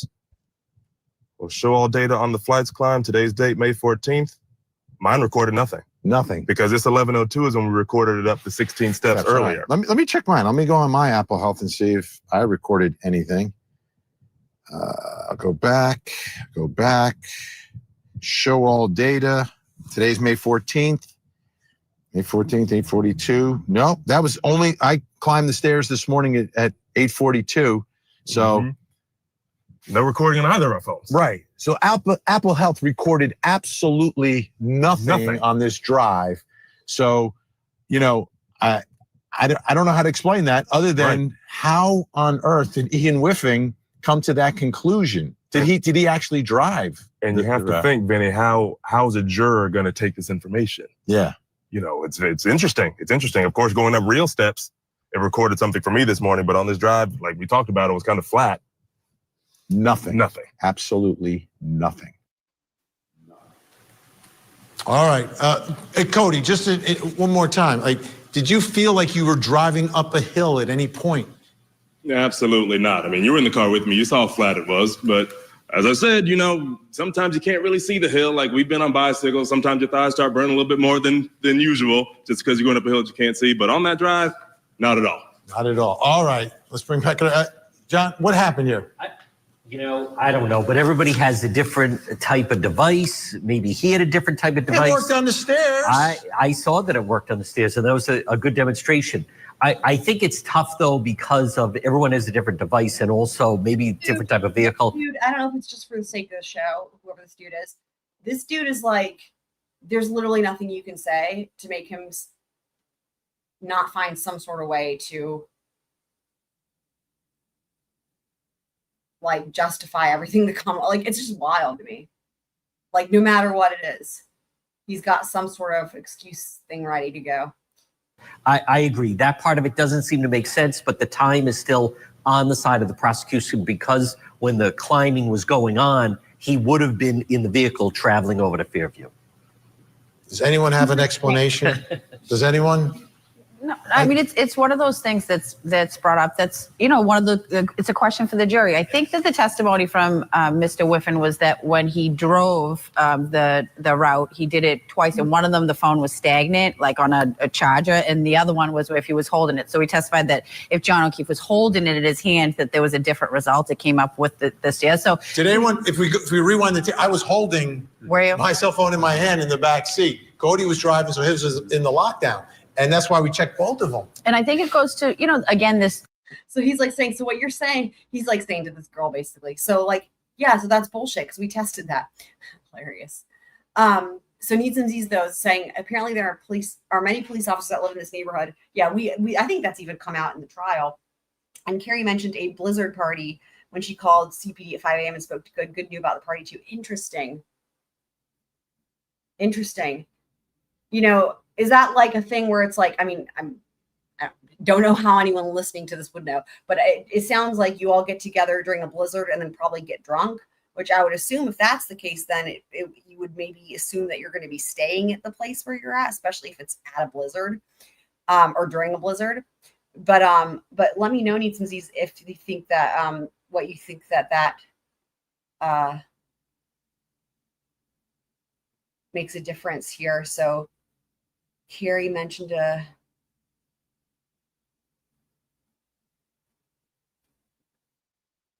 I'm curious what you think the implications are of that. This question of experts. I know the recreation that you guys did yesterday in Fairview when you came out, and then there was no steps recorded when you went down to the basement, and then when you were 16 is the magic number. Yeah, so you know, it sort of brings into question again that this idea that the data is the data. Sometimes it is, sometimes it isn't. What's going on? Well, the phone. I feel like Jerry Seinfeld. What's the deal with the Apple Health data? Well, Apple tells you that in order to do that, they use both the altimeter and the accelerometer. And they use some sort of algorithm to tie them together. And it's not supposed to go off and record a flight of stairs if you're in the car. I wonder if the defense is going to use that clip for part of their case. I'm speechless because, you know, he was very specific about what he did and where he drove. And because he was saying that if it bounces in your pocket, something to that, I'm paraphrasing, but that it could detect. That's like adding an extra little thing to the question really goes to I don't think we hit any speed bumps on that drive. Well, who would do that? Like, if you like, I felt like I wanted to be more like John O'Keefe. Like, if he has the Waze on here and he's telling Karen where to go, he's got it in his hand. That's what I'm doing as I'm talking to Cody. I got it in my hand, and I have it in this hand, and I'm going back and forth. And I'm Italian. I speak with my hands. I can't talk without moving my hands. Okay, let's do this. We've got this live studio audience. They are ready. They are locked. They are loaded. Questions and comments when we come back.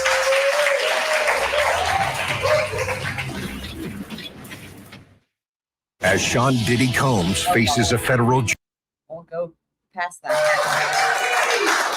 Welcome back. We are live in Dedham, Massachusetts. The studio audience has been here all night. It's time to hear from them. What questions, comments, theories do they have?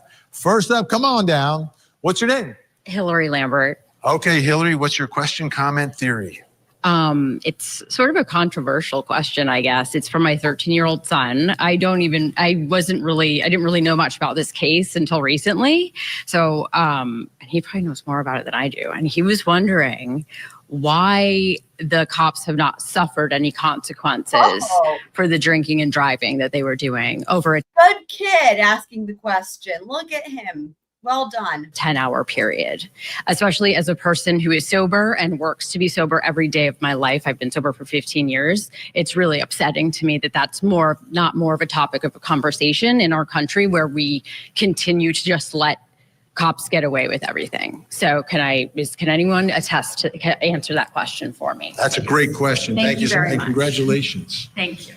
I think there were some, the only consequences really were for, I believe Kevin Albert was reprimanded in some form, and then Michael Proctor obviously has lost his job, and that was one of the parts of it. This lady, though, that is likely the problem with much of it is that these individuals, Brian Albert, Brian Higgins, they were not on the clock. They were not in the performance of, they're acting in the performance of their duties. They weren't using, police cruises. And, whether we like it or not, there's very strong unions that protect their rights. And if you're doing something that is, as a civilian, it's pretty unfortunate. But, it's one of those things that I think brings up this fact that not only were, respectfully, John O'Keefe was drinking. He allowed his girlfriend to drink and drive, Brian Albert, Brian Higgins, all of these individuals, likely because, they knew that. You know what I would say? Like the word apologizer, right? I feel like that's her thing. She's like every single thing that's come up in this whole one. And she was like that on the other one too, or from the other night. Like no matter what is brought up, she's like an apologizer, like constantly just apologize. Like, does that make sense? Like you got the dude on the far right who just like literally just will just refute it flat out or say stuff. But she's just like constantly making excuses doesn't feel correct. I apologize her. The way she talks, do you guys see what I mean? Like she's like the apologizer for the Commonwealth, which is really offensive to me. That I think brings up this fact that not only were, respectfully. I know. Yes, you guys. John O'Keefe was drinking. He allowed his girlfriend to drink and drive, Brian Albert, Brian Higgins, all of these individuals, likely because, they knew that if they got pulled over, they had a badge. And it was part of the testimony last year. We just haven't heard from all these witnesses this year. Thanks so much. Great question. Next up. Hi, I'm Karen. Well, look at this. Her question wasn't why haven't we heard it in the testimony. She said, why didn't they face repercussions? I know. Purple, ready for the prom. We can go to the prom. Okay, what's your name? And Karen. your question. My question is, seeing you were in the courtroom today. I mean, I'm totally with you as well. Knees and Z's for sure. I mean, I just think it's funny whenever, and whenever I've asked people in the chat too, like, oh, there's a new thing where like, whether it's CourtTV or Law and Crime, and it's like, whatever. And it's a thing that we've been talking about in these various cases. And if it's like, whenever I've asked people, like, do you guys want to watch it? People will say yes. And so that's why, because this said timeline, again, I didn't watch this ahead of time. I was like, let's just see what they have to say. And speaking of which, I've got a couple saved to my playlist that have to do with Brian Kohberger. And again, watching them, not necessarily, well, it's just interesting, right? It's just interesting. And to see what the larger audience, as it were, might be seeing. I do love Vinny. I'll always fucking love Vinny. And he is trying to push back on some of this, right? Like when that one girl was saying some crazy shit a few minutes ago, the apologizer, as it were. He's, but and I will say, to be fair, it's tough because they aren't given that much time to really get into stuff, but that still doesn't excuse their answers at all, obviously. But yeah, I just think it's interesting to just see what people are, and in CourtTV, of course, is actually on cable. So for people that have cable. Today, and you talked about the O'Keefe's family reaction to the autopsy photos. I'm just curious, you could see clips of Karen turning around and looking at them, but could you really judge what her reaction was or what the jury's reaction was to her reaction to the photos? I couldn't. There have been other times we can ask Matt if he's seen any of that, but I didn't see it at that moment. Karen Reed, from the vantage point of the media, her head, the back of her head is what you really see for the most part. And I didn't really see her turn during that moment today. Have you seen anything? Well, it kind of depends on where you are on Media Row behind the O'Keefes, but I will say she's blocked by her attorneys for the most part. So a lot of the jury can't see her because of her. I don't really care about this question before a little bit. Whatever. I don't give a shit. Let's see. Jen McCabe is villainized. Question, comment? Questions for John. What are your thoughts on Jen McCabe and how she could affect or has affected the outcome with her testimony and comments? Good question. I think Jen Question for him specifically. That's interesting. McCabe is villainized in this. She Oh was my- very difficult on the stand with Alan Jackson. This dude, though. Wow. The amount of time she was on, she was very calm. But if people would just step back from some of the noise around Jen McCabe, mother of four, she was the basketball coach of the niece. Oh my God. She was a 5th grade teacher. Wow. And to actually think that she's lying in bed at 2:27 saying, and she loved John O'Keefe and they were friendly. She was the last one to speak to him, giving direction. So this dude is like leading the chart. Like, y'all have all heard me say when I'm like, what do people really think? The people that are like so pro Commonwealth, and I'm like trying to figure out like how, like, what do they even sound like? I don't even know, right? And I ask these questions all the time. I'm like, I just don't even know what they would say about this thing or that thing. This is my first time. I'm just being honest with you guys. My first time being exposed to that because I'm not on social media. I'm just telling you guys honestly. I'm like shocked because I've literally, like, I knew these people existed, but I've like literally never heard it firsthand. And that's why I'm always like, what is it even like? So I'm like shocked right now. But this dude is one of the, like, this is the first for me. It's blowing my mind. The time she was on, she was very calm. Like, this But is if how they do it. This is what they do. Wow. people would just step back from some of the noise around Jen McCabe, mother of four, she was It's like creating their own propaganda, buying all the propaganda from the Commonwealth, and then perpetuating it, and I just basketball crazy. coach of the niece. She was a 5th grade teacher. Like, And do to you act really believe their own bullshit though? Like, that's the other thing. Like, are they all just like gaslighting themselves, like because they want to believe it, or do they actually believe it? Because I still can't wrap my head around this. actually think that she's lying in bed at 2:27 saying, and she loved John O'Keefe and they were friendly. She was the last one to speak to him, giving directions. To think that she is looking, saying, I wonder how long my friend John O'Keefe's going to freeze on my brother-in-law's lawn. Okay. Looks like now there's some questions. Let's go to this part about the arm here. Reasonable doubt. And if not, what more would you or the 11 go time? What's your name? My name's Laurie. My question is for the whole panel. Considering the timeline inconsistencies, the missing Sally Port footage, Jen McCabe's 227 Google search for house lawn to dying cold, and with both the FBI and the Commonwealth's own medical examiner saying John O'Keefe's injuries are inconsistent with a vehicle strike, does this create significant reasonable doubt? And if not, what more would you or the jury need? Fucking great question right there, man. I think in all likelihood, you're going to hear very strong argument that all of the evidence that you just amassed in your question does in fact raise reasonable doubt. Frankly, the evidence in the first trial was not prepared or put forward in a way that was very good for the prosecution. The prosecution has put on a better case now, but the evidence that you just described is going to come forward, and we're going to hear a lot about it when the defense gets to hear about it.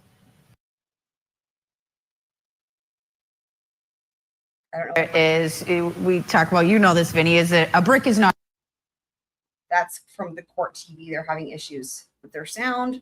But Wall that is the apologizers weighing in. Insurmountable for the defense.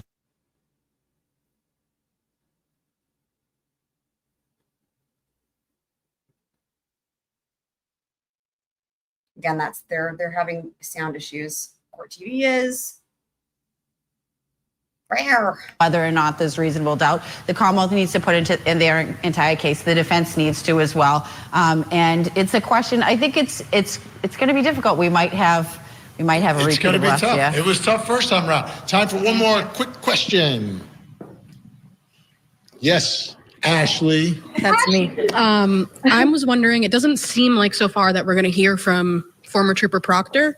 And we did get some of his text messages through Trooper Buchanan. But it seems last year there was a big focus on some of the ones that weren't read about him being like, there was a huge thing in the newspaper about him being a misogynist and all of this. I'm wondering if you think there's another witness they may somehow get those in through. Interesting. Here's the deal with Trooper Proctor. Before the trial last year, he was making headlines and what was going to be released in court and about the text messages. All of that was percolating. And then there was also discussion with Judge Beverly Cannoni about whether or not he was going to take the stand, and he did. Great job, Catherine Loftus, Matt Johnson, Cody, Tom. What? What is that? Did he not hear the question? I'm trying to figure out what his answer even means. And then there was also discussion with Judge Beverly Cannoni about whether or not he was going to take the stand, and he did.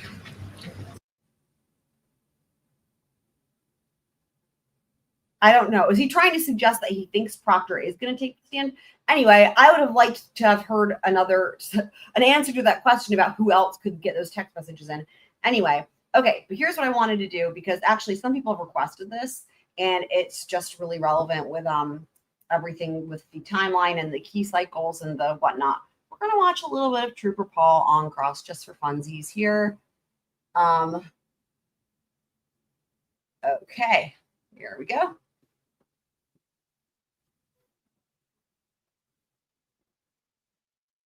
We should be up in just a second here.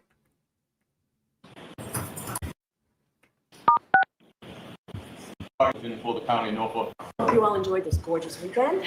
I have those 3 questions to ask you. Were you all able to research on these? Thank you very much. Okay. I do. I'm right. Morning, Trooper. Right. Yes. Accurate. Good, though. All right, Mr. Lally, whenever you're ready. Good morning, sir. Good morning. Oh my If God. you could just again, please I haven't watched this in a while, so this is going to be a treat. state your name and spell your last name for sure. Yes, it's Trooper Joe Paul. That's P. Oh, he's still on direct. Okay, let me go forward a little bit. Oh yeah, cross starts pretty. What the hell? So he's on direct for like another 2 minutes.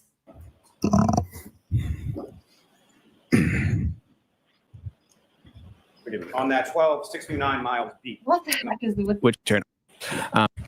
Yes. Towards your investigation. And then answer Mr. Lally's question. And if you need to look at your report, we'll see about that again. Oh, right. This whole thing with the report, though, is really funny. Okay, let me back this up. I don't remember why, but there was something really funny about this with the report. Okay. And then they start cross right after this. So, all right.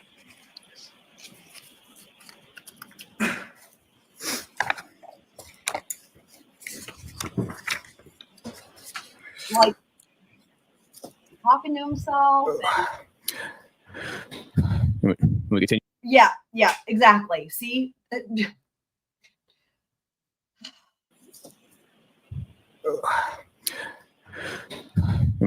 continue. Oh my God. Please, Okay. what Oh my any God. conclusions did you come to through towards your investigation? Right. Because he was being asked about his conclusion. Yep. So on Saturday, January 29th, 2022, at approximately This is amazing. 12:45. So you can look at your report, but you can't read your report. Okay. Yeah, this is amazing. That's why my memory served me well on that one. Like, I was like, wait, there's something amazing that happens here. We're going to watch this on normal speed. Let me back this up. This is great. This is big finish on direct here. Right before he gets totally annihilated. Yeah, this is incredible, guys.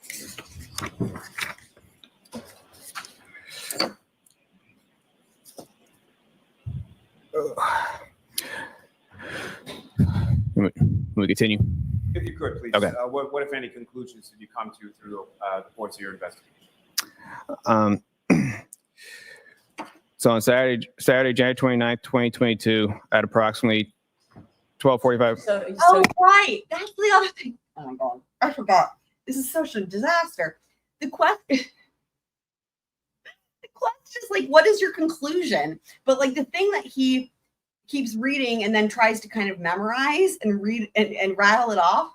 It's like he can't not give this one answer. And this is like the narrative in the report that starts off with like, at the beginning of time, it's like, what? It's so weird. Oh. So on Saturday, January 29th, 2022, at approximately 12:45. So you can look at your report, but you can't read your report. I'm just So reading my conclusions based on what they asked me to do. Okay. yeah. Yeah, this is insane. I forgot. Even worse than I remembered. Like, what is happening? What? Just unreal. If any conclusions did you come to through? And there's Wally with the what if any conclusions. Oh my god. Oh my god. I really hope somebody calls him again this year. Please. Please. We continue. If you could, Someone call him just because. What if any conclusions did you come to through the course of your investigation? I know. So on Saturday, January 29th, 2022, at approximately 12:45. So you can look at your report, but you can't read your report. I'm just So reading my conclusions based on what they asked me to do. Okay. yeah. So I can't hear you. Sorry. Okay. So just take your time, read your report, and then answer Mr. Lally's question. And if you need to look at your report, we'll see about that again. All right. Ask the question, Mr. Lally. Based on the totality of your investigation, what if any conclusions did you come to with regard to how this collision occurred? So this collision occurred on Saturday, January 29th, 2022, at approximately 12:45 hours. A 2021 Lexus LX 570 was traveling southbound on Fairview Road, in area 34 Fairview Road. Yeah. So, Sorry, I'm trying to oppose it. you know what? Oh Mr. my Lally, break God. this down. Ask Yes, please. simple questions so that It the was a witness can simple answer your question. questions. Oh my god. We don't need a narrative. But From your investigation, what if any conclusions did you come to as to where this collision occurred? So, all right. So on the night of Saturday, January 2022, at approximately 12:45 hours, a 2021 Lexus LX 570. can you slow down? Sorry. Yes. So forget all that part, Okay. Trooper. All Just answer the question. Okay. Where did it occur? It occurred in the area 34 Fairview Road. And who, if anyone, were the participants in this collision scene? The operator appeared to be Karen Reed, and the pedestrian was John O'Keefe. And where was the vehicle located in reference to the residents of 34 Fairview Road? It was located along the southbound travel lane and to the left side of the house as you look at it from the front. And as far as the vehicle, what, if any, directionality did it head in, and what, if any, interaction did it have with Mr. O'Keefe? So the vehicle was traveling in reverse along the southbound travel lane, traveling north. And how fast was the vehicle traveling and over what distance? The vehicle traveled up to 24 miles per hour and approximately 62 feet. And at the time that the vehicle was traveling approximately 24 miles per hour over approximately 62 feet, what, if anything, occurred then? The right rear of the Lexus struck the pedestrian, John O'Keefe. And post-collision, what, if anything, occurred with regard to Mr. O'Keefe? Mr. O'Keefe was projected forward and to the left along the front yard of 34 Fairview Road. And post-collision with Mr. O'Keefe, what, if anything, did the defendant's vehicle do? The Lexus continued traveling in reverse before they left the area.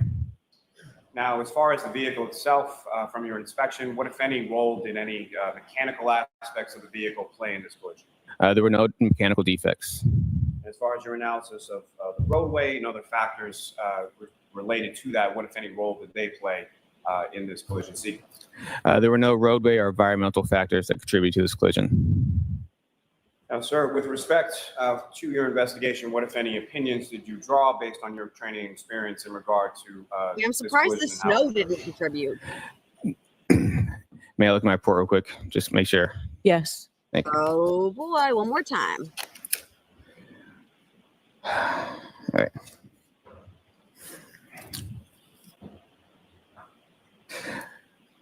So throughout my investigation, this appeared to be a single car collision involving a pedestrian. The vehicle was traveling at a higher acceleration when, sorry.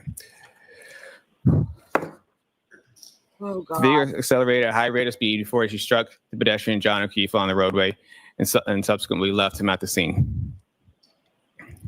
And with respect to the backup safety system that you observed in this vehicle and made use of in the course of your visibility analysis, what, if any, role do you, is it your opinion that played in how this crash occurred? Based on the visibility analysis. So even if the camera systems were covered in snow, even the systems were defective anyway, and even the mirrors were blocked, an attentive and a reasonable operator would not travel in reverse, especially at a high rate of speed. Remember, They would have cleaned the mirrors off. They would all this is going to that count to the reasonableness standard. have made the cameras and systems, But he can't if they weigh on worked, that. if they didn't work, they would have done all this prior to accelerating in reverse. The objection sustained. Move to strike. I'm going to strike that. Now, with respect to your observations during the course of the visibility analysis, the exemplar pedestrian that you That is a fact for the in jury right to rear decide. vehicle, was that exemplar pedestrian As visible to what you is at the reasonable. time, that you conducted that visibility analysis? Yes, it was.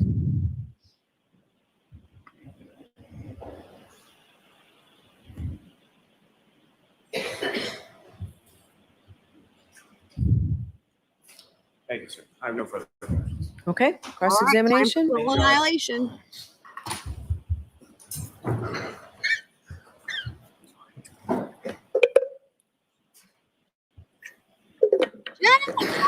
So do you have any, do you hold any degrees in the scientific discipline of mathematics?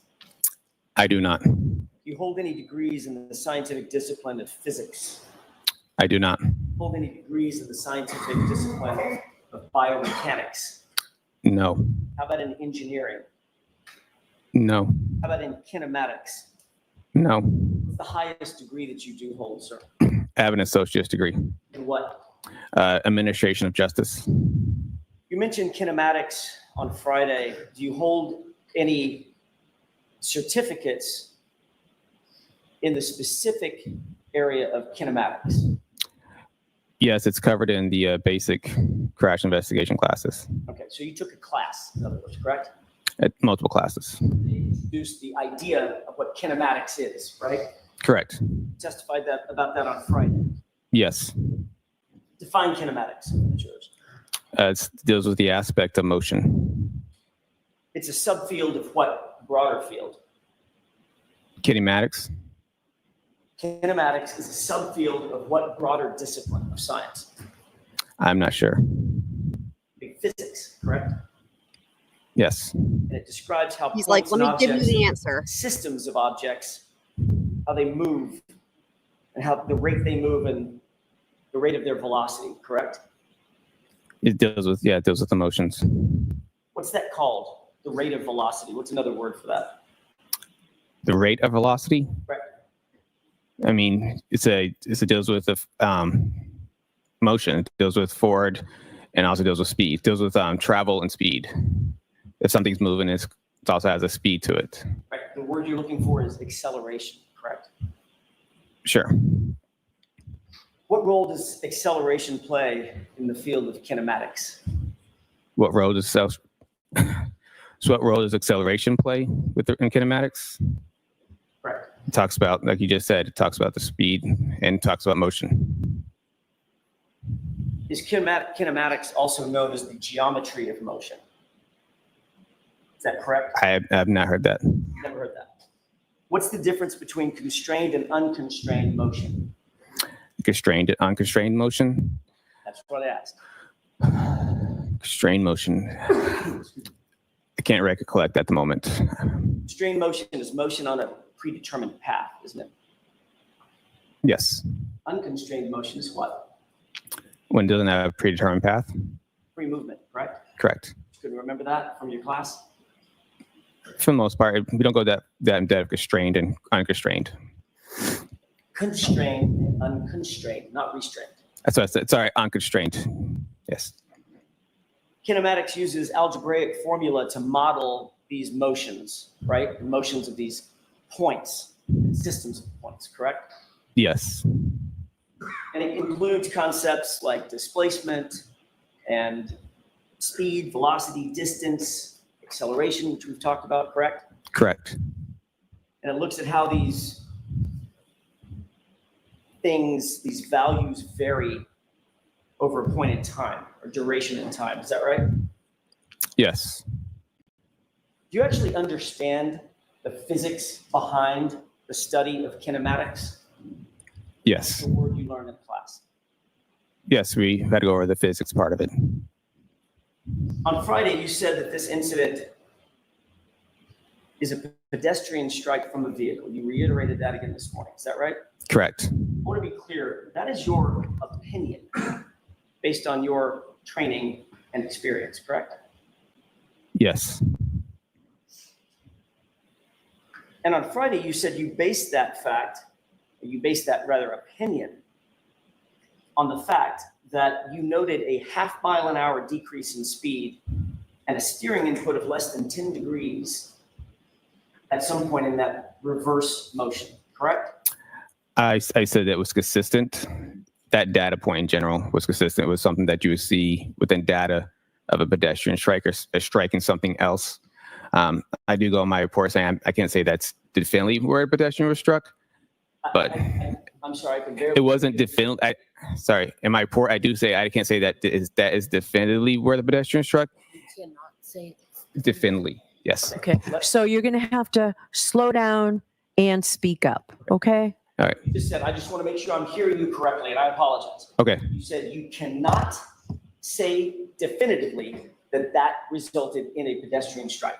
That data point within the text stream data is what I'm talking about. Okay. That specific point, that time frame. Because there's a multitude of reasons why when someone is driving in reverse, they might slow down by half a mile an hour, right? It's when I say when it's consistent, it's because there's the other aspects of it is the fact that the accelerator is consistently strong. Let him answer. Finish your answer. So the accelerator is at a constant rate, and then it just drops by half a mile, and the steering wheel all of a sudden abruptly goes to the right. That's what I'm talking about when I say it is consistent with a pedestrian strike. That's something that you would see. It's not going to be a huge change of speed during this collision. You also note that at the time, it had begun to snow, correct? Yes. There would be snow on the lawn, right? Correct. There would be snow on the cars, Yes. snow on the trees, Yes. snow on the roadway. Yes. Snow on the roadway could impact how tires move over the roadway, correct? In a way. And obviously, there are a multitude of reasons why somebody might input a 10-degree input on a steering wheel, correct? Correct. That's why I say I can definitely say it. Right. So every time somebody slows down, going in reverse or forward, and introduces a 10-degree input on the steering wheel, doesn't mean they're looking to hit a pedestrian, correct? Correct. You testified that you determined the area of impact by basically following, if I heard your testimony correctly, basically following the debris field from the body from where you believed John O'Keefe's body's final resting place was, almost linearly to the furthermost piece of debris that was found. Did I get that right? Yes. In other words, you established what in your mind, or what you were told was his final resting place, and what you were told was the debris field. And you indicated that the furthermost piece of debris would basically be the area impact, right? It's within that line. I didn't say that is the area impact where the furthermost piece of evidence is. Right. It's just the linear, like you said earlier, it's that linear. We're throwing that path. That's the path that he traveled post impact with the vehicle. And that is on which that fact that you stated is on which it's a terrible question. That's the basis for your opinion of where the area of impact is, correct? Yes. Let's take a look at exhibit, with the court's permission, 587. It's your diagram 3. If I may approach on it just for. Okay.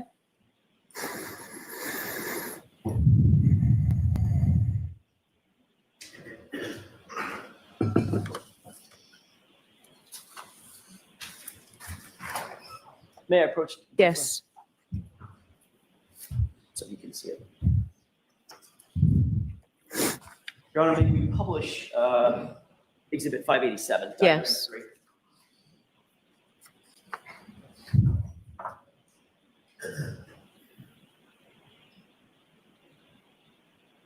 Okay. Sir, you see diagram 3 on the board. You also have it in front of you, correct? Yes. It's easier for you to refer to what's in front of you because that's a little bit further away. Just let me know. Okay.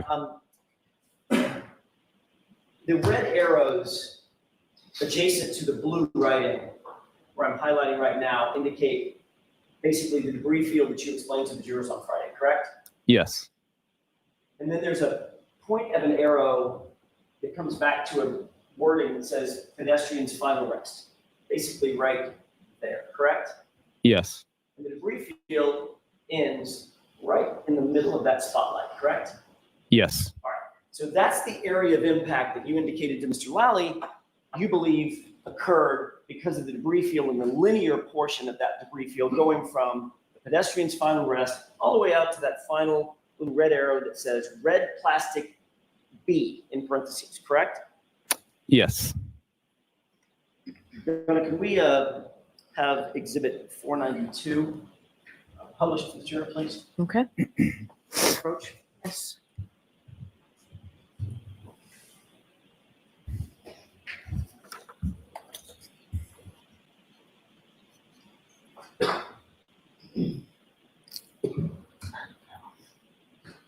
While that's coming up, have you ever seen this? No, I haven't. Take a look just above the arrow. Your Honor, with the court's permission, maybe highlight or magnify the area just above the arrow. Okay. You see that? Yes, I do. Right underneath fire hydrant, correct? Correct. What does that look like to you? Piece of plastic. It's debris, correct? Correct. All right. Can we go back with the court's permission to Exhibit 87? Okay. Diagram 3.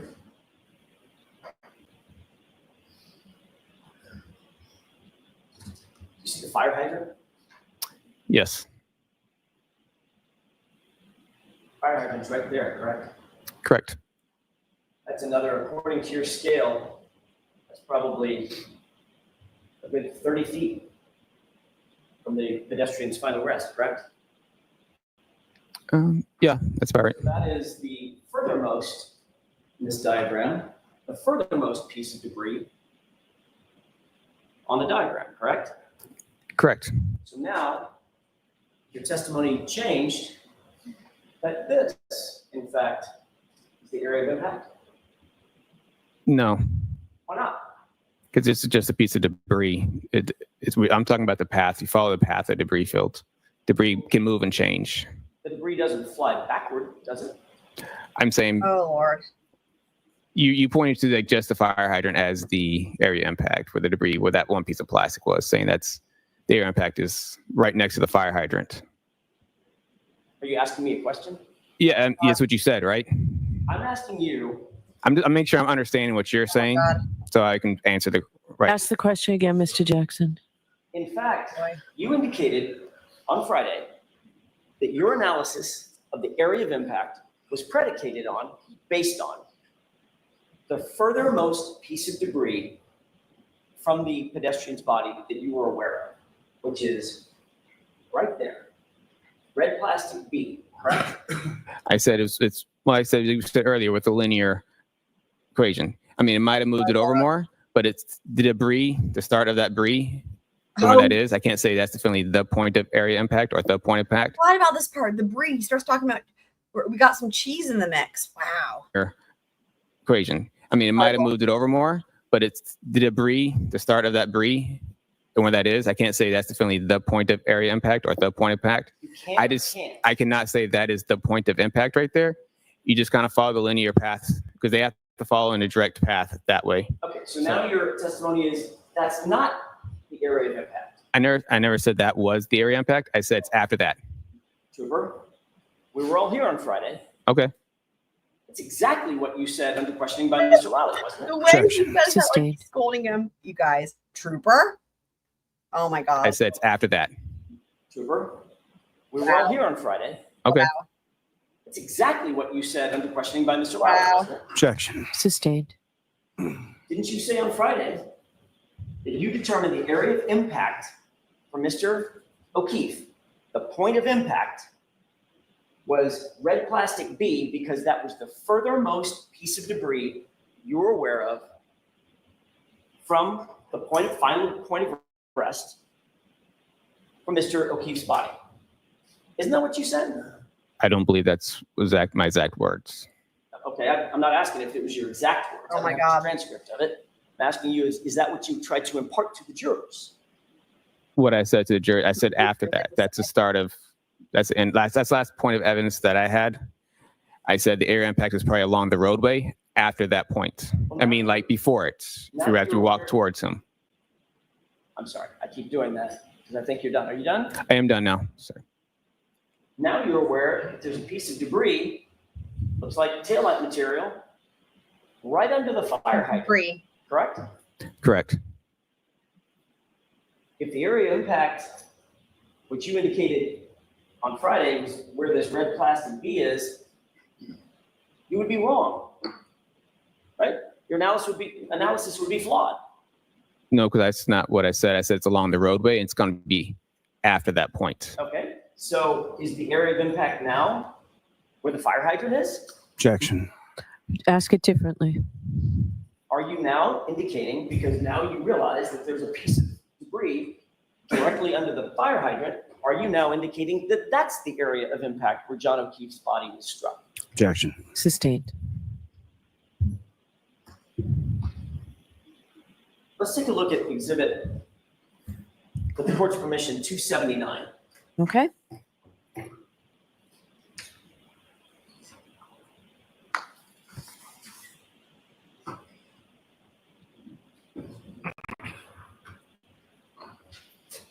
Take a look at exhibit 279. I want to draw your attention to that piece right there, okay, of plastic. You see it? Yes. You describe it for me. Just physically, what does that look like? Looks like clear plastic with a little bit of red and black on the top part. Okay, maybe in a triangular shape. Is that fair? Correct. Okay. Now, if we could go back to, with the court's permission, exhibit 492. Okay. If we could highlight just above the ruler.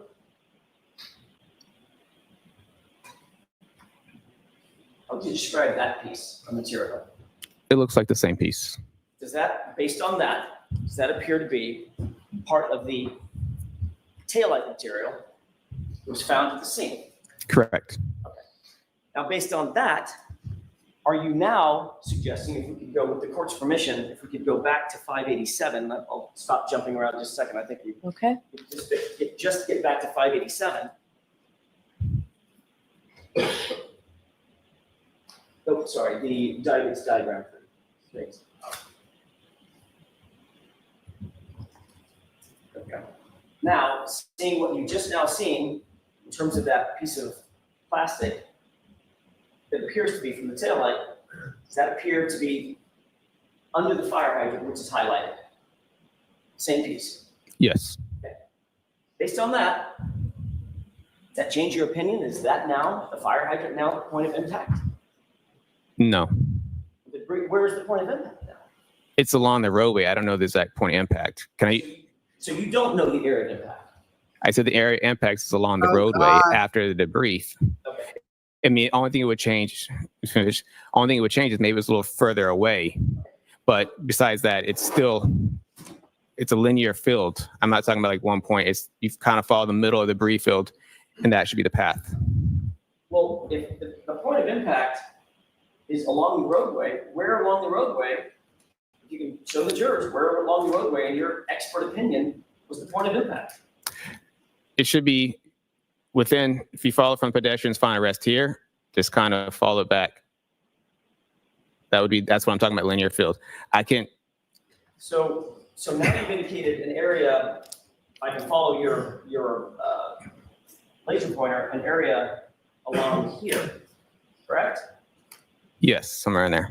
All right, if I have my spotlight, is that, if I leave it right there, is that about where the middle of the spotlight, about where you believe the area of impact is? It's within, I guess you can say it's within that area. I don't know definitely. There's nothing on the roadway that has a definitive point that says this is the area impact right here. It's within the roadway based on the evidence at the scene. Mr. Paul, sorry, Trooper Paul, I'm asking you, based on your expert opinion and your conclusions, based on your full analysis, can you point me to within an area of 5 feet or so on the roadway where you believe the area of impact is? Is my spotlight basically highlighting the area that you believe, in your opinion, was the area of impact? You have that laser pointer? I do. Why don't we let him show you? It'd be easier for the jury to see. This might be the shaky So one. what I'm trying to say is, so we follow the linear path back around this area. Okay, can you? And sorry, I'm trying to keep it straight as much as I can. Oh my God. Follow back to here. I can't say like if this definitely is, but it's possibly based on also vehicle damage to the back of the vehicle. So if you follow all the way back to here, that could be a possible area impact. So when you say that area there, just I want to be very clear for the record that what you highlighted is an area basically just to the left of an X that's on the roadway, on the bottom of diagram 3, toward the lower part of diagram 3. It's correct. You would use your circle almost to kind of be a good area around. Sorry. You can use a circle around here. This would be around the area. Okay. Okay. So using your scale, that scale is going from full left to full right. It's plus or minus 40 feet, right? Switch. Can't see it. So say again. If Say memory the question. serves, there's also a problem with the full left, full right, 40 feet. It's 40 feet. It's a 10-foot scale. Okay, sorry, 20 feet. My mistake. I was okay. Eyes are terrible. 20 feet. Thank you. All right, so if you use that scale, can you estimate for the jurors? I'm just going to use this X as a starting point. You estimate for the jurors from this X that I've highlighted to the pedestrian's final rest. What's that number? Doesn't have to be exact. Give me an estimate. So, I mean, it could be within 30 feet because I tell you this also on my scale, this 2 and 3 is 50 feet from each other. Is how much? 50. Okay. 50. 50. So would you agree that from this X down here to pedestrian's final rest, as the crow flies, that's probably a good 35, 40 feet. I mean, I could try to use the scale, but it is me as a scale. If you wouldn't mind. You need a piece of paper? Yes, please. Oh, right. Yep. Yeah. Oh, God. Just a blank piece of paper. Oh, Lord. Thank you. Yes, thank you. Oh, boy. You need a pen? I got one. Thank you. Oh, dear.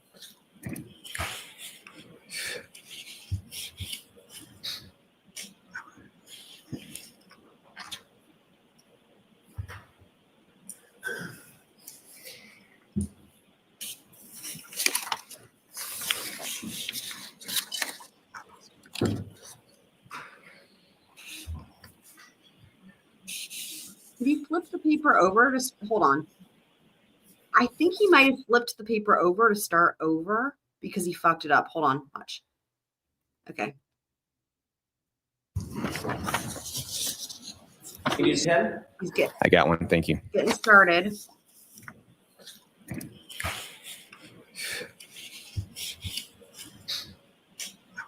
Like I'm like, did he like mess up and then like need to flip it over?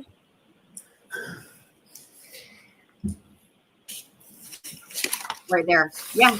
Yeah. He totally flipped it over. Oh my God.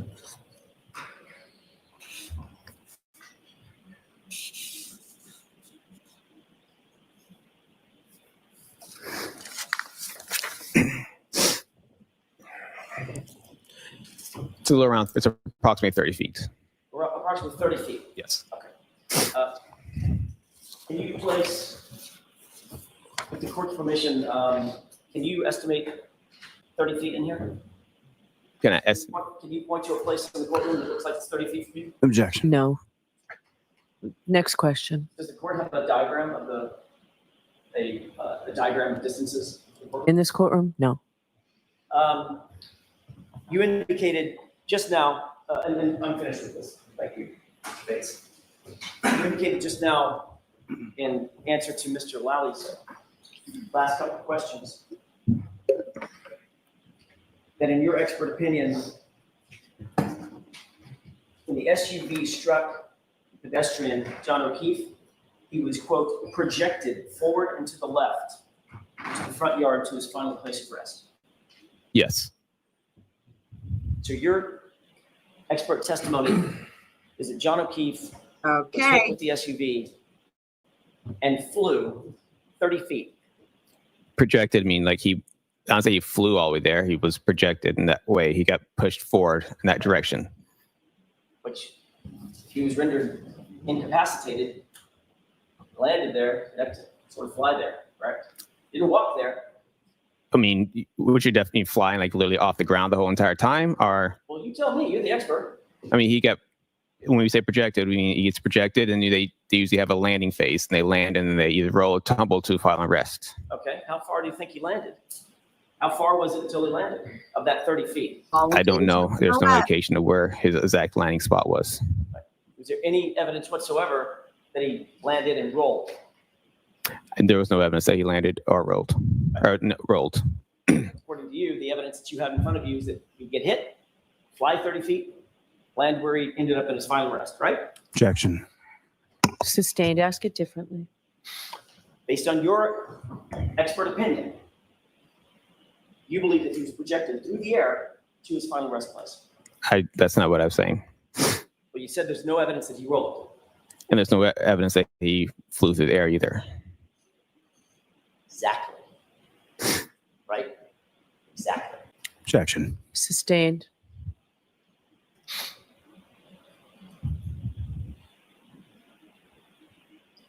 You said on Friday that in your experience, people tend to lose objects that are not strapped to them. We're just Is that right? having a triple fall. Yes. In other words, you're hit by something, car, truck, bus, whatever, train, and if you have something in your hand, boom, you lose it, you drop it. If it's not strapped to you, correct? Correct. How do you suppose that Mr. O'Keefe, in your opinion, held on to that glass cup that was found right next to him over the course of 30 feet being projected? It was strapped to Objection. his hand. I'll allow it. Do you have a theory on that? I don't know. I mean, it just could have been with him the whole way. I don't have a strapped. I don't know. I wasn't there, so I don't know how the glass stayed with his body and went with him to the final rest. So I mean, it's just common sense. You have to believe that it was in his hand. He held on to it the entire time he was being projected 30 feet, right? It's possibly, it could have been in his hand. It could have been tucked next to his clothing. You know, Did you say tucked in? I mean, like, could have been next to his body. So when he projected, maybe the glass was with his body as it's also flying. So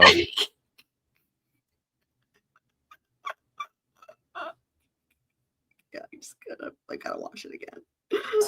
I'm dying. I'm dying. Over the course of 30 feet being projected. Objection. I'll allow it. Do you have a theory on that?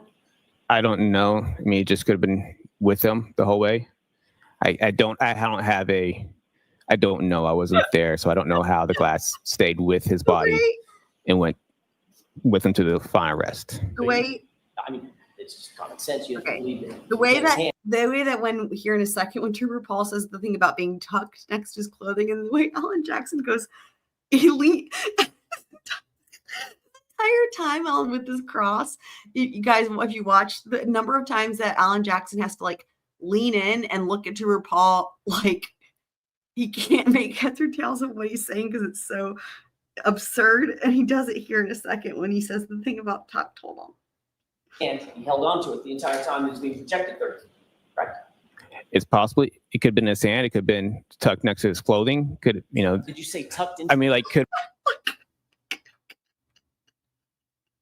I mean, what is what's going through his head? It's like, I think it's just like he doesn't even know how to It's like, am I actually hearing this? Is this actually happening? It was in his hand. He held on to it He's the in entire time he was disbelief. being projected 30 feet. Right. It's possibly, it could have been in his hand. It could have been tucked next to his clothing. Could, you know, Did you say tucked into? I mean, like, could have been next to his body. So when he projected, maybe the glass was with his body as it was also flying. So there's a number of reasons why the glass, because it also got projected with the body while he was holding it. I thought you said on Friday, and you just agreed with me, that people drop things and they're hit. Yes, body think not everything it tends to fly off. I mean, some stuff flies off, some stuff will stay on. I see.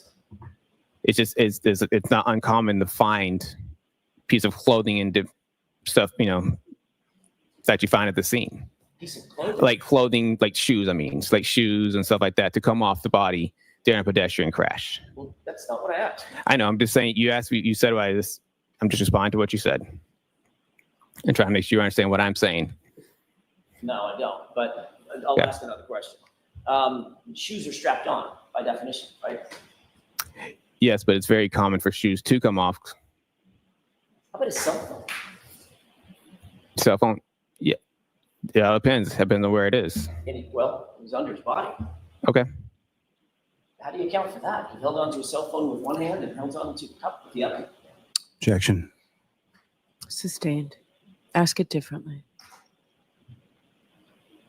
If his cell phone was found under his torso, under his body, what's your theory on how that cell phone ended up flying 30 feet with it?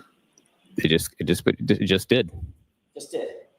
And somehow, as he landed, tucked that cell phone underneath his body so he landed on top of it. It just did. I mean, That's the evidence at the scene. I can't. It just did. That's one of the quotes on the banner. I was going to say the tucking part. So that would make sense because he tucked the glass into his clothing and he tucked the phone under him when he landed. But the evidence there. So. Well, you didn't. Oh shit! All right, so Oh, jurors, shit. I've told All right, you that before, part. lawyers Oh my god! cannot. Oh my make- god! Let me play that again. Wow, I forgot about that part. Evidence at the scene. I can't. Did tuck that cell phone underneath his body so he landed on top of it. It just did. That's the evidence at the scene. I didn't put the evidence there. So. Well, you didn't. All right, so jurors, I've told you before, lawyers cannot make comments, so disregard it. Mr. Jackson, don't do it again. I understand. So You understand, but don't do it. Your answer is always, I understand. Don't do it. Yes, Your Honor. Cell phone in one hand, cup in the other hand, flew through the air. Right? Objection. Sustained. You were informed of this incident on January 29th, 2022 at about 2:30 in the afternoon. Is that right? Yes. At the time, you were working out of the CARS facility, which is located on West Grove Street in Middleborough. Is that right? The way that it's called CARS facility is By the just way, that's a amazing. facility that has multiple garages. Sally ports, I don't know if they're called Sally ports, but garage bays, correct? The mechanic shop are there. They're called Mechanic shop lollyports. Yes. Is if you're going to review, for instance, for purposes of reconstruction, if you're going to review a vehicle, is the vehicle placed in those mechanics bays? No, not that. That's for state police vehicles. Okay, so where are the mechanics bays? Sorry, reverse that. Where are the Sally ports where you do your analysis, your reconstruction, your review of the vehicle, inspections, things of that nature? We don't have Sally ports for that. You don't have anything dedicated to that? No, the only time we would use a Sally port is the crime scene would have some Sally ports that they would do to document their crime scene stuff. And I've gone there to do my inspections, but most of our inspections are done either at the tow yard or some type of facility for that. Ultimately, was this SUV ever taken to the Middleborough facility? Yes, it was. Where was it placed? There's a fenced in area inside it's a fenced in area Is it outside or inside? outside. Okay. Did it remain outside in that fenced-in area the whole time? I don't know the exact time. It was there for a while, then it got moved. Where did it get moved to? I'm not sure exactly where they moved it immediately after it left Middleborough. Are you familiar with the Foxborough location at MSP? Yes. Does that have Sally ports or bays for inspection and evaluation? It has garages in it, but we wouldn't use them. We don't normally use those garages for inspections. Is it possible to use those garages for inspections? It is possible. Okay. It's happened before, correct? I've not used the inspection in the garages. But it's, I'm going to ask you to keep your voice up and Sorry. speak Yes. slowly. but you know that it could be used. Sorry. You know that those bays could be used for inspections or analysis or evaluation if needed, correct? Yes. All right. Given the fact that the SUV that was being seized on January 29th was being seized as potential evidence, best practices would suggest that you'd want to get it in and out of the bad weather, the inclement weather, as quickly as possible, correct? You wouldn't want to subject it to continued forces from nature like rain, wind, snow, sleet, hail, right? That would be beneficial, yes. All right. You're aware that the Foxborough location and the Middleborough location with the mechanics bays are all closer to Dayton than Kent, right? Both Foxborough and Foxborough and Middleborough are both closer to Dayton than Kent. In other words, you have to pass by, depending on which. I think we can skip this part because I don't know that there's anything really that great from here about, let's see here. I would say it's maybe the rare like 20 seconds where there's not a whole lot said by Trooper Paul. So let's see here. Okay. You know, those two locations are about 3-4 minutes apart. Yeah, I can say that.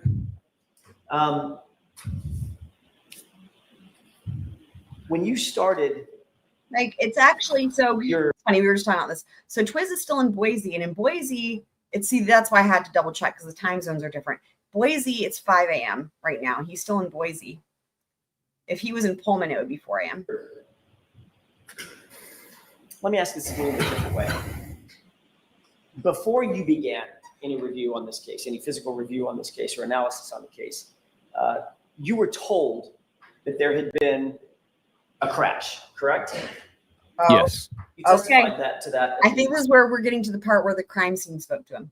State court grand jury in this matter. Is that right? That you've been told in advance this was a vehicle pedestrian crash, and you were asked to analyze it, right? Yes. You wrote in your report that it was a single vehicle collision involving a pedestrian, and you were, quote, assigned to reconstruct that collision, correct? Yes. So when you began your analysis, Trooper Paul, you were told conclusively by the lead investigator, Michael Proctor, that the deceased was hit by a car, and your job was to reconstruct it. Is that right? Objection. Okay, so there are lots of parts to that. Break it down. Sure. Were you told by Michael Proctor to reconstruct this incident? Objection. So were you told that by Trooper Proctor? I was not. Okay, next question. Sure. Who were you told, who were you given your instructions by? Instructions for what? Reconstruct this incident. God. Oh my God. I wasn't given instructions to reconstruct it. It's just I was assigned to it. Right. Oh my It was God. requested. My assistance was requested to reconstruct it. That's my question. Who assigned you to it? I talked to my sergeant at the time who gave me the phone call. And you were told some basics about that reconstruction, the event that you were asked to reconstruct, correct? Yes. The information that you were told came from the case officer. Is that right? Who's the case officer? The information that this was a pedestrian vehicle incident, as opposed to motor vehicle incident, pedestrian bicycle, motor vehicle motorcycle. You were told it was a motor vehicle pedestrian incident that you were asked to reconstruct, correct? Yeah, I was told that, yes. All right, and you had to be given some basic parameters of what that incident, how that incident occurred. The car was going in reverse, it's got a damaged taillight, things like that. Some basic stuff, yeah. What I'm asking is, I'm trying to get to is, who gave you that information? Where'd it come from? Here we go. That the car was traveling in reverse. Like, which part of the information? You asked me several different things just now. Were you given information from multiple sources? Or did someone give you a summary of what you were being asked to do? At the very beginning, Yep. who gave you the summary? Summary of the whole entire, of what? Of the event that you were asked to reconstruct? I was passed down when I got to the garage. That there was nobody that sat there and gave me the summary like that I can remember. I was told that it was a pedestrian crash. I knew it was a Boston police officer involved. That this was the vehicle, and that it was traveling in reverse. That's all they had. Okay. What I'm asking is, that's great. Thank you for the summary. Who gave you that summary? He's like, that's great. Like you didn't actually fuck that one answer.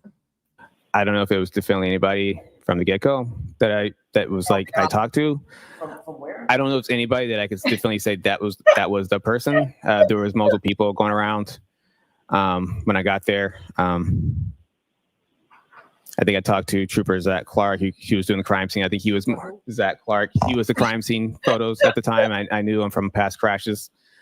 He just said this is the vehicle, and I think he kind of gave me a little bit of a lowdown on what the vehicle. What? A scoopable? What? Clark. He was the crime scene photos at the time. I knew him from past crashes.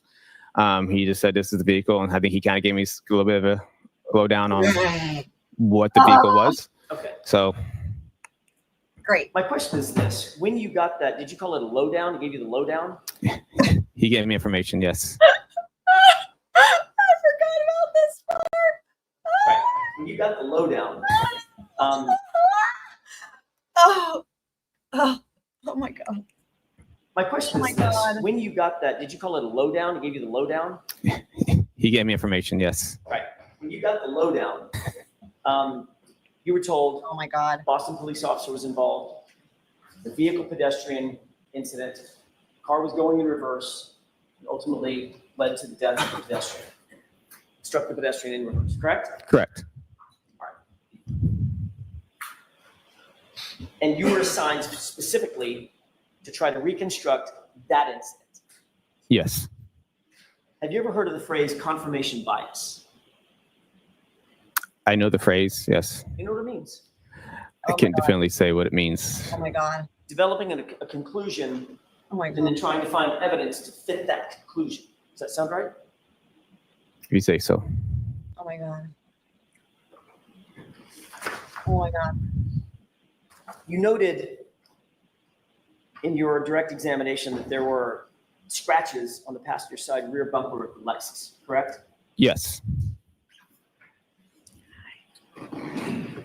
How exactly were you able to scientifically determine that any of those scratches were from an incident on January 29th, 2022, as opposed to any other time?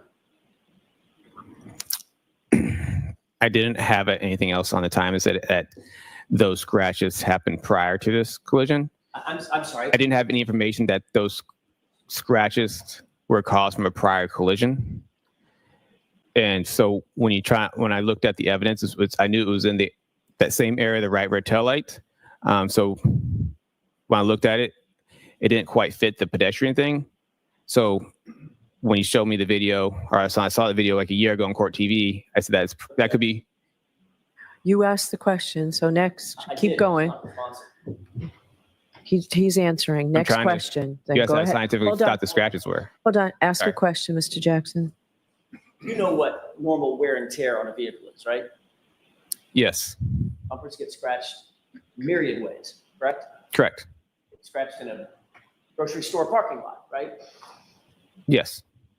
Shopping cart can bounce off the back of the car and scratch the bumper, scratch the side of the car, quarter panel or something, right? Sure. I mean, I don't want to go through it, but there's thousands and thousands and thousands of ways that a car can get a scratch, correct? Correct. My question is, as you sit here, do you have any scientific evidence that those scratches occurred on January 29th at approximately 12:45 a.m.? What do you mean by scientific evidence? Well, do you have any evidence whatsoever that you can point to that those scratches occurred on that date and at that time rather than any other time in the history of that vehicle?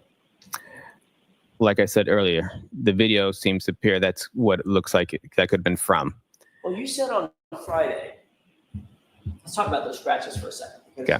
When you testified Friday, you were pretty clear. You said that, let's see if I can find it exactly.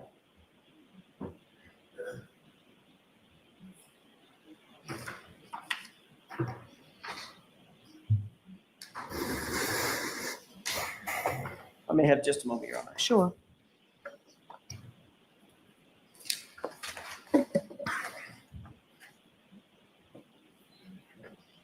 You said, quote, the dent and scratches for his hand could be, those are consistent with striking the Lexus. Remember saying that? Yes, on the tailgate. Okay, so the dent and scratches you talked about on Friday, you said were from his hand. Yes, hand in the glass cup. Okay. Then are those the same scratches you're talking about in terms of the bumper? No. So What are you talking about, the scratch inside the bumper that we've been talking about? correct. Okay, That's what I'm no. talking about. Okay. Is there any way to scientifically date a scratch? No. If you go out in the parking lot right now, even as an accident reconstructionist, you walk out in the parking lot right now and look at a Toyota Camry sitting there. It's got a scratch on it. There's no analysis that you could engage in to date that scratch, could you? Objection. So you can ask it differently, Mr. Jackson. Is there any way that you could, in general, look at a scratch and say, that scratch is from such and such date? Objection. I'll allow Nothing it. more. I'll allow it. You cannot say. You can look at evidence and shows that it may have been older than what the newer evidence would be, but there's no way to say that specific date and time and that a scratch would come from. Right. And it's possible that any or all of those scratches on the Lexus could have predated January 29th, correct? No, That's not possible. the ones that are on from the taillight and the other parts of it Scratches anywhere on the car? depends on what you got to pick the other scratches. You got to show me other scratches on the car. I'm saying it's possible, since you can't date the scratch, it's possible that any or all of those scratches could predate January 29th. Simple question, right? It's possible. You're being pretty broad on your scratches here. Oh, I'm not. That's another good one. I need to add that to the thing. You're being pretty broad on your scratches here. Let me ask it a different way. Let me ask it again. Is it possible that any or all of the scratches noted on that car predate January 29th? Any and all of the scratches? See, that's what I'm saying. You're being pretty broad. Any and all scratches on the car Answer that question. that it predate.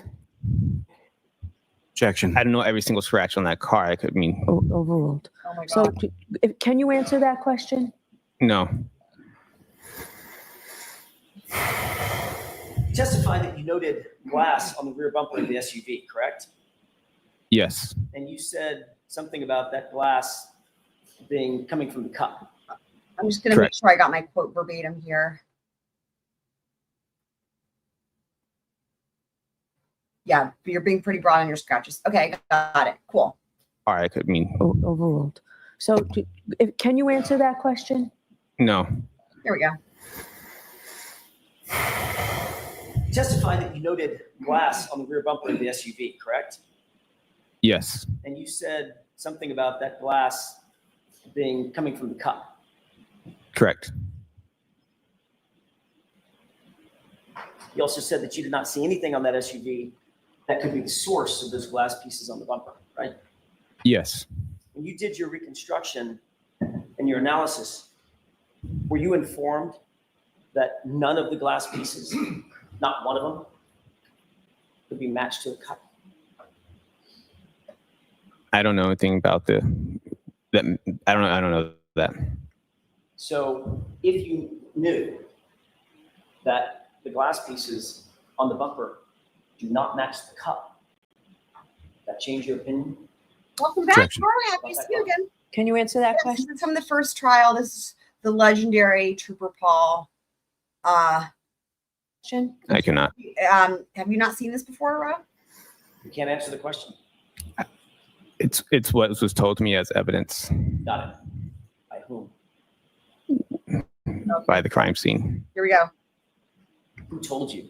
As crime scene that was there, it says his glass was in the Okay, cup. this is the part about the crime scene spoke to him. Let me back this up. Oh my God. Wow. Objection. About that glass? Can you answer that question? I cannot. You can't answer the question. It's what was told to me as evidence Got it. By whom? by the crime scene. Who told you? As crime scene that was there, it says it's glass from the cup.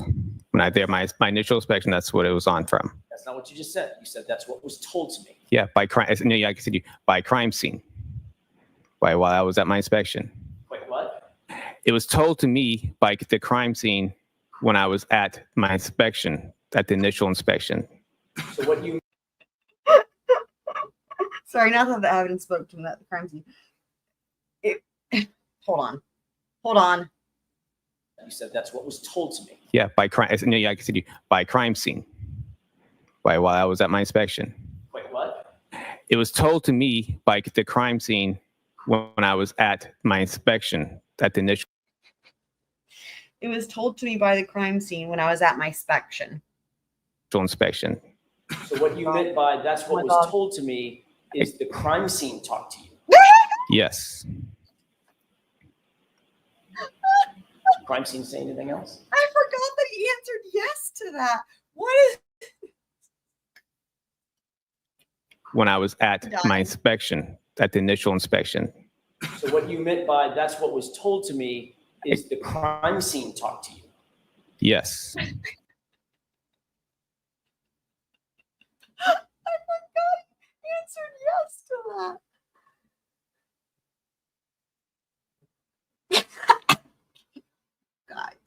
Guys. Crime scene say anything else? I have to hear it again. Was at my inspection. Wait, what? It was told to me by the crime scene when I was at my inspection, at the initial inspection. So what you meant by that's what was told to me is the crime scene talked to you. Yes. Crime scene say anything else? I don't know what else you want me to say.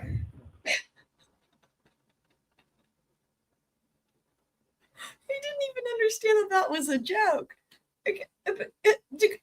Anything else? Wait. Hold on. Crime scene. Watch his face. Watch this time.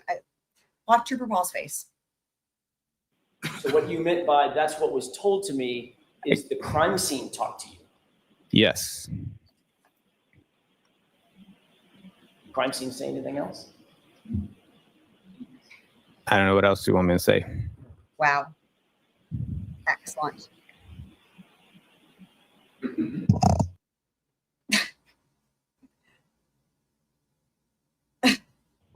Wow.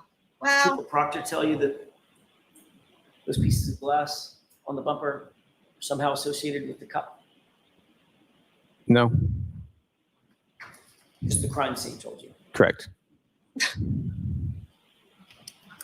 But if you knew that the crime scene was incorrect, and in fact those glass pieces don't match the cup, would that change your opinion? Objection. Would it change your opinion in any way? But also, just to try to just entertaining this whole thing about the glass being from the cup, but then the whole thing about the cup had to be strapped to his hand and as he flew through the air. Like, it's the same cup or glass. So the glass is broken. So if the glass is already broken and then it's somehow after that it's strapped to John O'Keefe's hand as he flies through the air, wouldn't John O'Keefe have cut his hand on the glass? I don't even think they asked him that question. You knew that the glass pieces do not match the cup. Objection. I'll allow that. Can you answer that question? No. I'm sorry. No. I don't. It's a glass from a cup. It's a glass. It's not. It doesn't belong to the vehicle. Right. It's glass. But if I told you it didn't match that cup, What? your opinion? Objection. Does that change your opinion? Are we talking which cup? Oh my God. We never established which cup we're talking about. How many cups have we been talking about, Trooper? You said that cup. One from the scene. Okay. That cup. I'm talking. I just want. The only other cups in this entire case are the 6 red Solo cups, and clearly that's not the cups we're talking about. This is craziness. Objection. Oh my God, I know. Are we talking which cup? we never established which cup we're talking about. How many cups have we been talking about, Trooper? You said that cup. One from the scene. Okay. That cup. I'm talking. I just want to make sure that we're on the clear path here. On the clear what we're talking about. Oh, right. Okay. Clear path. I need to put this on my banner. I love this one. This is one of my other favorite lines. I just want to make sure that we're on the clear path here. Okay. On the clear what we're talking about. Absolutely. Okay. All I said, it's found next to John O'Keefe's body in the snow at 34 Fairview on January 29th, 2022. You got the cup in mind? Yes. Okay. That's the cup. When I say cup, that's the cup. Okay. Would it change your opinion if I told you that the glass pieces on the bumper don't match that cup? What's my opinion on it? All I said was glass from a cup. That's the only opinion I have. It's glass from a cup that was on a bumper. Are you saying a cup? A cup. A cup. It's not glass from the car. Can you imagine the transcript? Because the court reporter can't correct it. Like the court reporter has to put what he says. So every time he says Definley, Brie, Spection, the list would go on. That's what like you guys, if you could read the transcript, that's what the transcript would say. That was my opinion on it. I never said it matched to the scene. You didn't. I never said that in my thing. I said it's glass from a cup. In my thing. Okay. It's safe to say you didn't do any testing to determine the forces necessary to shatter a taillight on a 2021. Look at his face. He's like, what are you talking about here? Forces necessary to shatter a taillight on a 2021 like forces? I don't know what that word means. Lexus 570, correct? I did not do testing.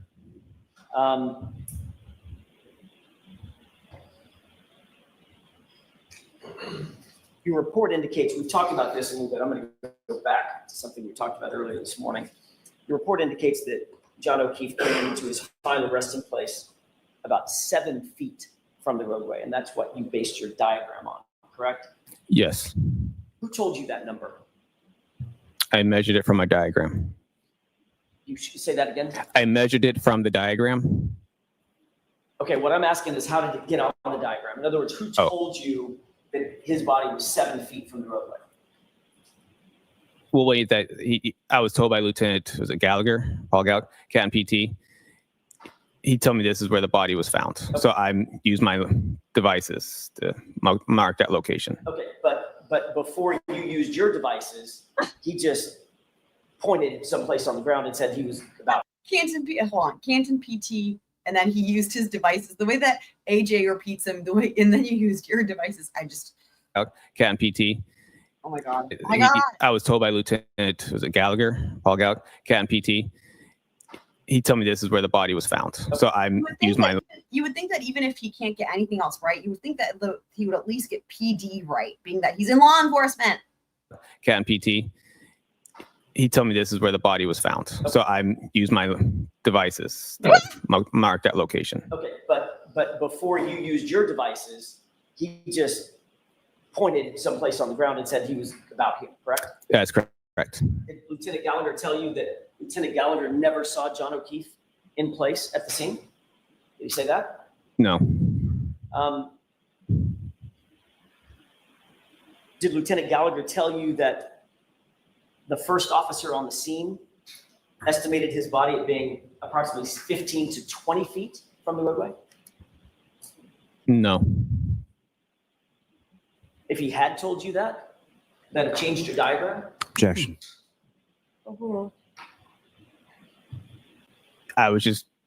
He told me this is where he was found. I marked that location. That's all that was. And you marked basically every other piece of item. Sorry, that's a terrible question. Every other item you marked based on a distance from where you were told John O'Keefe's body came to rest, correct? Yes. Yeah, and that was by Lieutenant Gallagher just pointing at the ground and saying it was about here. Correct.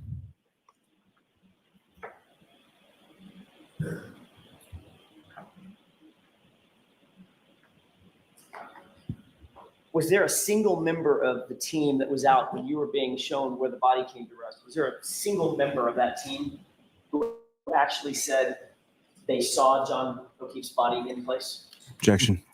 I'll allow it. From, I mean, what do you mean team? Canton PD? Whoever was there. Who was there with you when you started doing your measurements, et cetera? It's Lieutenant Gallagher. That's who. Just you and him? And myself and I was training a trooper at the time. She was there. You were training a trooper at the time? Yes. Okay, so just my mistake. I assumed that there were several people out there. Just you and Lieutenant Gallagher. Yes, that's why I was confused by the team. All right. And again, Lieutenant Gallagher didn't tell you that he never saw John O'Keefe's body in place. No, I don't believe so.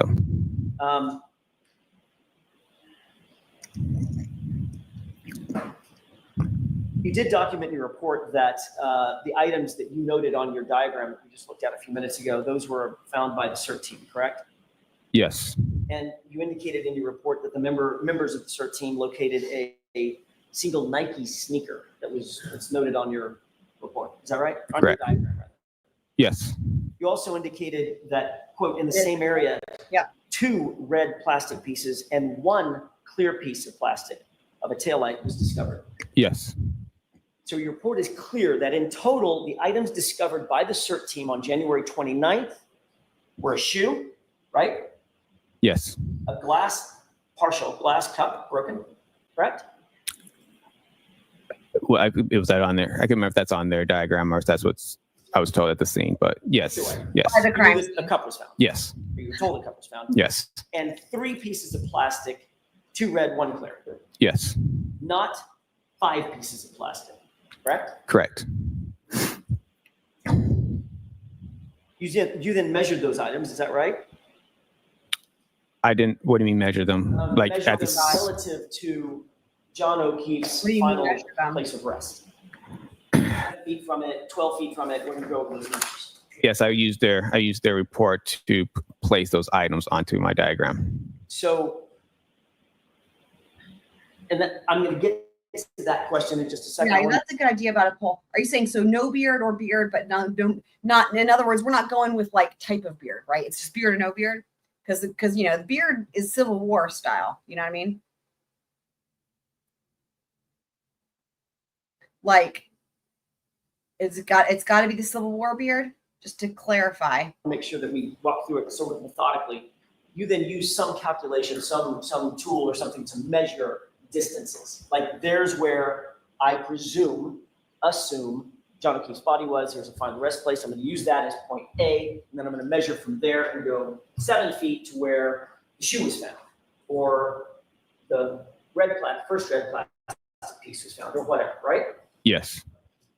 Who told you where the pieces were found? They were in Lieutenant Tolley's report. He put measurements in his report. Okay. And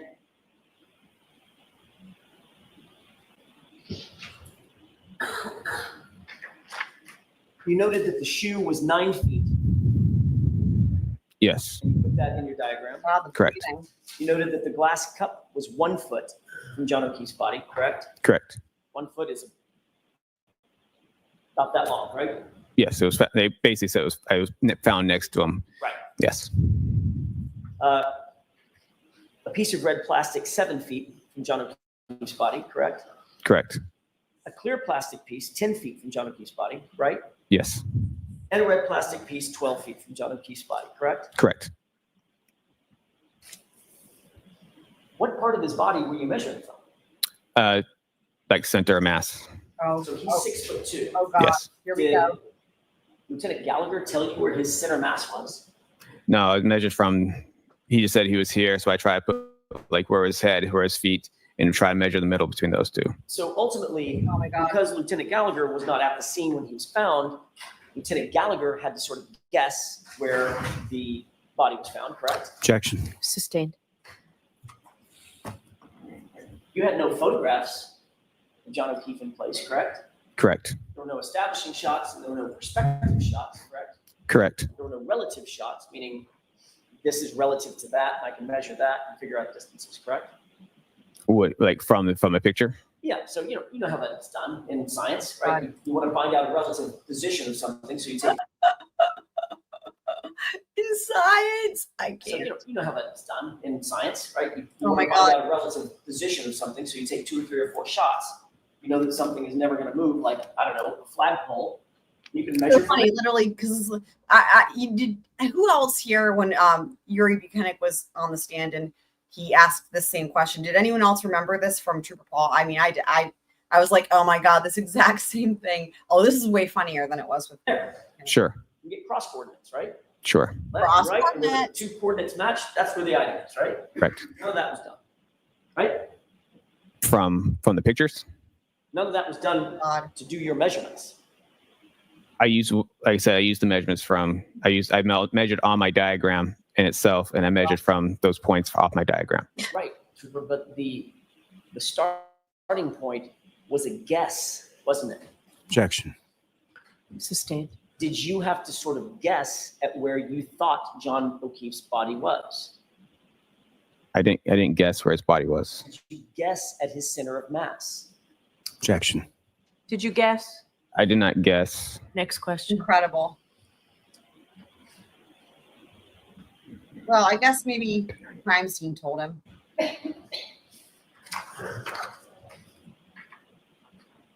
You stated in your report that you Google mapped Miss Reed's path of travel. Well, let me ask you a different question. If I could withdraw that question with the court's permission. Yes. Your diagram has all those arrows pointing at specific locations, very, very specific, very thin arrows point, correct? Yes. If you start off with an incorrect assumption about where John O'Keefe's body was, right? Hypothetically, if you were to start off with an incorrect assumption where John O'Keefe's body was, every single item that you note on that diagram would then be off as well. Objection. Is that true? I mean, I guess hypothetically, depends on how off you want to be. The answer is yes, correct? What? Hypothetically. It depends on how off you want to be. That doesn't. It depends on how off you want to be. Is that true? I mean, I guess hypothetically, depends on how off you want to be. The answer is yes, correct? Hypothetically. You stated in your report that you Google mapped Miss Reed's path of travel on January 29th based on what you determined to be, quote, it's likely the two, and then you said that it's, quote, it's likely that the 2 events, meaning the triggering events. Oh, here we occurred go. At the same time the Lexus was at 34 Fairview at the time of the collision, correct? Yes. The first triggering event is what? Was it a 3-point turn or a U-turn? I thought I heard you say both. I guess it would be more, 3-point turns. Essentially, I guess it's a 3-point turn. Okay. Yes. What did you say U-turn on Friday? I could have sworn I heard that. It could have been a U-turn. I mean, it's still turning around. So he had to make a U-turn when that's a 3-point turn or not, but it's still. Okay, but I mean, not to be picky, but sort of my job. Okay. A U-turn is traveling in one direction. Turn, right? Turning the wheel, never changing gear. Copy, Annie. Which answer? Which answer? That doesn't narrow it down for me to figure out what, because I mean, like, all of it concerning. Essentially, I guess it's Somebody who shouldn't leave the house probably for his own safety. a 3-point turn. Okay. Yes. What did you say? U-turn on Friday. I could have sworn I heard that. Yeah. It could have been a U-turn. I mean, it's still turning around. So he had to make a U-turn when that's a 3-point turn or not, but it's still.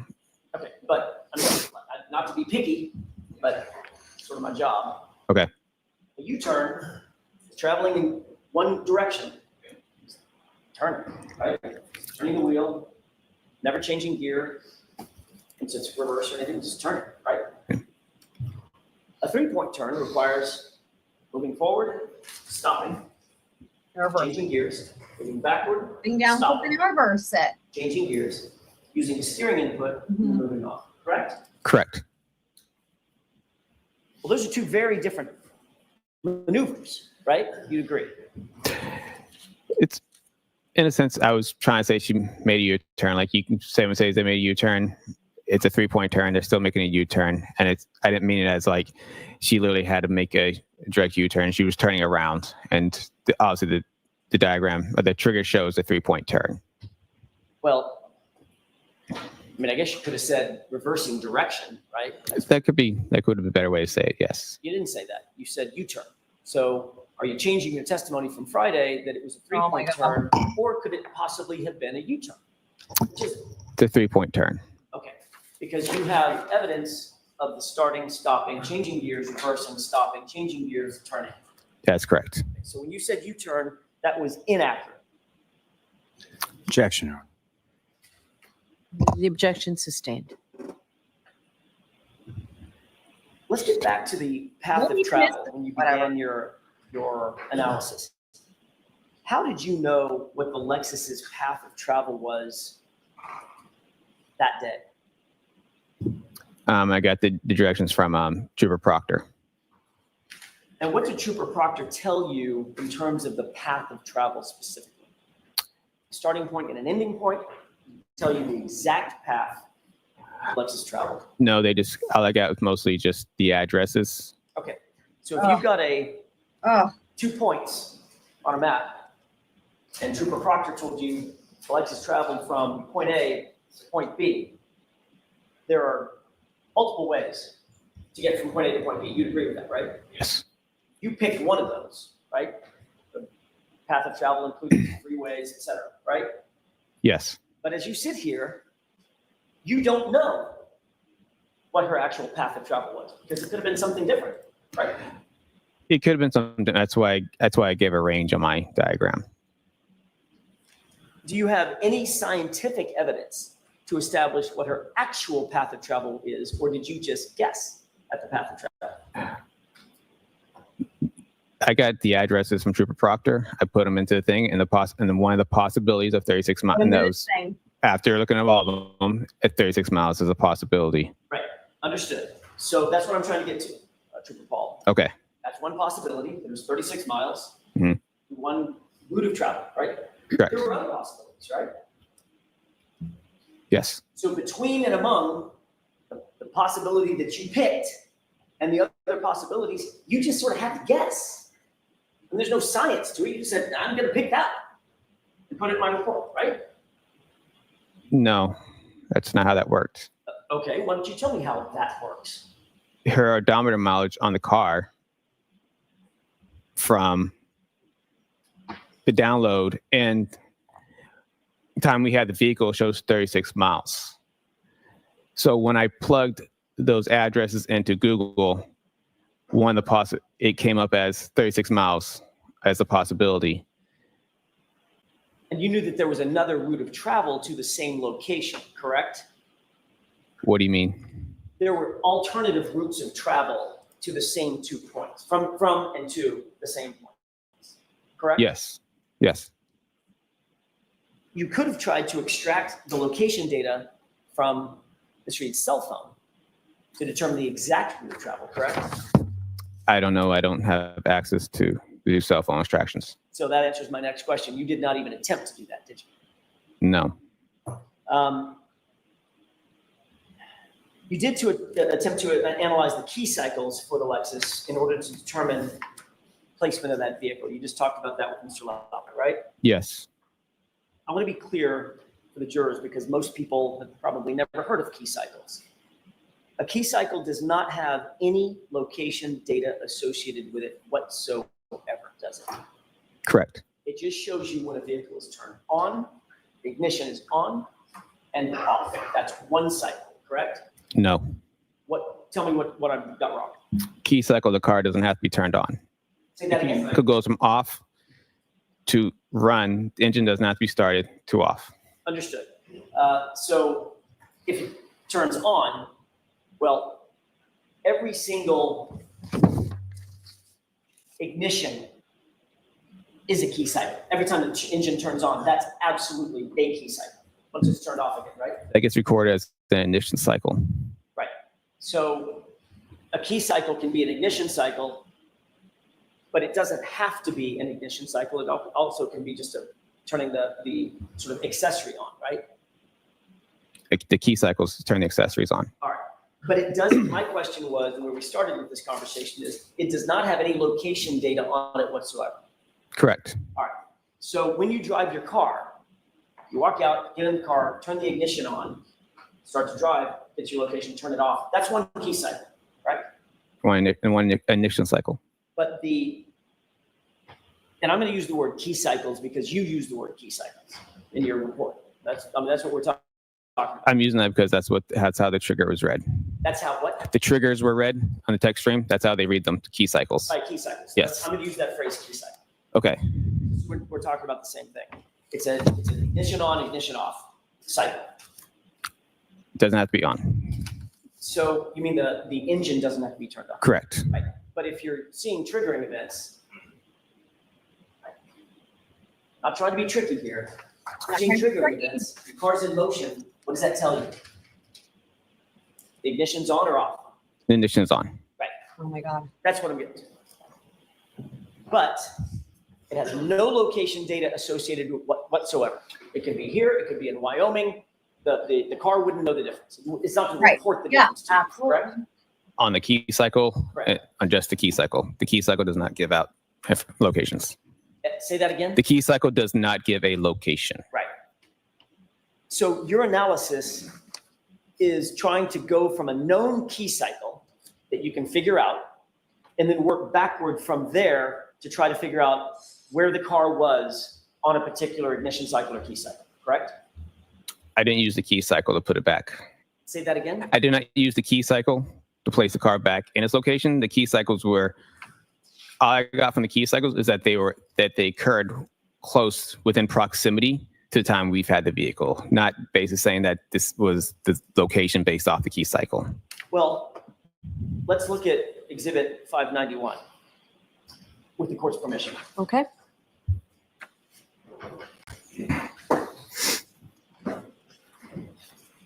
Did you testify on Friday that this is a copy of the exhibit that was put in 591? This is part of your report, correct? Yes, it is.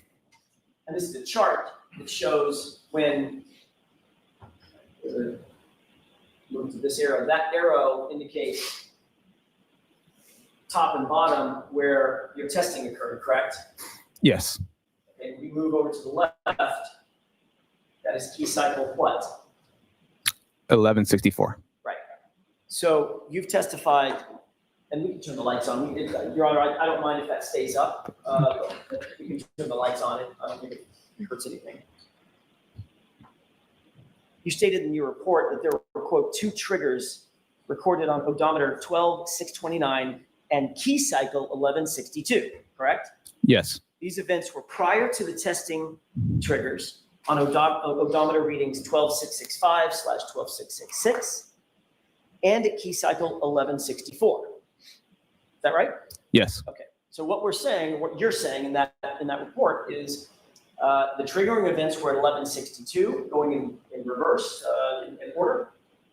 1162 comes before 1164. They're numerical. Is that right? Yes. Every single key cycle just tags another number on top of it, right? There's no formula. Correct. After 1 comes 2, after 2 comes 3, 4, 5, 6, and then move on, right?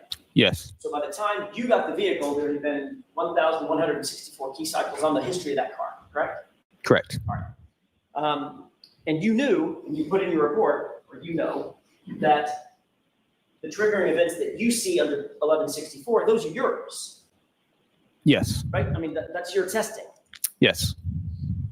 And you were very clear that the triggers that you recorded, that you talked to Mr. Lally about, were two key cycles before that, Yes. meaning ignition cycles at least, right? Yes. There were 2 key cycles. That. Stated in your report, well, let me finish one other point. You said that the mileage difference between these 2 triggers and the triggers that occurred while testing was 36 miles. You just said that, right? Yes. And the key cycle difference was exactly 2 key cycles. Mama, right? roll Yes. that body, got every man here wishing. 1163, 1162. Who else secretly thinks of that song every time they talk about the ignition? Oh, sorry for the terrible pause there, AJ. That's the triggering events, correct? That's correct. You also reiterated in your report in paragraph 23, 24, 26, and 29, and also in this exhibit in your CARS report, that the triggers occurred at key cycle 1162, right? There Yes. it is, 1162. You were assisted in your CARS report. I think you mentioned Trooper Zach Clark. Is that right? Yes. Trooper Proctor assisted to a certain degree, correct? Yes. Trooper Larini, Carol Larini, is that right? Yes. Also, Sergeant Sean Good of Canton PD assisted as well, correct? Yes, in a sense. Did they all read the report before it was finalized? No. Did you have any supervisor read the report before it was finalized? Yes. And he agreed with the assessments in the report? Yes. So in summary, everybody that read the report and you who authored the report believed, and it's reflected in that report, that key cycle 1162 contained the 2 triggers that you're talking about, right? Yes. That's the 3-point turn, I guess now a 3-point turn, right? Changing direction, and then Yes. the reverse at 24 miles per hour, correct? Correct. And you even went on and testified to that exact thing under oath in front of the state grand jury, correct? Yes. Wait, hold on. I need the text streams? On the key cycles. Not in grand jury. Okay. Testified to it on direct examination on Friday and again this morning. Yes, correct.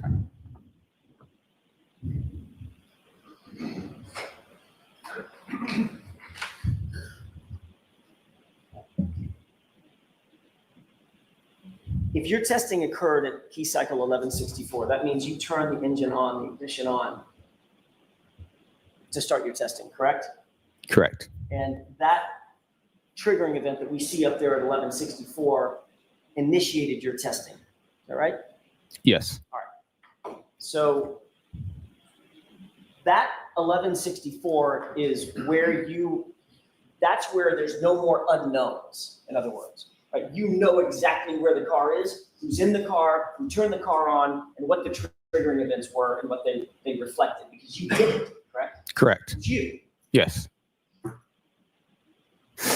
So that would be the cornerstone, basically, of your entire analysis of the key cycles. Say again. The cornerstone, in other words, the one known that is immovable, it's immutable, is 1164 began your testing. Is that right? Objection. Is that right? I'm going to allow the question. Yeah, that's when the car was in state custody. All right. So starting at 1164 and counting backward, before you started your testing, you know that the SUV had to be started, the ignition had to be turned over, and it was driven to the Sally Port in Canton at 5:31 p.m. from a tow truck on January 29th, correct? I didn't know that. You did or did not? Did not know that. Okay. Assuming that the car had to be started and put on a tow truck, that would be key cycle what? I don't know how.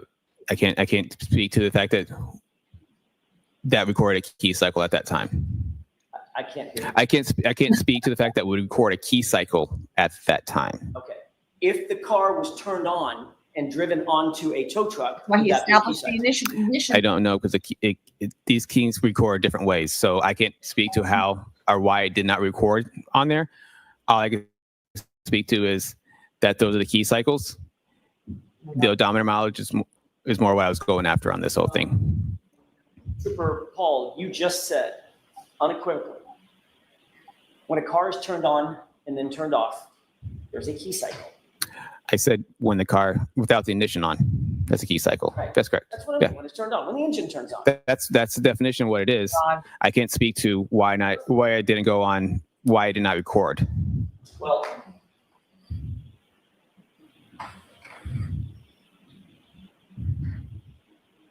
let's talk about the ignition cycles Okay. before 1164. Okay? Okay. Obviously, the car had to get to Canton PD because you saw it there, correct? Correct. Assume for purposes of my question, the car was turned on and there's a video of it turning on, driving up onto a flatbed tow truck. Yes. That would be ignition cycle. I'm going to use your word, key cycle, ignition cycle, 1163, correct? Again, ignition cycle, key cycles are two different things. Which word do you want me to use? If you want to talk about key cycles, key cycles. You want to talk about ignition cycles, it's ignition cycles when the vehicle gets turned on. A key cycle does not mean to be turned on. But every single ignition cycle includes a key cycle. You can't have an ignition cycle without a key cycle, correct? Well, if you want to talk about it, just use the key cycles or ignition cycles. I'm trying to make sure this gets out. I'm sorry. I'm trying to make sure that this gets put out the correct way. Every ignition cycle includes a key cycle, correct? In a sense, By definition, it has to, right? it doesn't have to. They record multiple different ways. You can have an ignition cycle without a key cycle. I don't know how it recorded, but it could happen.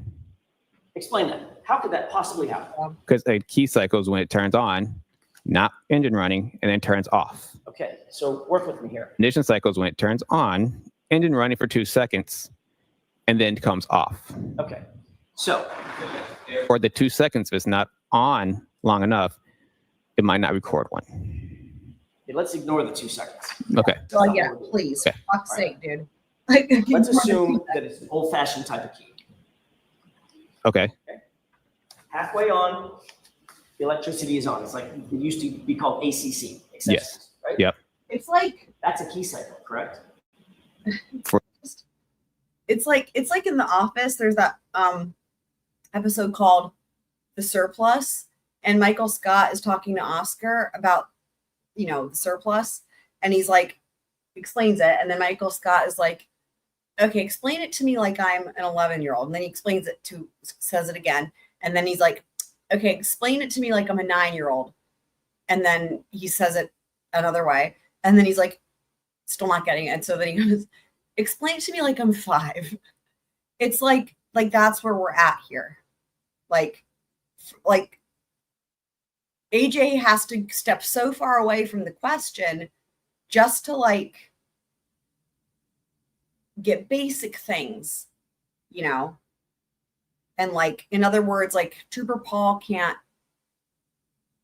draw he can't follow a thought process of this plus this equals this type thing, right? So it's you have to just start with one thing and then another thing and then another thing and then another thing all separately, and then at the very end you can tie it all together, and he'll just be so confused and he'll just say yes, or he'll say something unintelligible.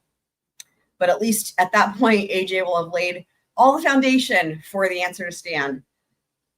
That's where we're at with this. So, For that intents and purposes, yes, this vehicle's not a key cycle. They're not a thing. Keep turning, Okay.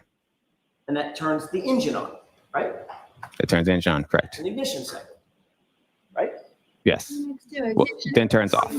Ignition cycle necessarily includes the precursor key cycle, correct? Even though every key cycle might not include an ignition cycle. Would you agree with that? In that scenario, yes. in that scenario, it's not that common. With that definition, I want to talk about ignition cycles because I don't want to get confused about accessories. Just assume the engine. Okay. Right? Okay. If you started your testing at 1164, then if the engine was turned on, thereby indicating initiating a key cycle, driving the car onto a flatbed truck, and then hauling it over to Canton PD, that would be key cycle 1163 in that hypothetical, correct? It could be. Okay. Then going backward from there, if the SUV was, I'm sorry, let me add one event that I just forgot. It had to get off the tow truck in Canton and be driven into the Sally Port. Did you ever see that video? No. Being driven in? No. If there was a video showing that the car was actually driven into the Sally Port, that would necessarily be a key cycle, correct? Possibly. Okay, so that would be key cycle 1163. My mistake, I was missing one, right? Okay. Before that, if the car was turned on and driven onto the flatbed to get to Kenton, that would be key cycle 1162 in order, correct? We're going back. It's possible. All right. Before that, if the car was started and the car was driven from One Meadows Avenue to Karen Reed's parents' home in Dighton, that would be another key cycle, 1161, correct? They're possible. Before that, if the SUV was started and driven by Miss Reed from the garage at John O'Keefe's house to Jennifer McCabe's house at 5:07 in the morning, that would be another key cycle, correct? 1160. Is that right? It's possible. And before that, if the SUV was started and driven by Miss Reed to the waterfall, from the waterfall to 34 Fairview at approximately 12:15 a.m., that would be another key cycle, 1159, right? It's possible. I want to be clear. The reason that these numbers skip in your diagram, they don't go directly in order, right? Not every single number is in order on this left-hand column, because this is only a diagram of when triggering events occur, right? Yes. Something unusual about the operation of the vehicle, correct? Yes. And it's clear that from the data, there was no triggering event at key cycle 1159, was there? No. So assuming the driving events that I just told you, right? Assuming for purposes of my question, that the driving events started at 1159, driving over to 34 Fairview from the waterfall. Then driving at 5:07 in the morning over to Jen McCabe's house, 1160. Then driving to Dighton, her parents' house, 1161. Then the car being seized in Dighton by Trooper Proctor, 1162. Then the car being taken off the flatbed and driven into the Sallyport at Canton, 1163. Your testing starts at 1164. That would mean that at 1162, that key cycle would include the time in which Trooper Proctor had possession of that car. Correct? No. Assuming my hypothetical. Your hypothetical? Yes. If that's hypothetically how it works, then yes. Then what? If that's hypothetically how it works, then yes.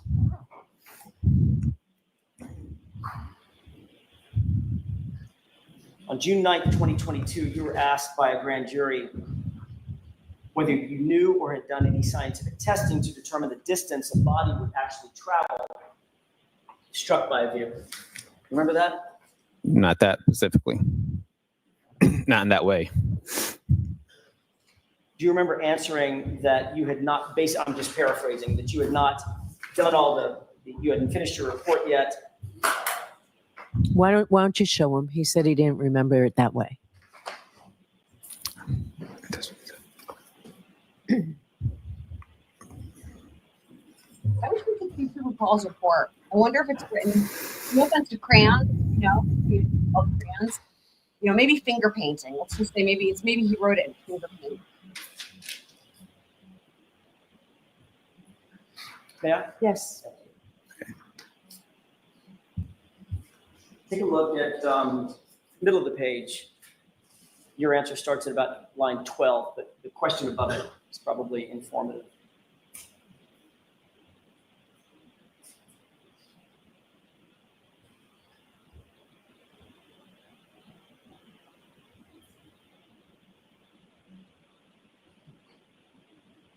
You have that in mind? Yep. May I approach? Yes.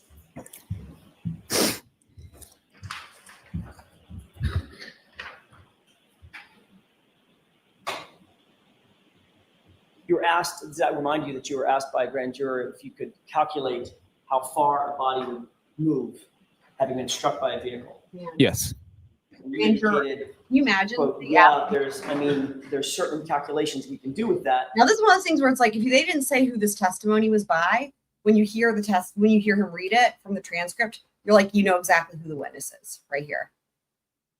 Asked, does that remind you that you were asked by a grand juror if you could calculate how far a body would move having been struck by a vehicle? Yes.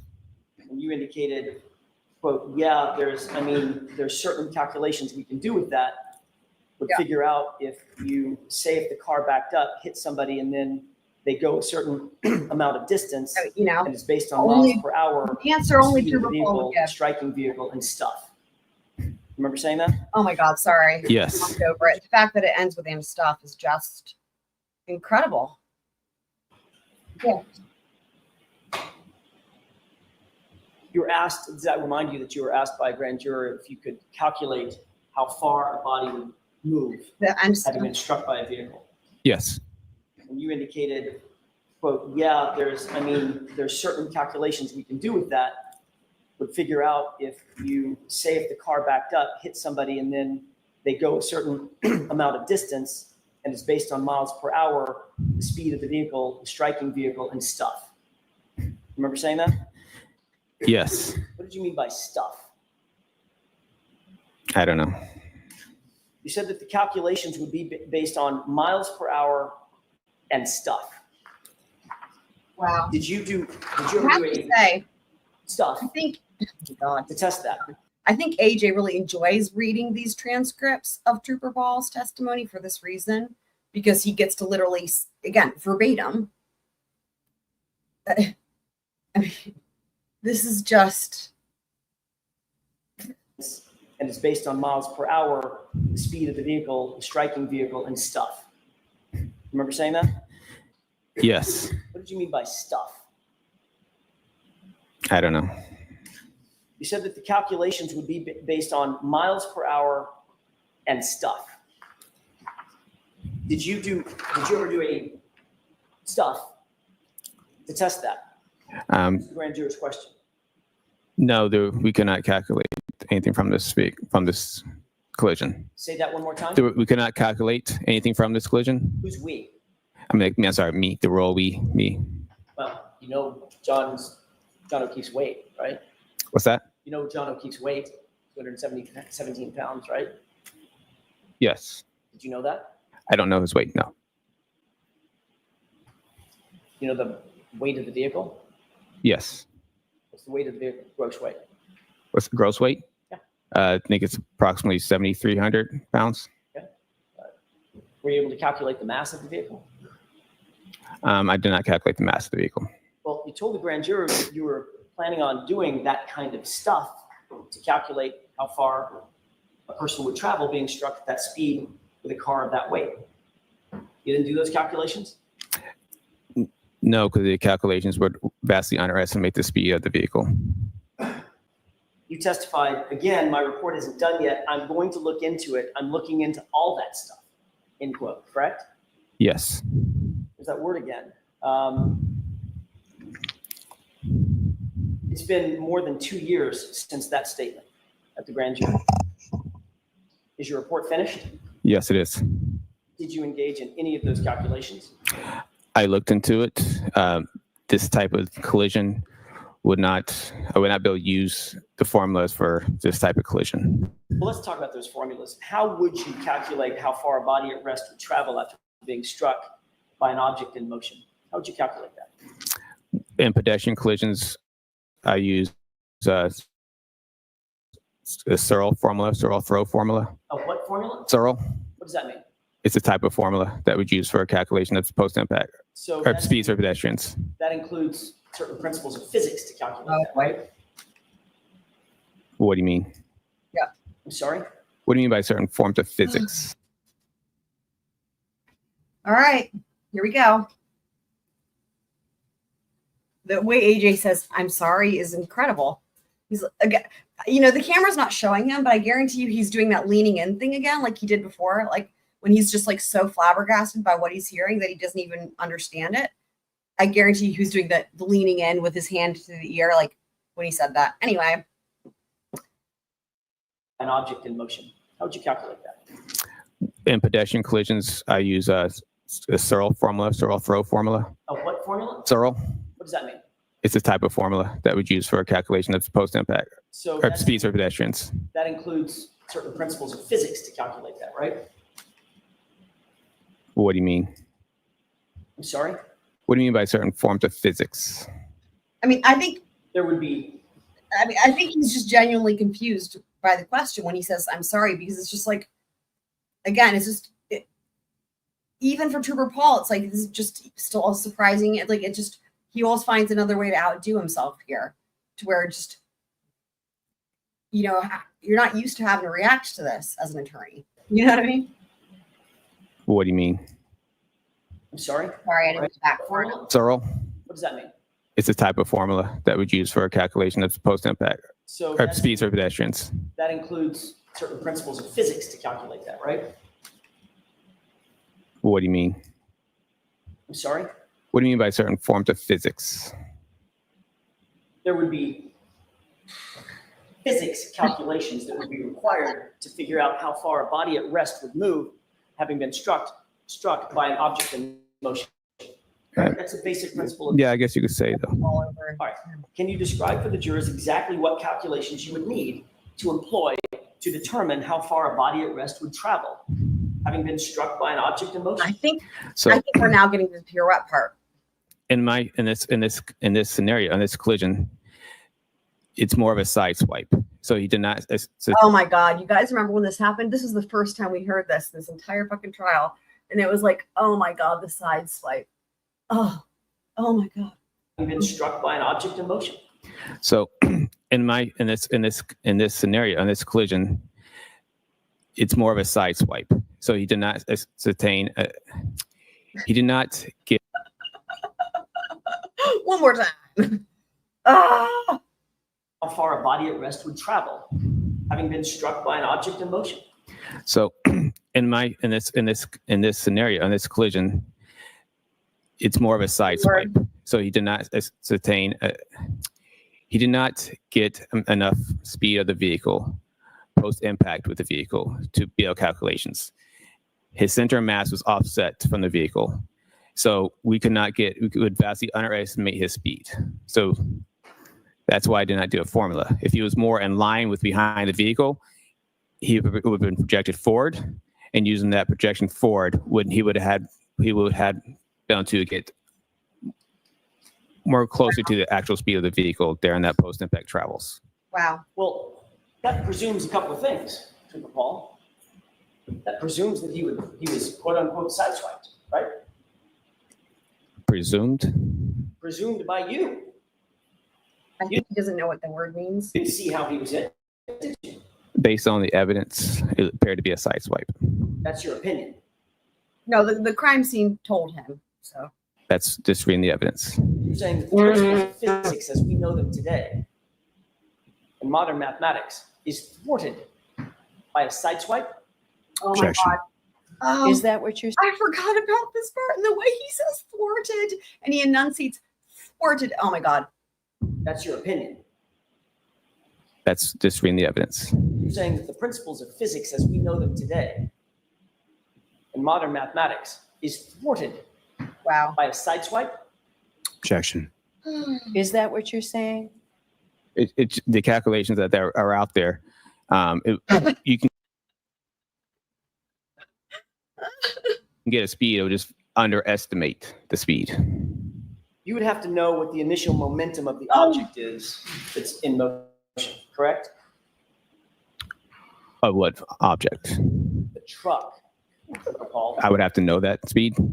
Yeah, you'd have to know what the initial momentum is, not speed, momentum. There's a difference, Okay. right? Would you agree with that? No. You wouldn't have to calculate. Oh my God. What the initial momentum is of the object in motion to determine the distance of the body at rest would move. Well, in that sense, are we talking about trying to find the speed of the vehicle? That's usually what we're trying to do. Right. Okay. Okay, well, let's put the speed of the vehicle aside. Let's talk about initial momentum. What's the formula for calculating initial momentum? There's different types of momentum formulas. Well, there's actually one type of momentum formula. It's to calculate momentum. Objection. Sustained. To calculate momentum, there is a single. So sustained. Ask it differently.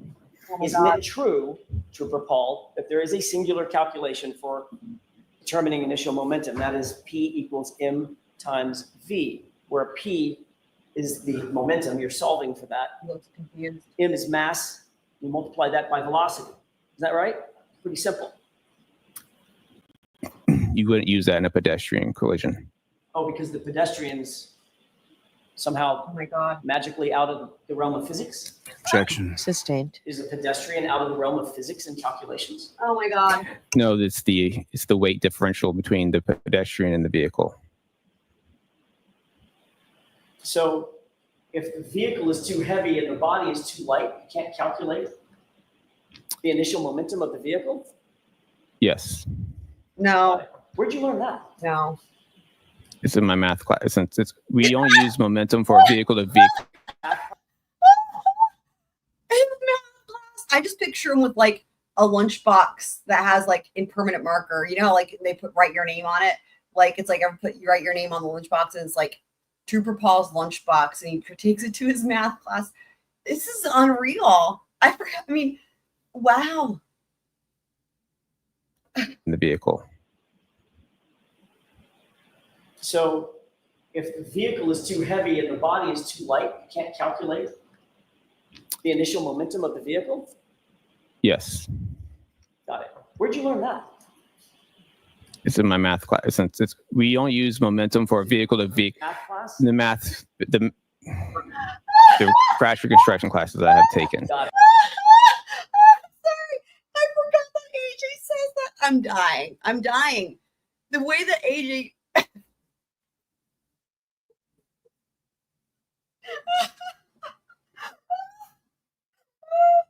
Oh. Momentum of the vehicle? Yes. Got it. Where'd you learn that? It's in my math class. We only use momentum for a vehicle to vehicle. Math class?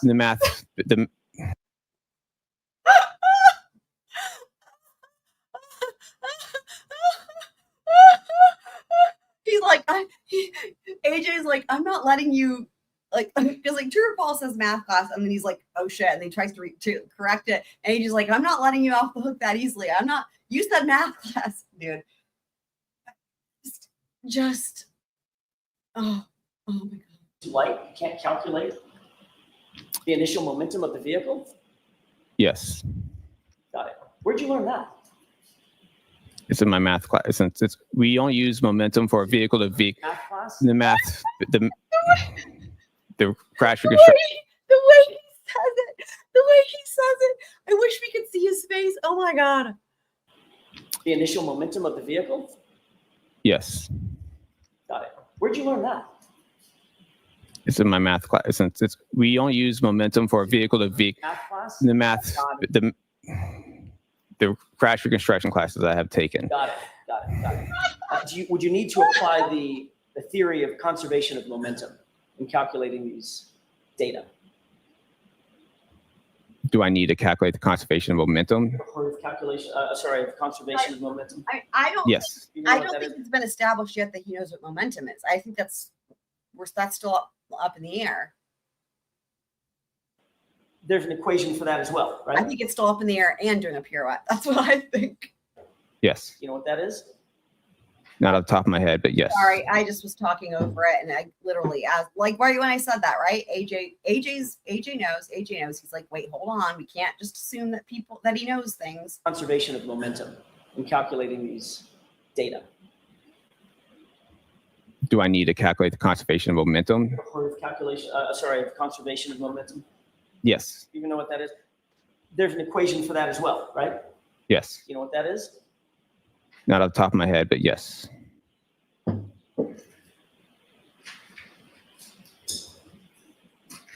Based on the basic principles of physics, is the total momentum of the collision greater or less than the total momentum after the collision?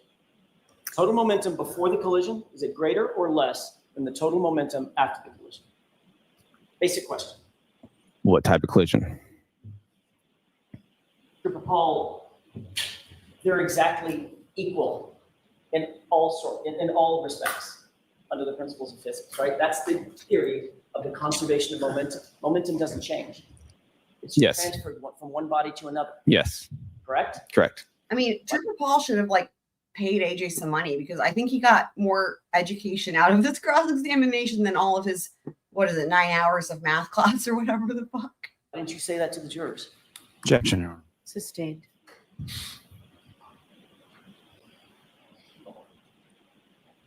Trooper Paul, if you were qualified to quote, look into all this stuff, you would probably know these answers, wouldn't you? Objection. Sustained.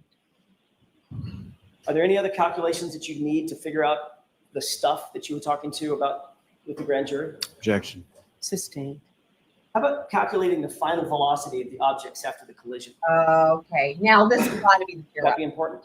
What objects? That would be John O'Keefe's body, sir. The object I don't. that you claim was flying through the air 30 feet. Objection. Sustained. How about calculating the displacement using kinematic equations? Would you be able to do that? The displacement of the body?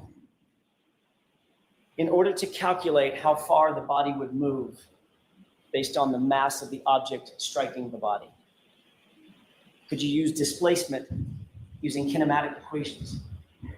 So like I said before, the side swipe, he would not have Oh my God. gotten 100% of the vehicle, 100% of the speed of the striking vehicle. It would have vastly underestimated this vehicle. You couldn't hit a person and side swipe them and spin them off to the side and have that and get a speed from those calculations. So you're saying that the discipline of physics cannot figure out how far John O'Keefe's body would move, but you personally figured out that he would have flown now somewhat, or been projected somewhat 30 feet. Objection. All right? Sustained. Are you saying that the principles of physics are incapable of determining with the proper calculations how far John O'Keefe's body would have moved given the collision at issue? Objection. Is that what you're saying, Trooper? No. Okay, next question. He wasn't even, he looked so confused. I don't even think he was listening anymore. She's like, is that what you're saying? He's like, no. Flown now somewhat, or been projected somewhat 30 feet. Objection. All right? Sustained. Are you saying that the principles of physics are incapable of determining with the proper calculations how far John O'Keefe's body would have moved given the collision at issue? Objection. Is that what you're saying, Trooper? No. Okay, next question. Well, you just said because it was a side swipe, all these calculations, these physics calculations are inapplicable, right? I'm saying it would underestimate the speed and the distance. The truth is, Trooper Paul, you have no idea what all these physics calculations mean, do you? Objection. Sustained. You've not been trained in physics formally, have you? Yes. You have been, It's incorporated into the classes. right? You've had a few classes that use the word physics, but you haven't been formally trained in physics, have you? Objection. Sustained. You haven't been formally trained in kinematics, correct? It's in the aspects of all our crash reconstruction classes. You haven't been formally trained and hold no degrees in biomechanics, do you? I do not have a degree in biomechanics. In fact, basically what you did in this case was calculated ignition cycles. And you got those wrong, right? Objection. Sustained. Come on, Mr. Jackson. Ask the appropriate part of the question. You'll get it.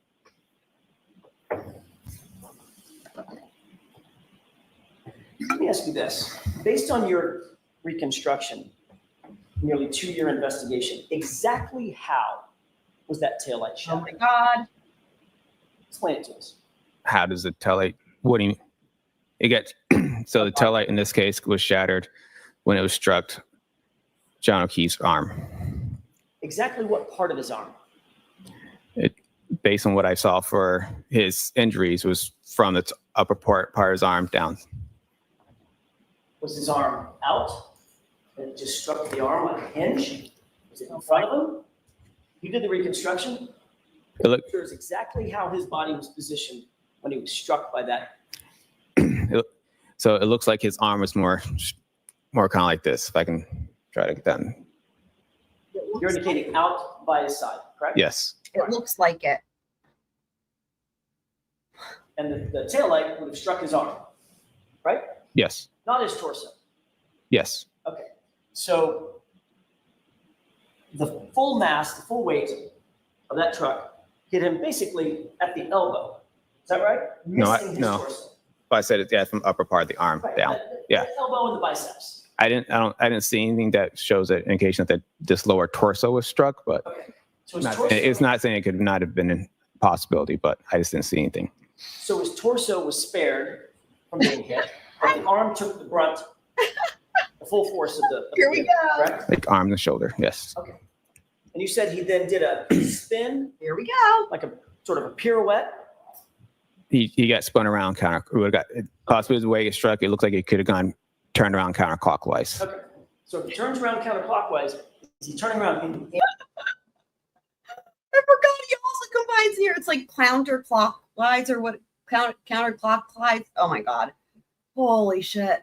So it was struck, but So his torso, it's not saying it could not have been a possibility, but I just didn't see anything. so his torso was spared from being hit, but the arm took the brunt, Arm took the full force of the vehicle, correct? Like arm and shoulder, yes. Okay.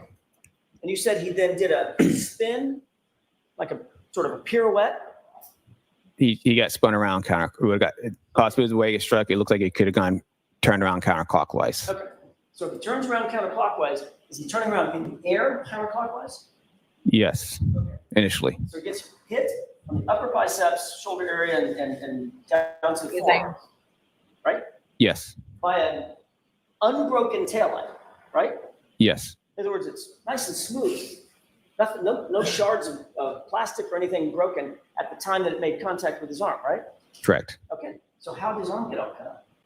Because when his arm struck the taillight then cracked, and as the car driving past him, the taillight could scratch it. Okay, you guys. I forget the dude's name that was doing the technology stuff. He's sitting back here with the table because now they have a lady. This current trial. Watch this dude's face. Watch. I'm gonna move this. Watch this dude's face. The guy with the table right there behind AJ. Watch it. It's very good. Turning around in the air counterclockwise. Yes, initially. So he gets hit on the upper biceps, shoulder area, and down to the forearm, right? Yes, By an unbroken taillight, right? yes, In other words, it's nice and smooth. Nothing, no shards of plastic or anything broken at the time that it made contact with his arm, right? correct. Watch. So how did his arm get all cut up? Because when his arm struck the taillight then cracked, and as the car driving past him, the taillight could scratch it. Look at him. Got it. So Did you guys see that? He just like again, it's the leaning in. It's like just they're so utterly confused as to what they're hearing. Okay. Struck the taillight then cracked, and as the car driving past him, the taillight could scratch it. got it. So he gets hit by the car, not his torso, just the arm. The taillight cracks, and as it passes by, his arm stays with it long enough to get striations, those scratches that you see, those lacerations. I'm sorry, those abrasions. That you see. I'm sorry. The way AJ demonstrates that is the fucking funniest thing ever. Oh my god. Oh my god. Oh my god. Could scratch it. Got it. So he gets hit by the car, not his torso, just the arm. The taillight cracks, and as it passes by, his arm stays with it long enough to get striations, those scratches that you see, those lacerations. I'm sorry, those abrasions that you see, right? In a sense, yes. And at the same time, he does a pirouette and flies 30 feet to his final point of rest. I don't know if he did a pirouette. Well, I mean,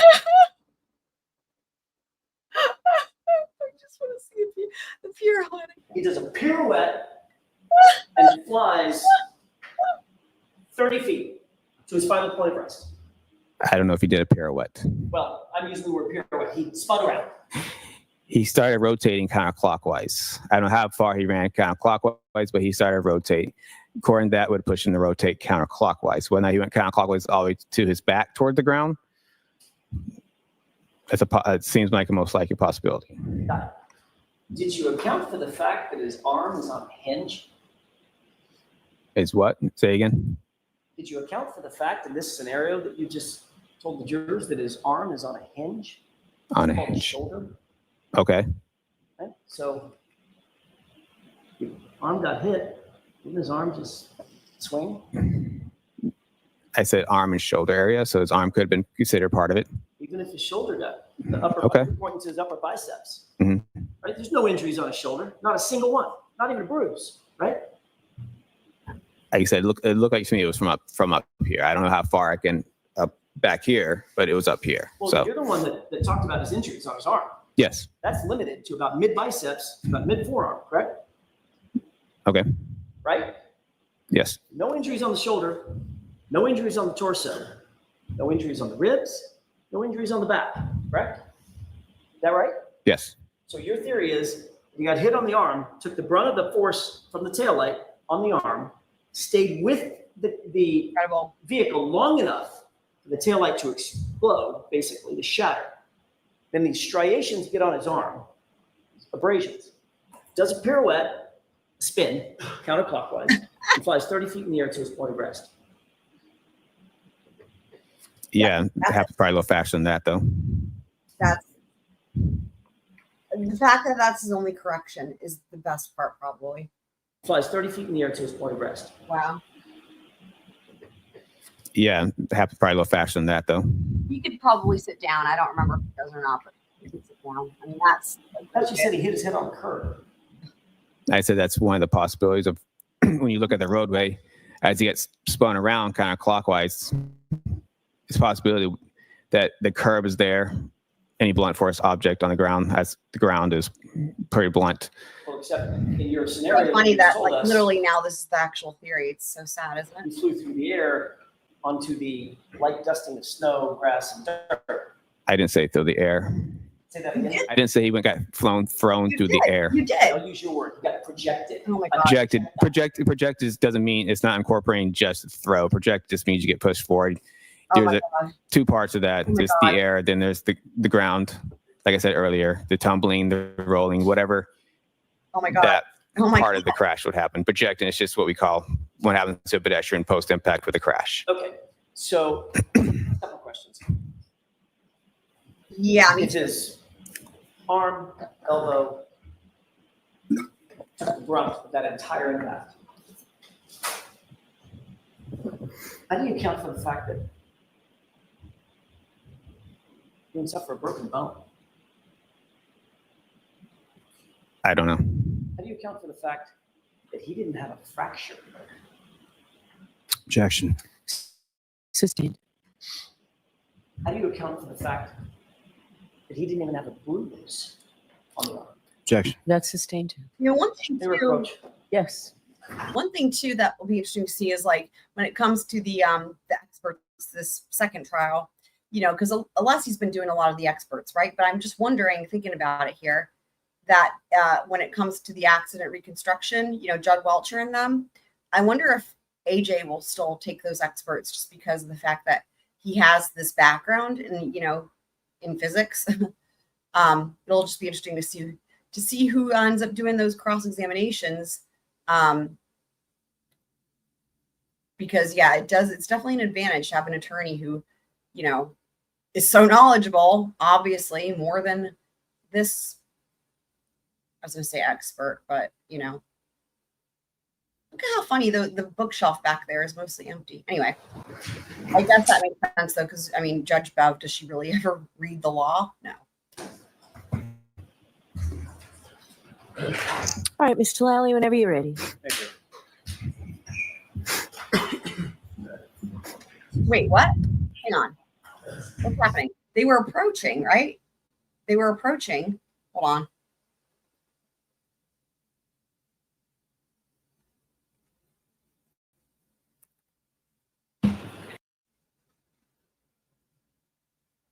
Oh, I guess they come back. They come back here. Okay. Wait, what? What?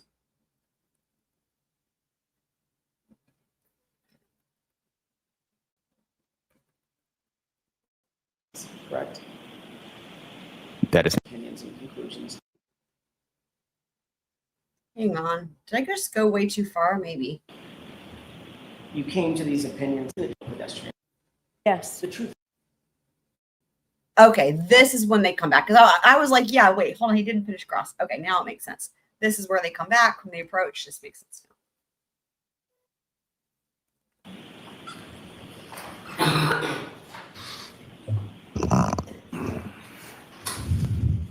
May I inquire, Your Honor? Yes. The truth is, Trooper Paul, you know, having investigated auto pedestrian accidents in the past, that John O'Keefe's injuries do not look anything like an automobile pedestrian accident, do they? yes, they do. Isn't it true, Trooper Paul? You came to these opinions and conclusions because Trooper Proctor told you to come to these opinions and conclusions in furtherance of his investigation. That is not true. That's why you have these opinions and conclusions. Yeah, I think you're right. It's well there. That is not true. And you're just trying to fit a square peg into a round hole. Action. Sustained. Does Trooper Paul know what square and All right, rectangle are? jurors will take the morning recess. All rise for the court, please. Wow. Well, guys, I think that'll be it for this one. That was incredibly, what's the right word? It was a lot. It was awesome. It was great watching Trooper Paul again. I mean, that was it's even more of a disaster than I remembered, even though I knew it was a disaster. It's just, wow, there's just so much. I mean, it's just like the gift that keeps on giving, you know what I mean? And it's just, wow. So, but yeah, so thanks so much everybody for hanging out and being awesome squirrels. We will be back later on with, we'll probably be doing more of the, revisiting some of the Murdoch testimony. We're making our way through closing arguments. So we'll be back later on. I don't, got to see what I've got lined up there and get that scheduled. But anyway, that'll do it for this one, guys. So love y'all. And until next time, squirrel out.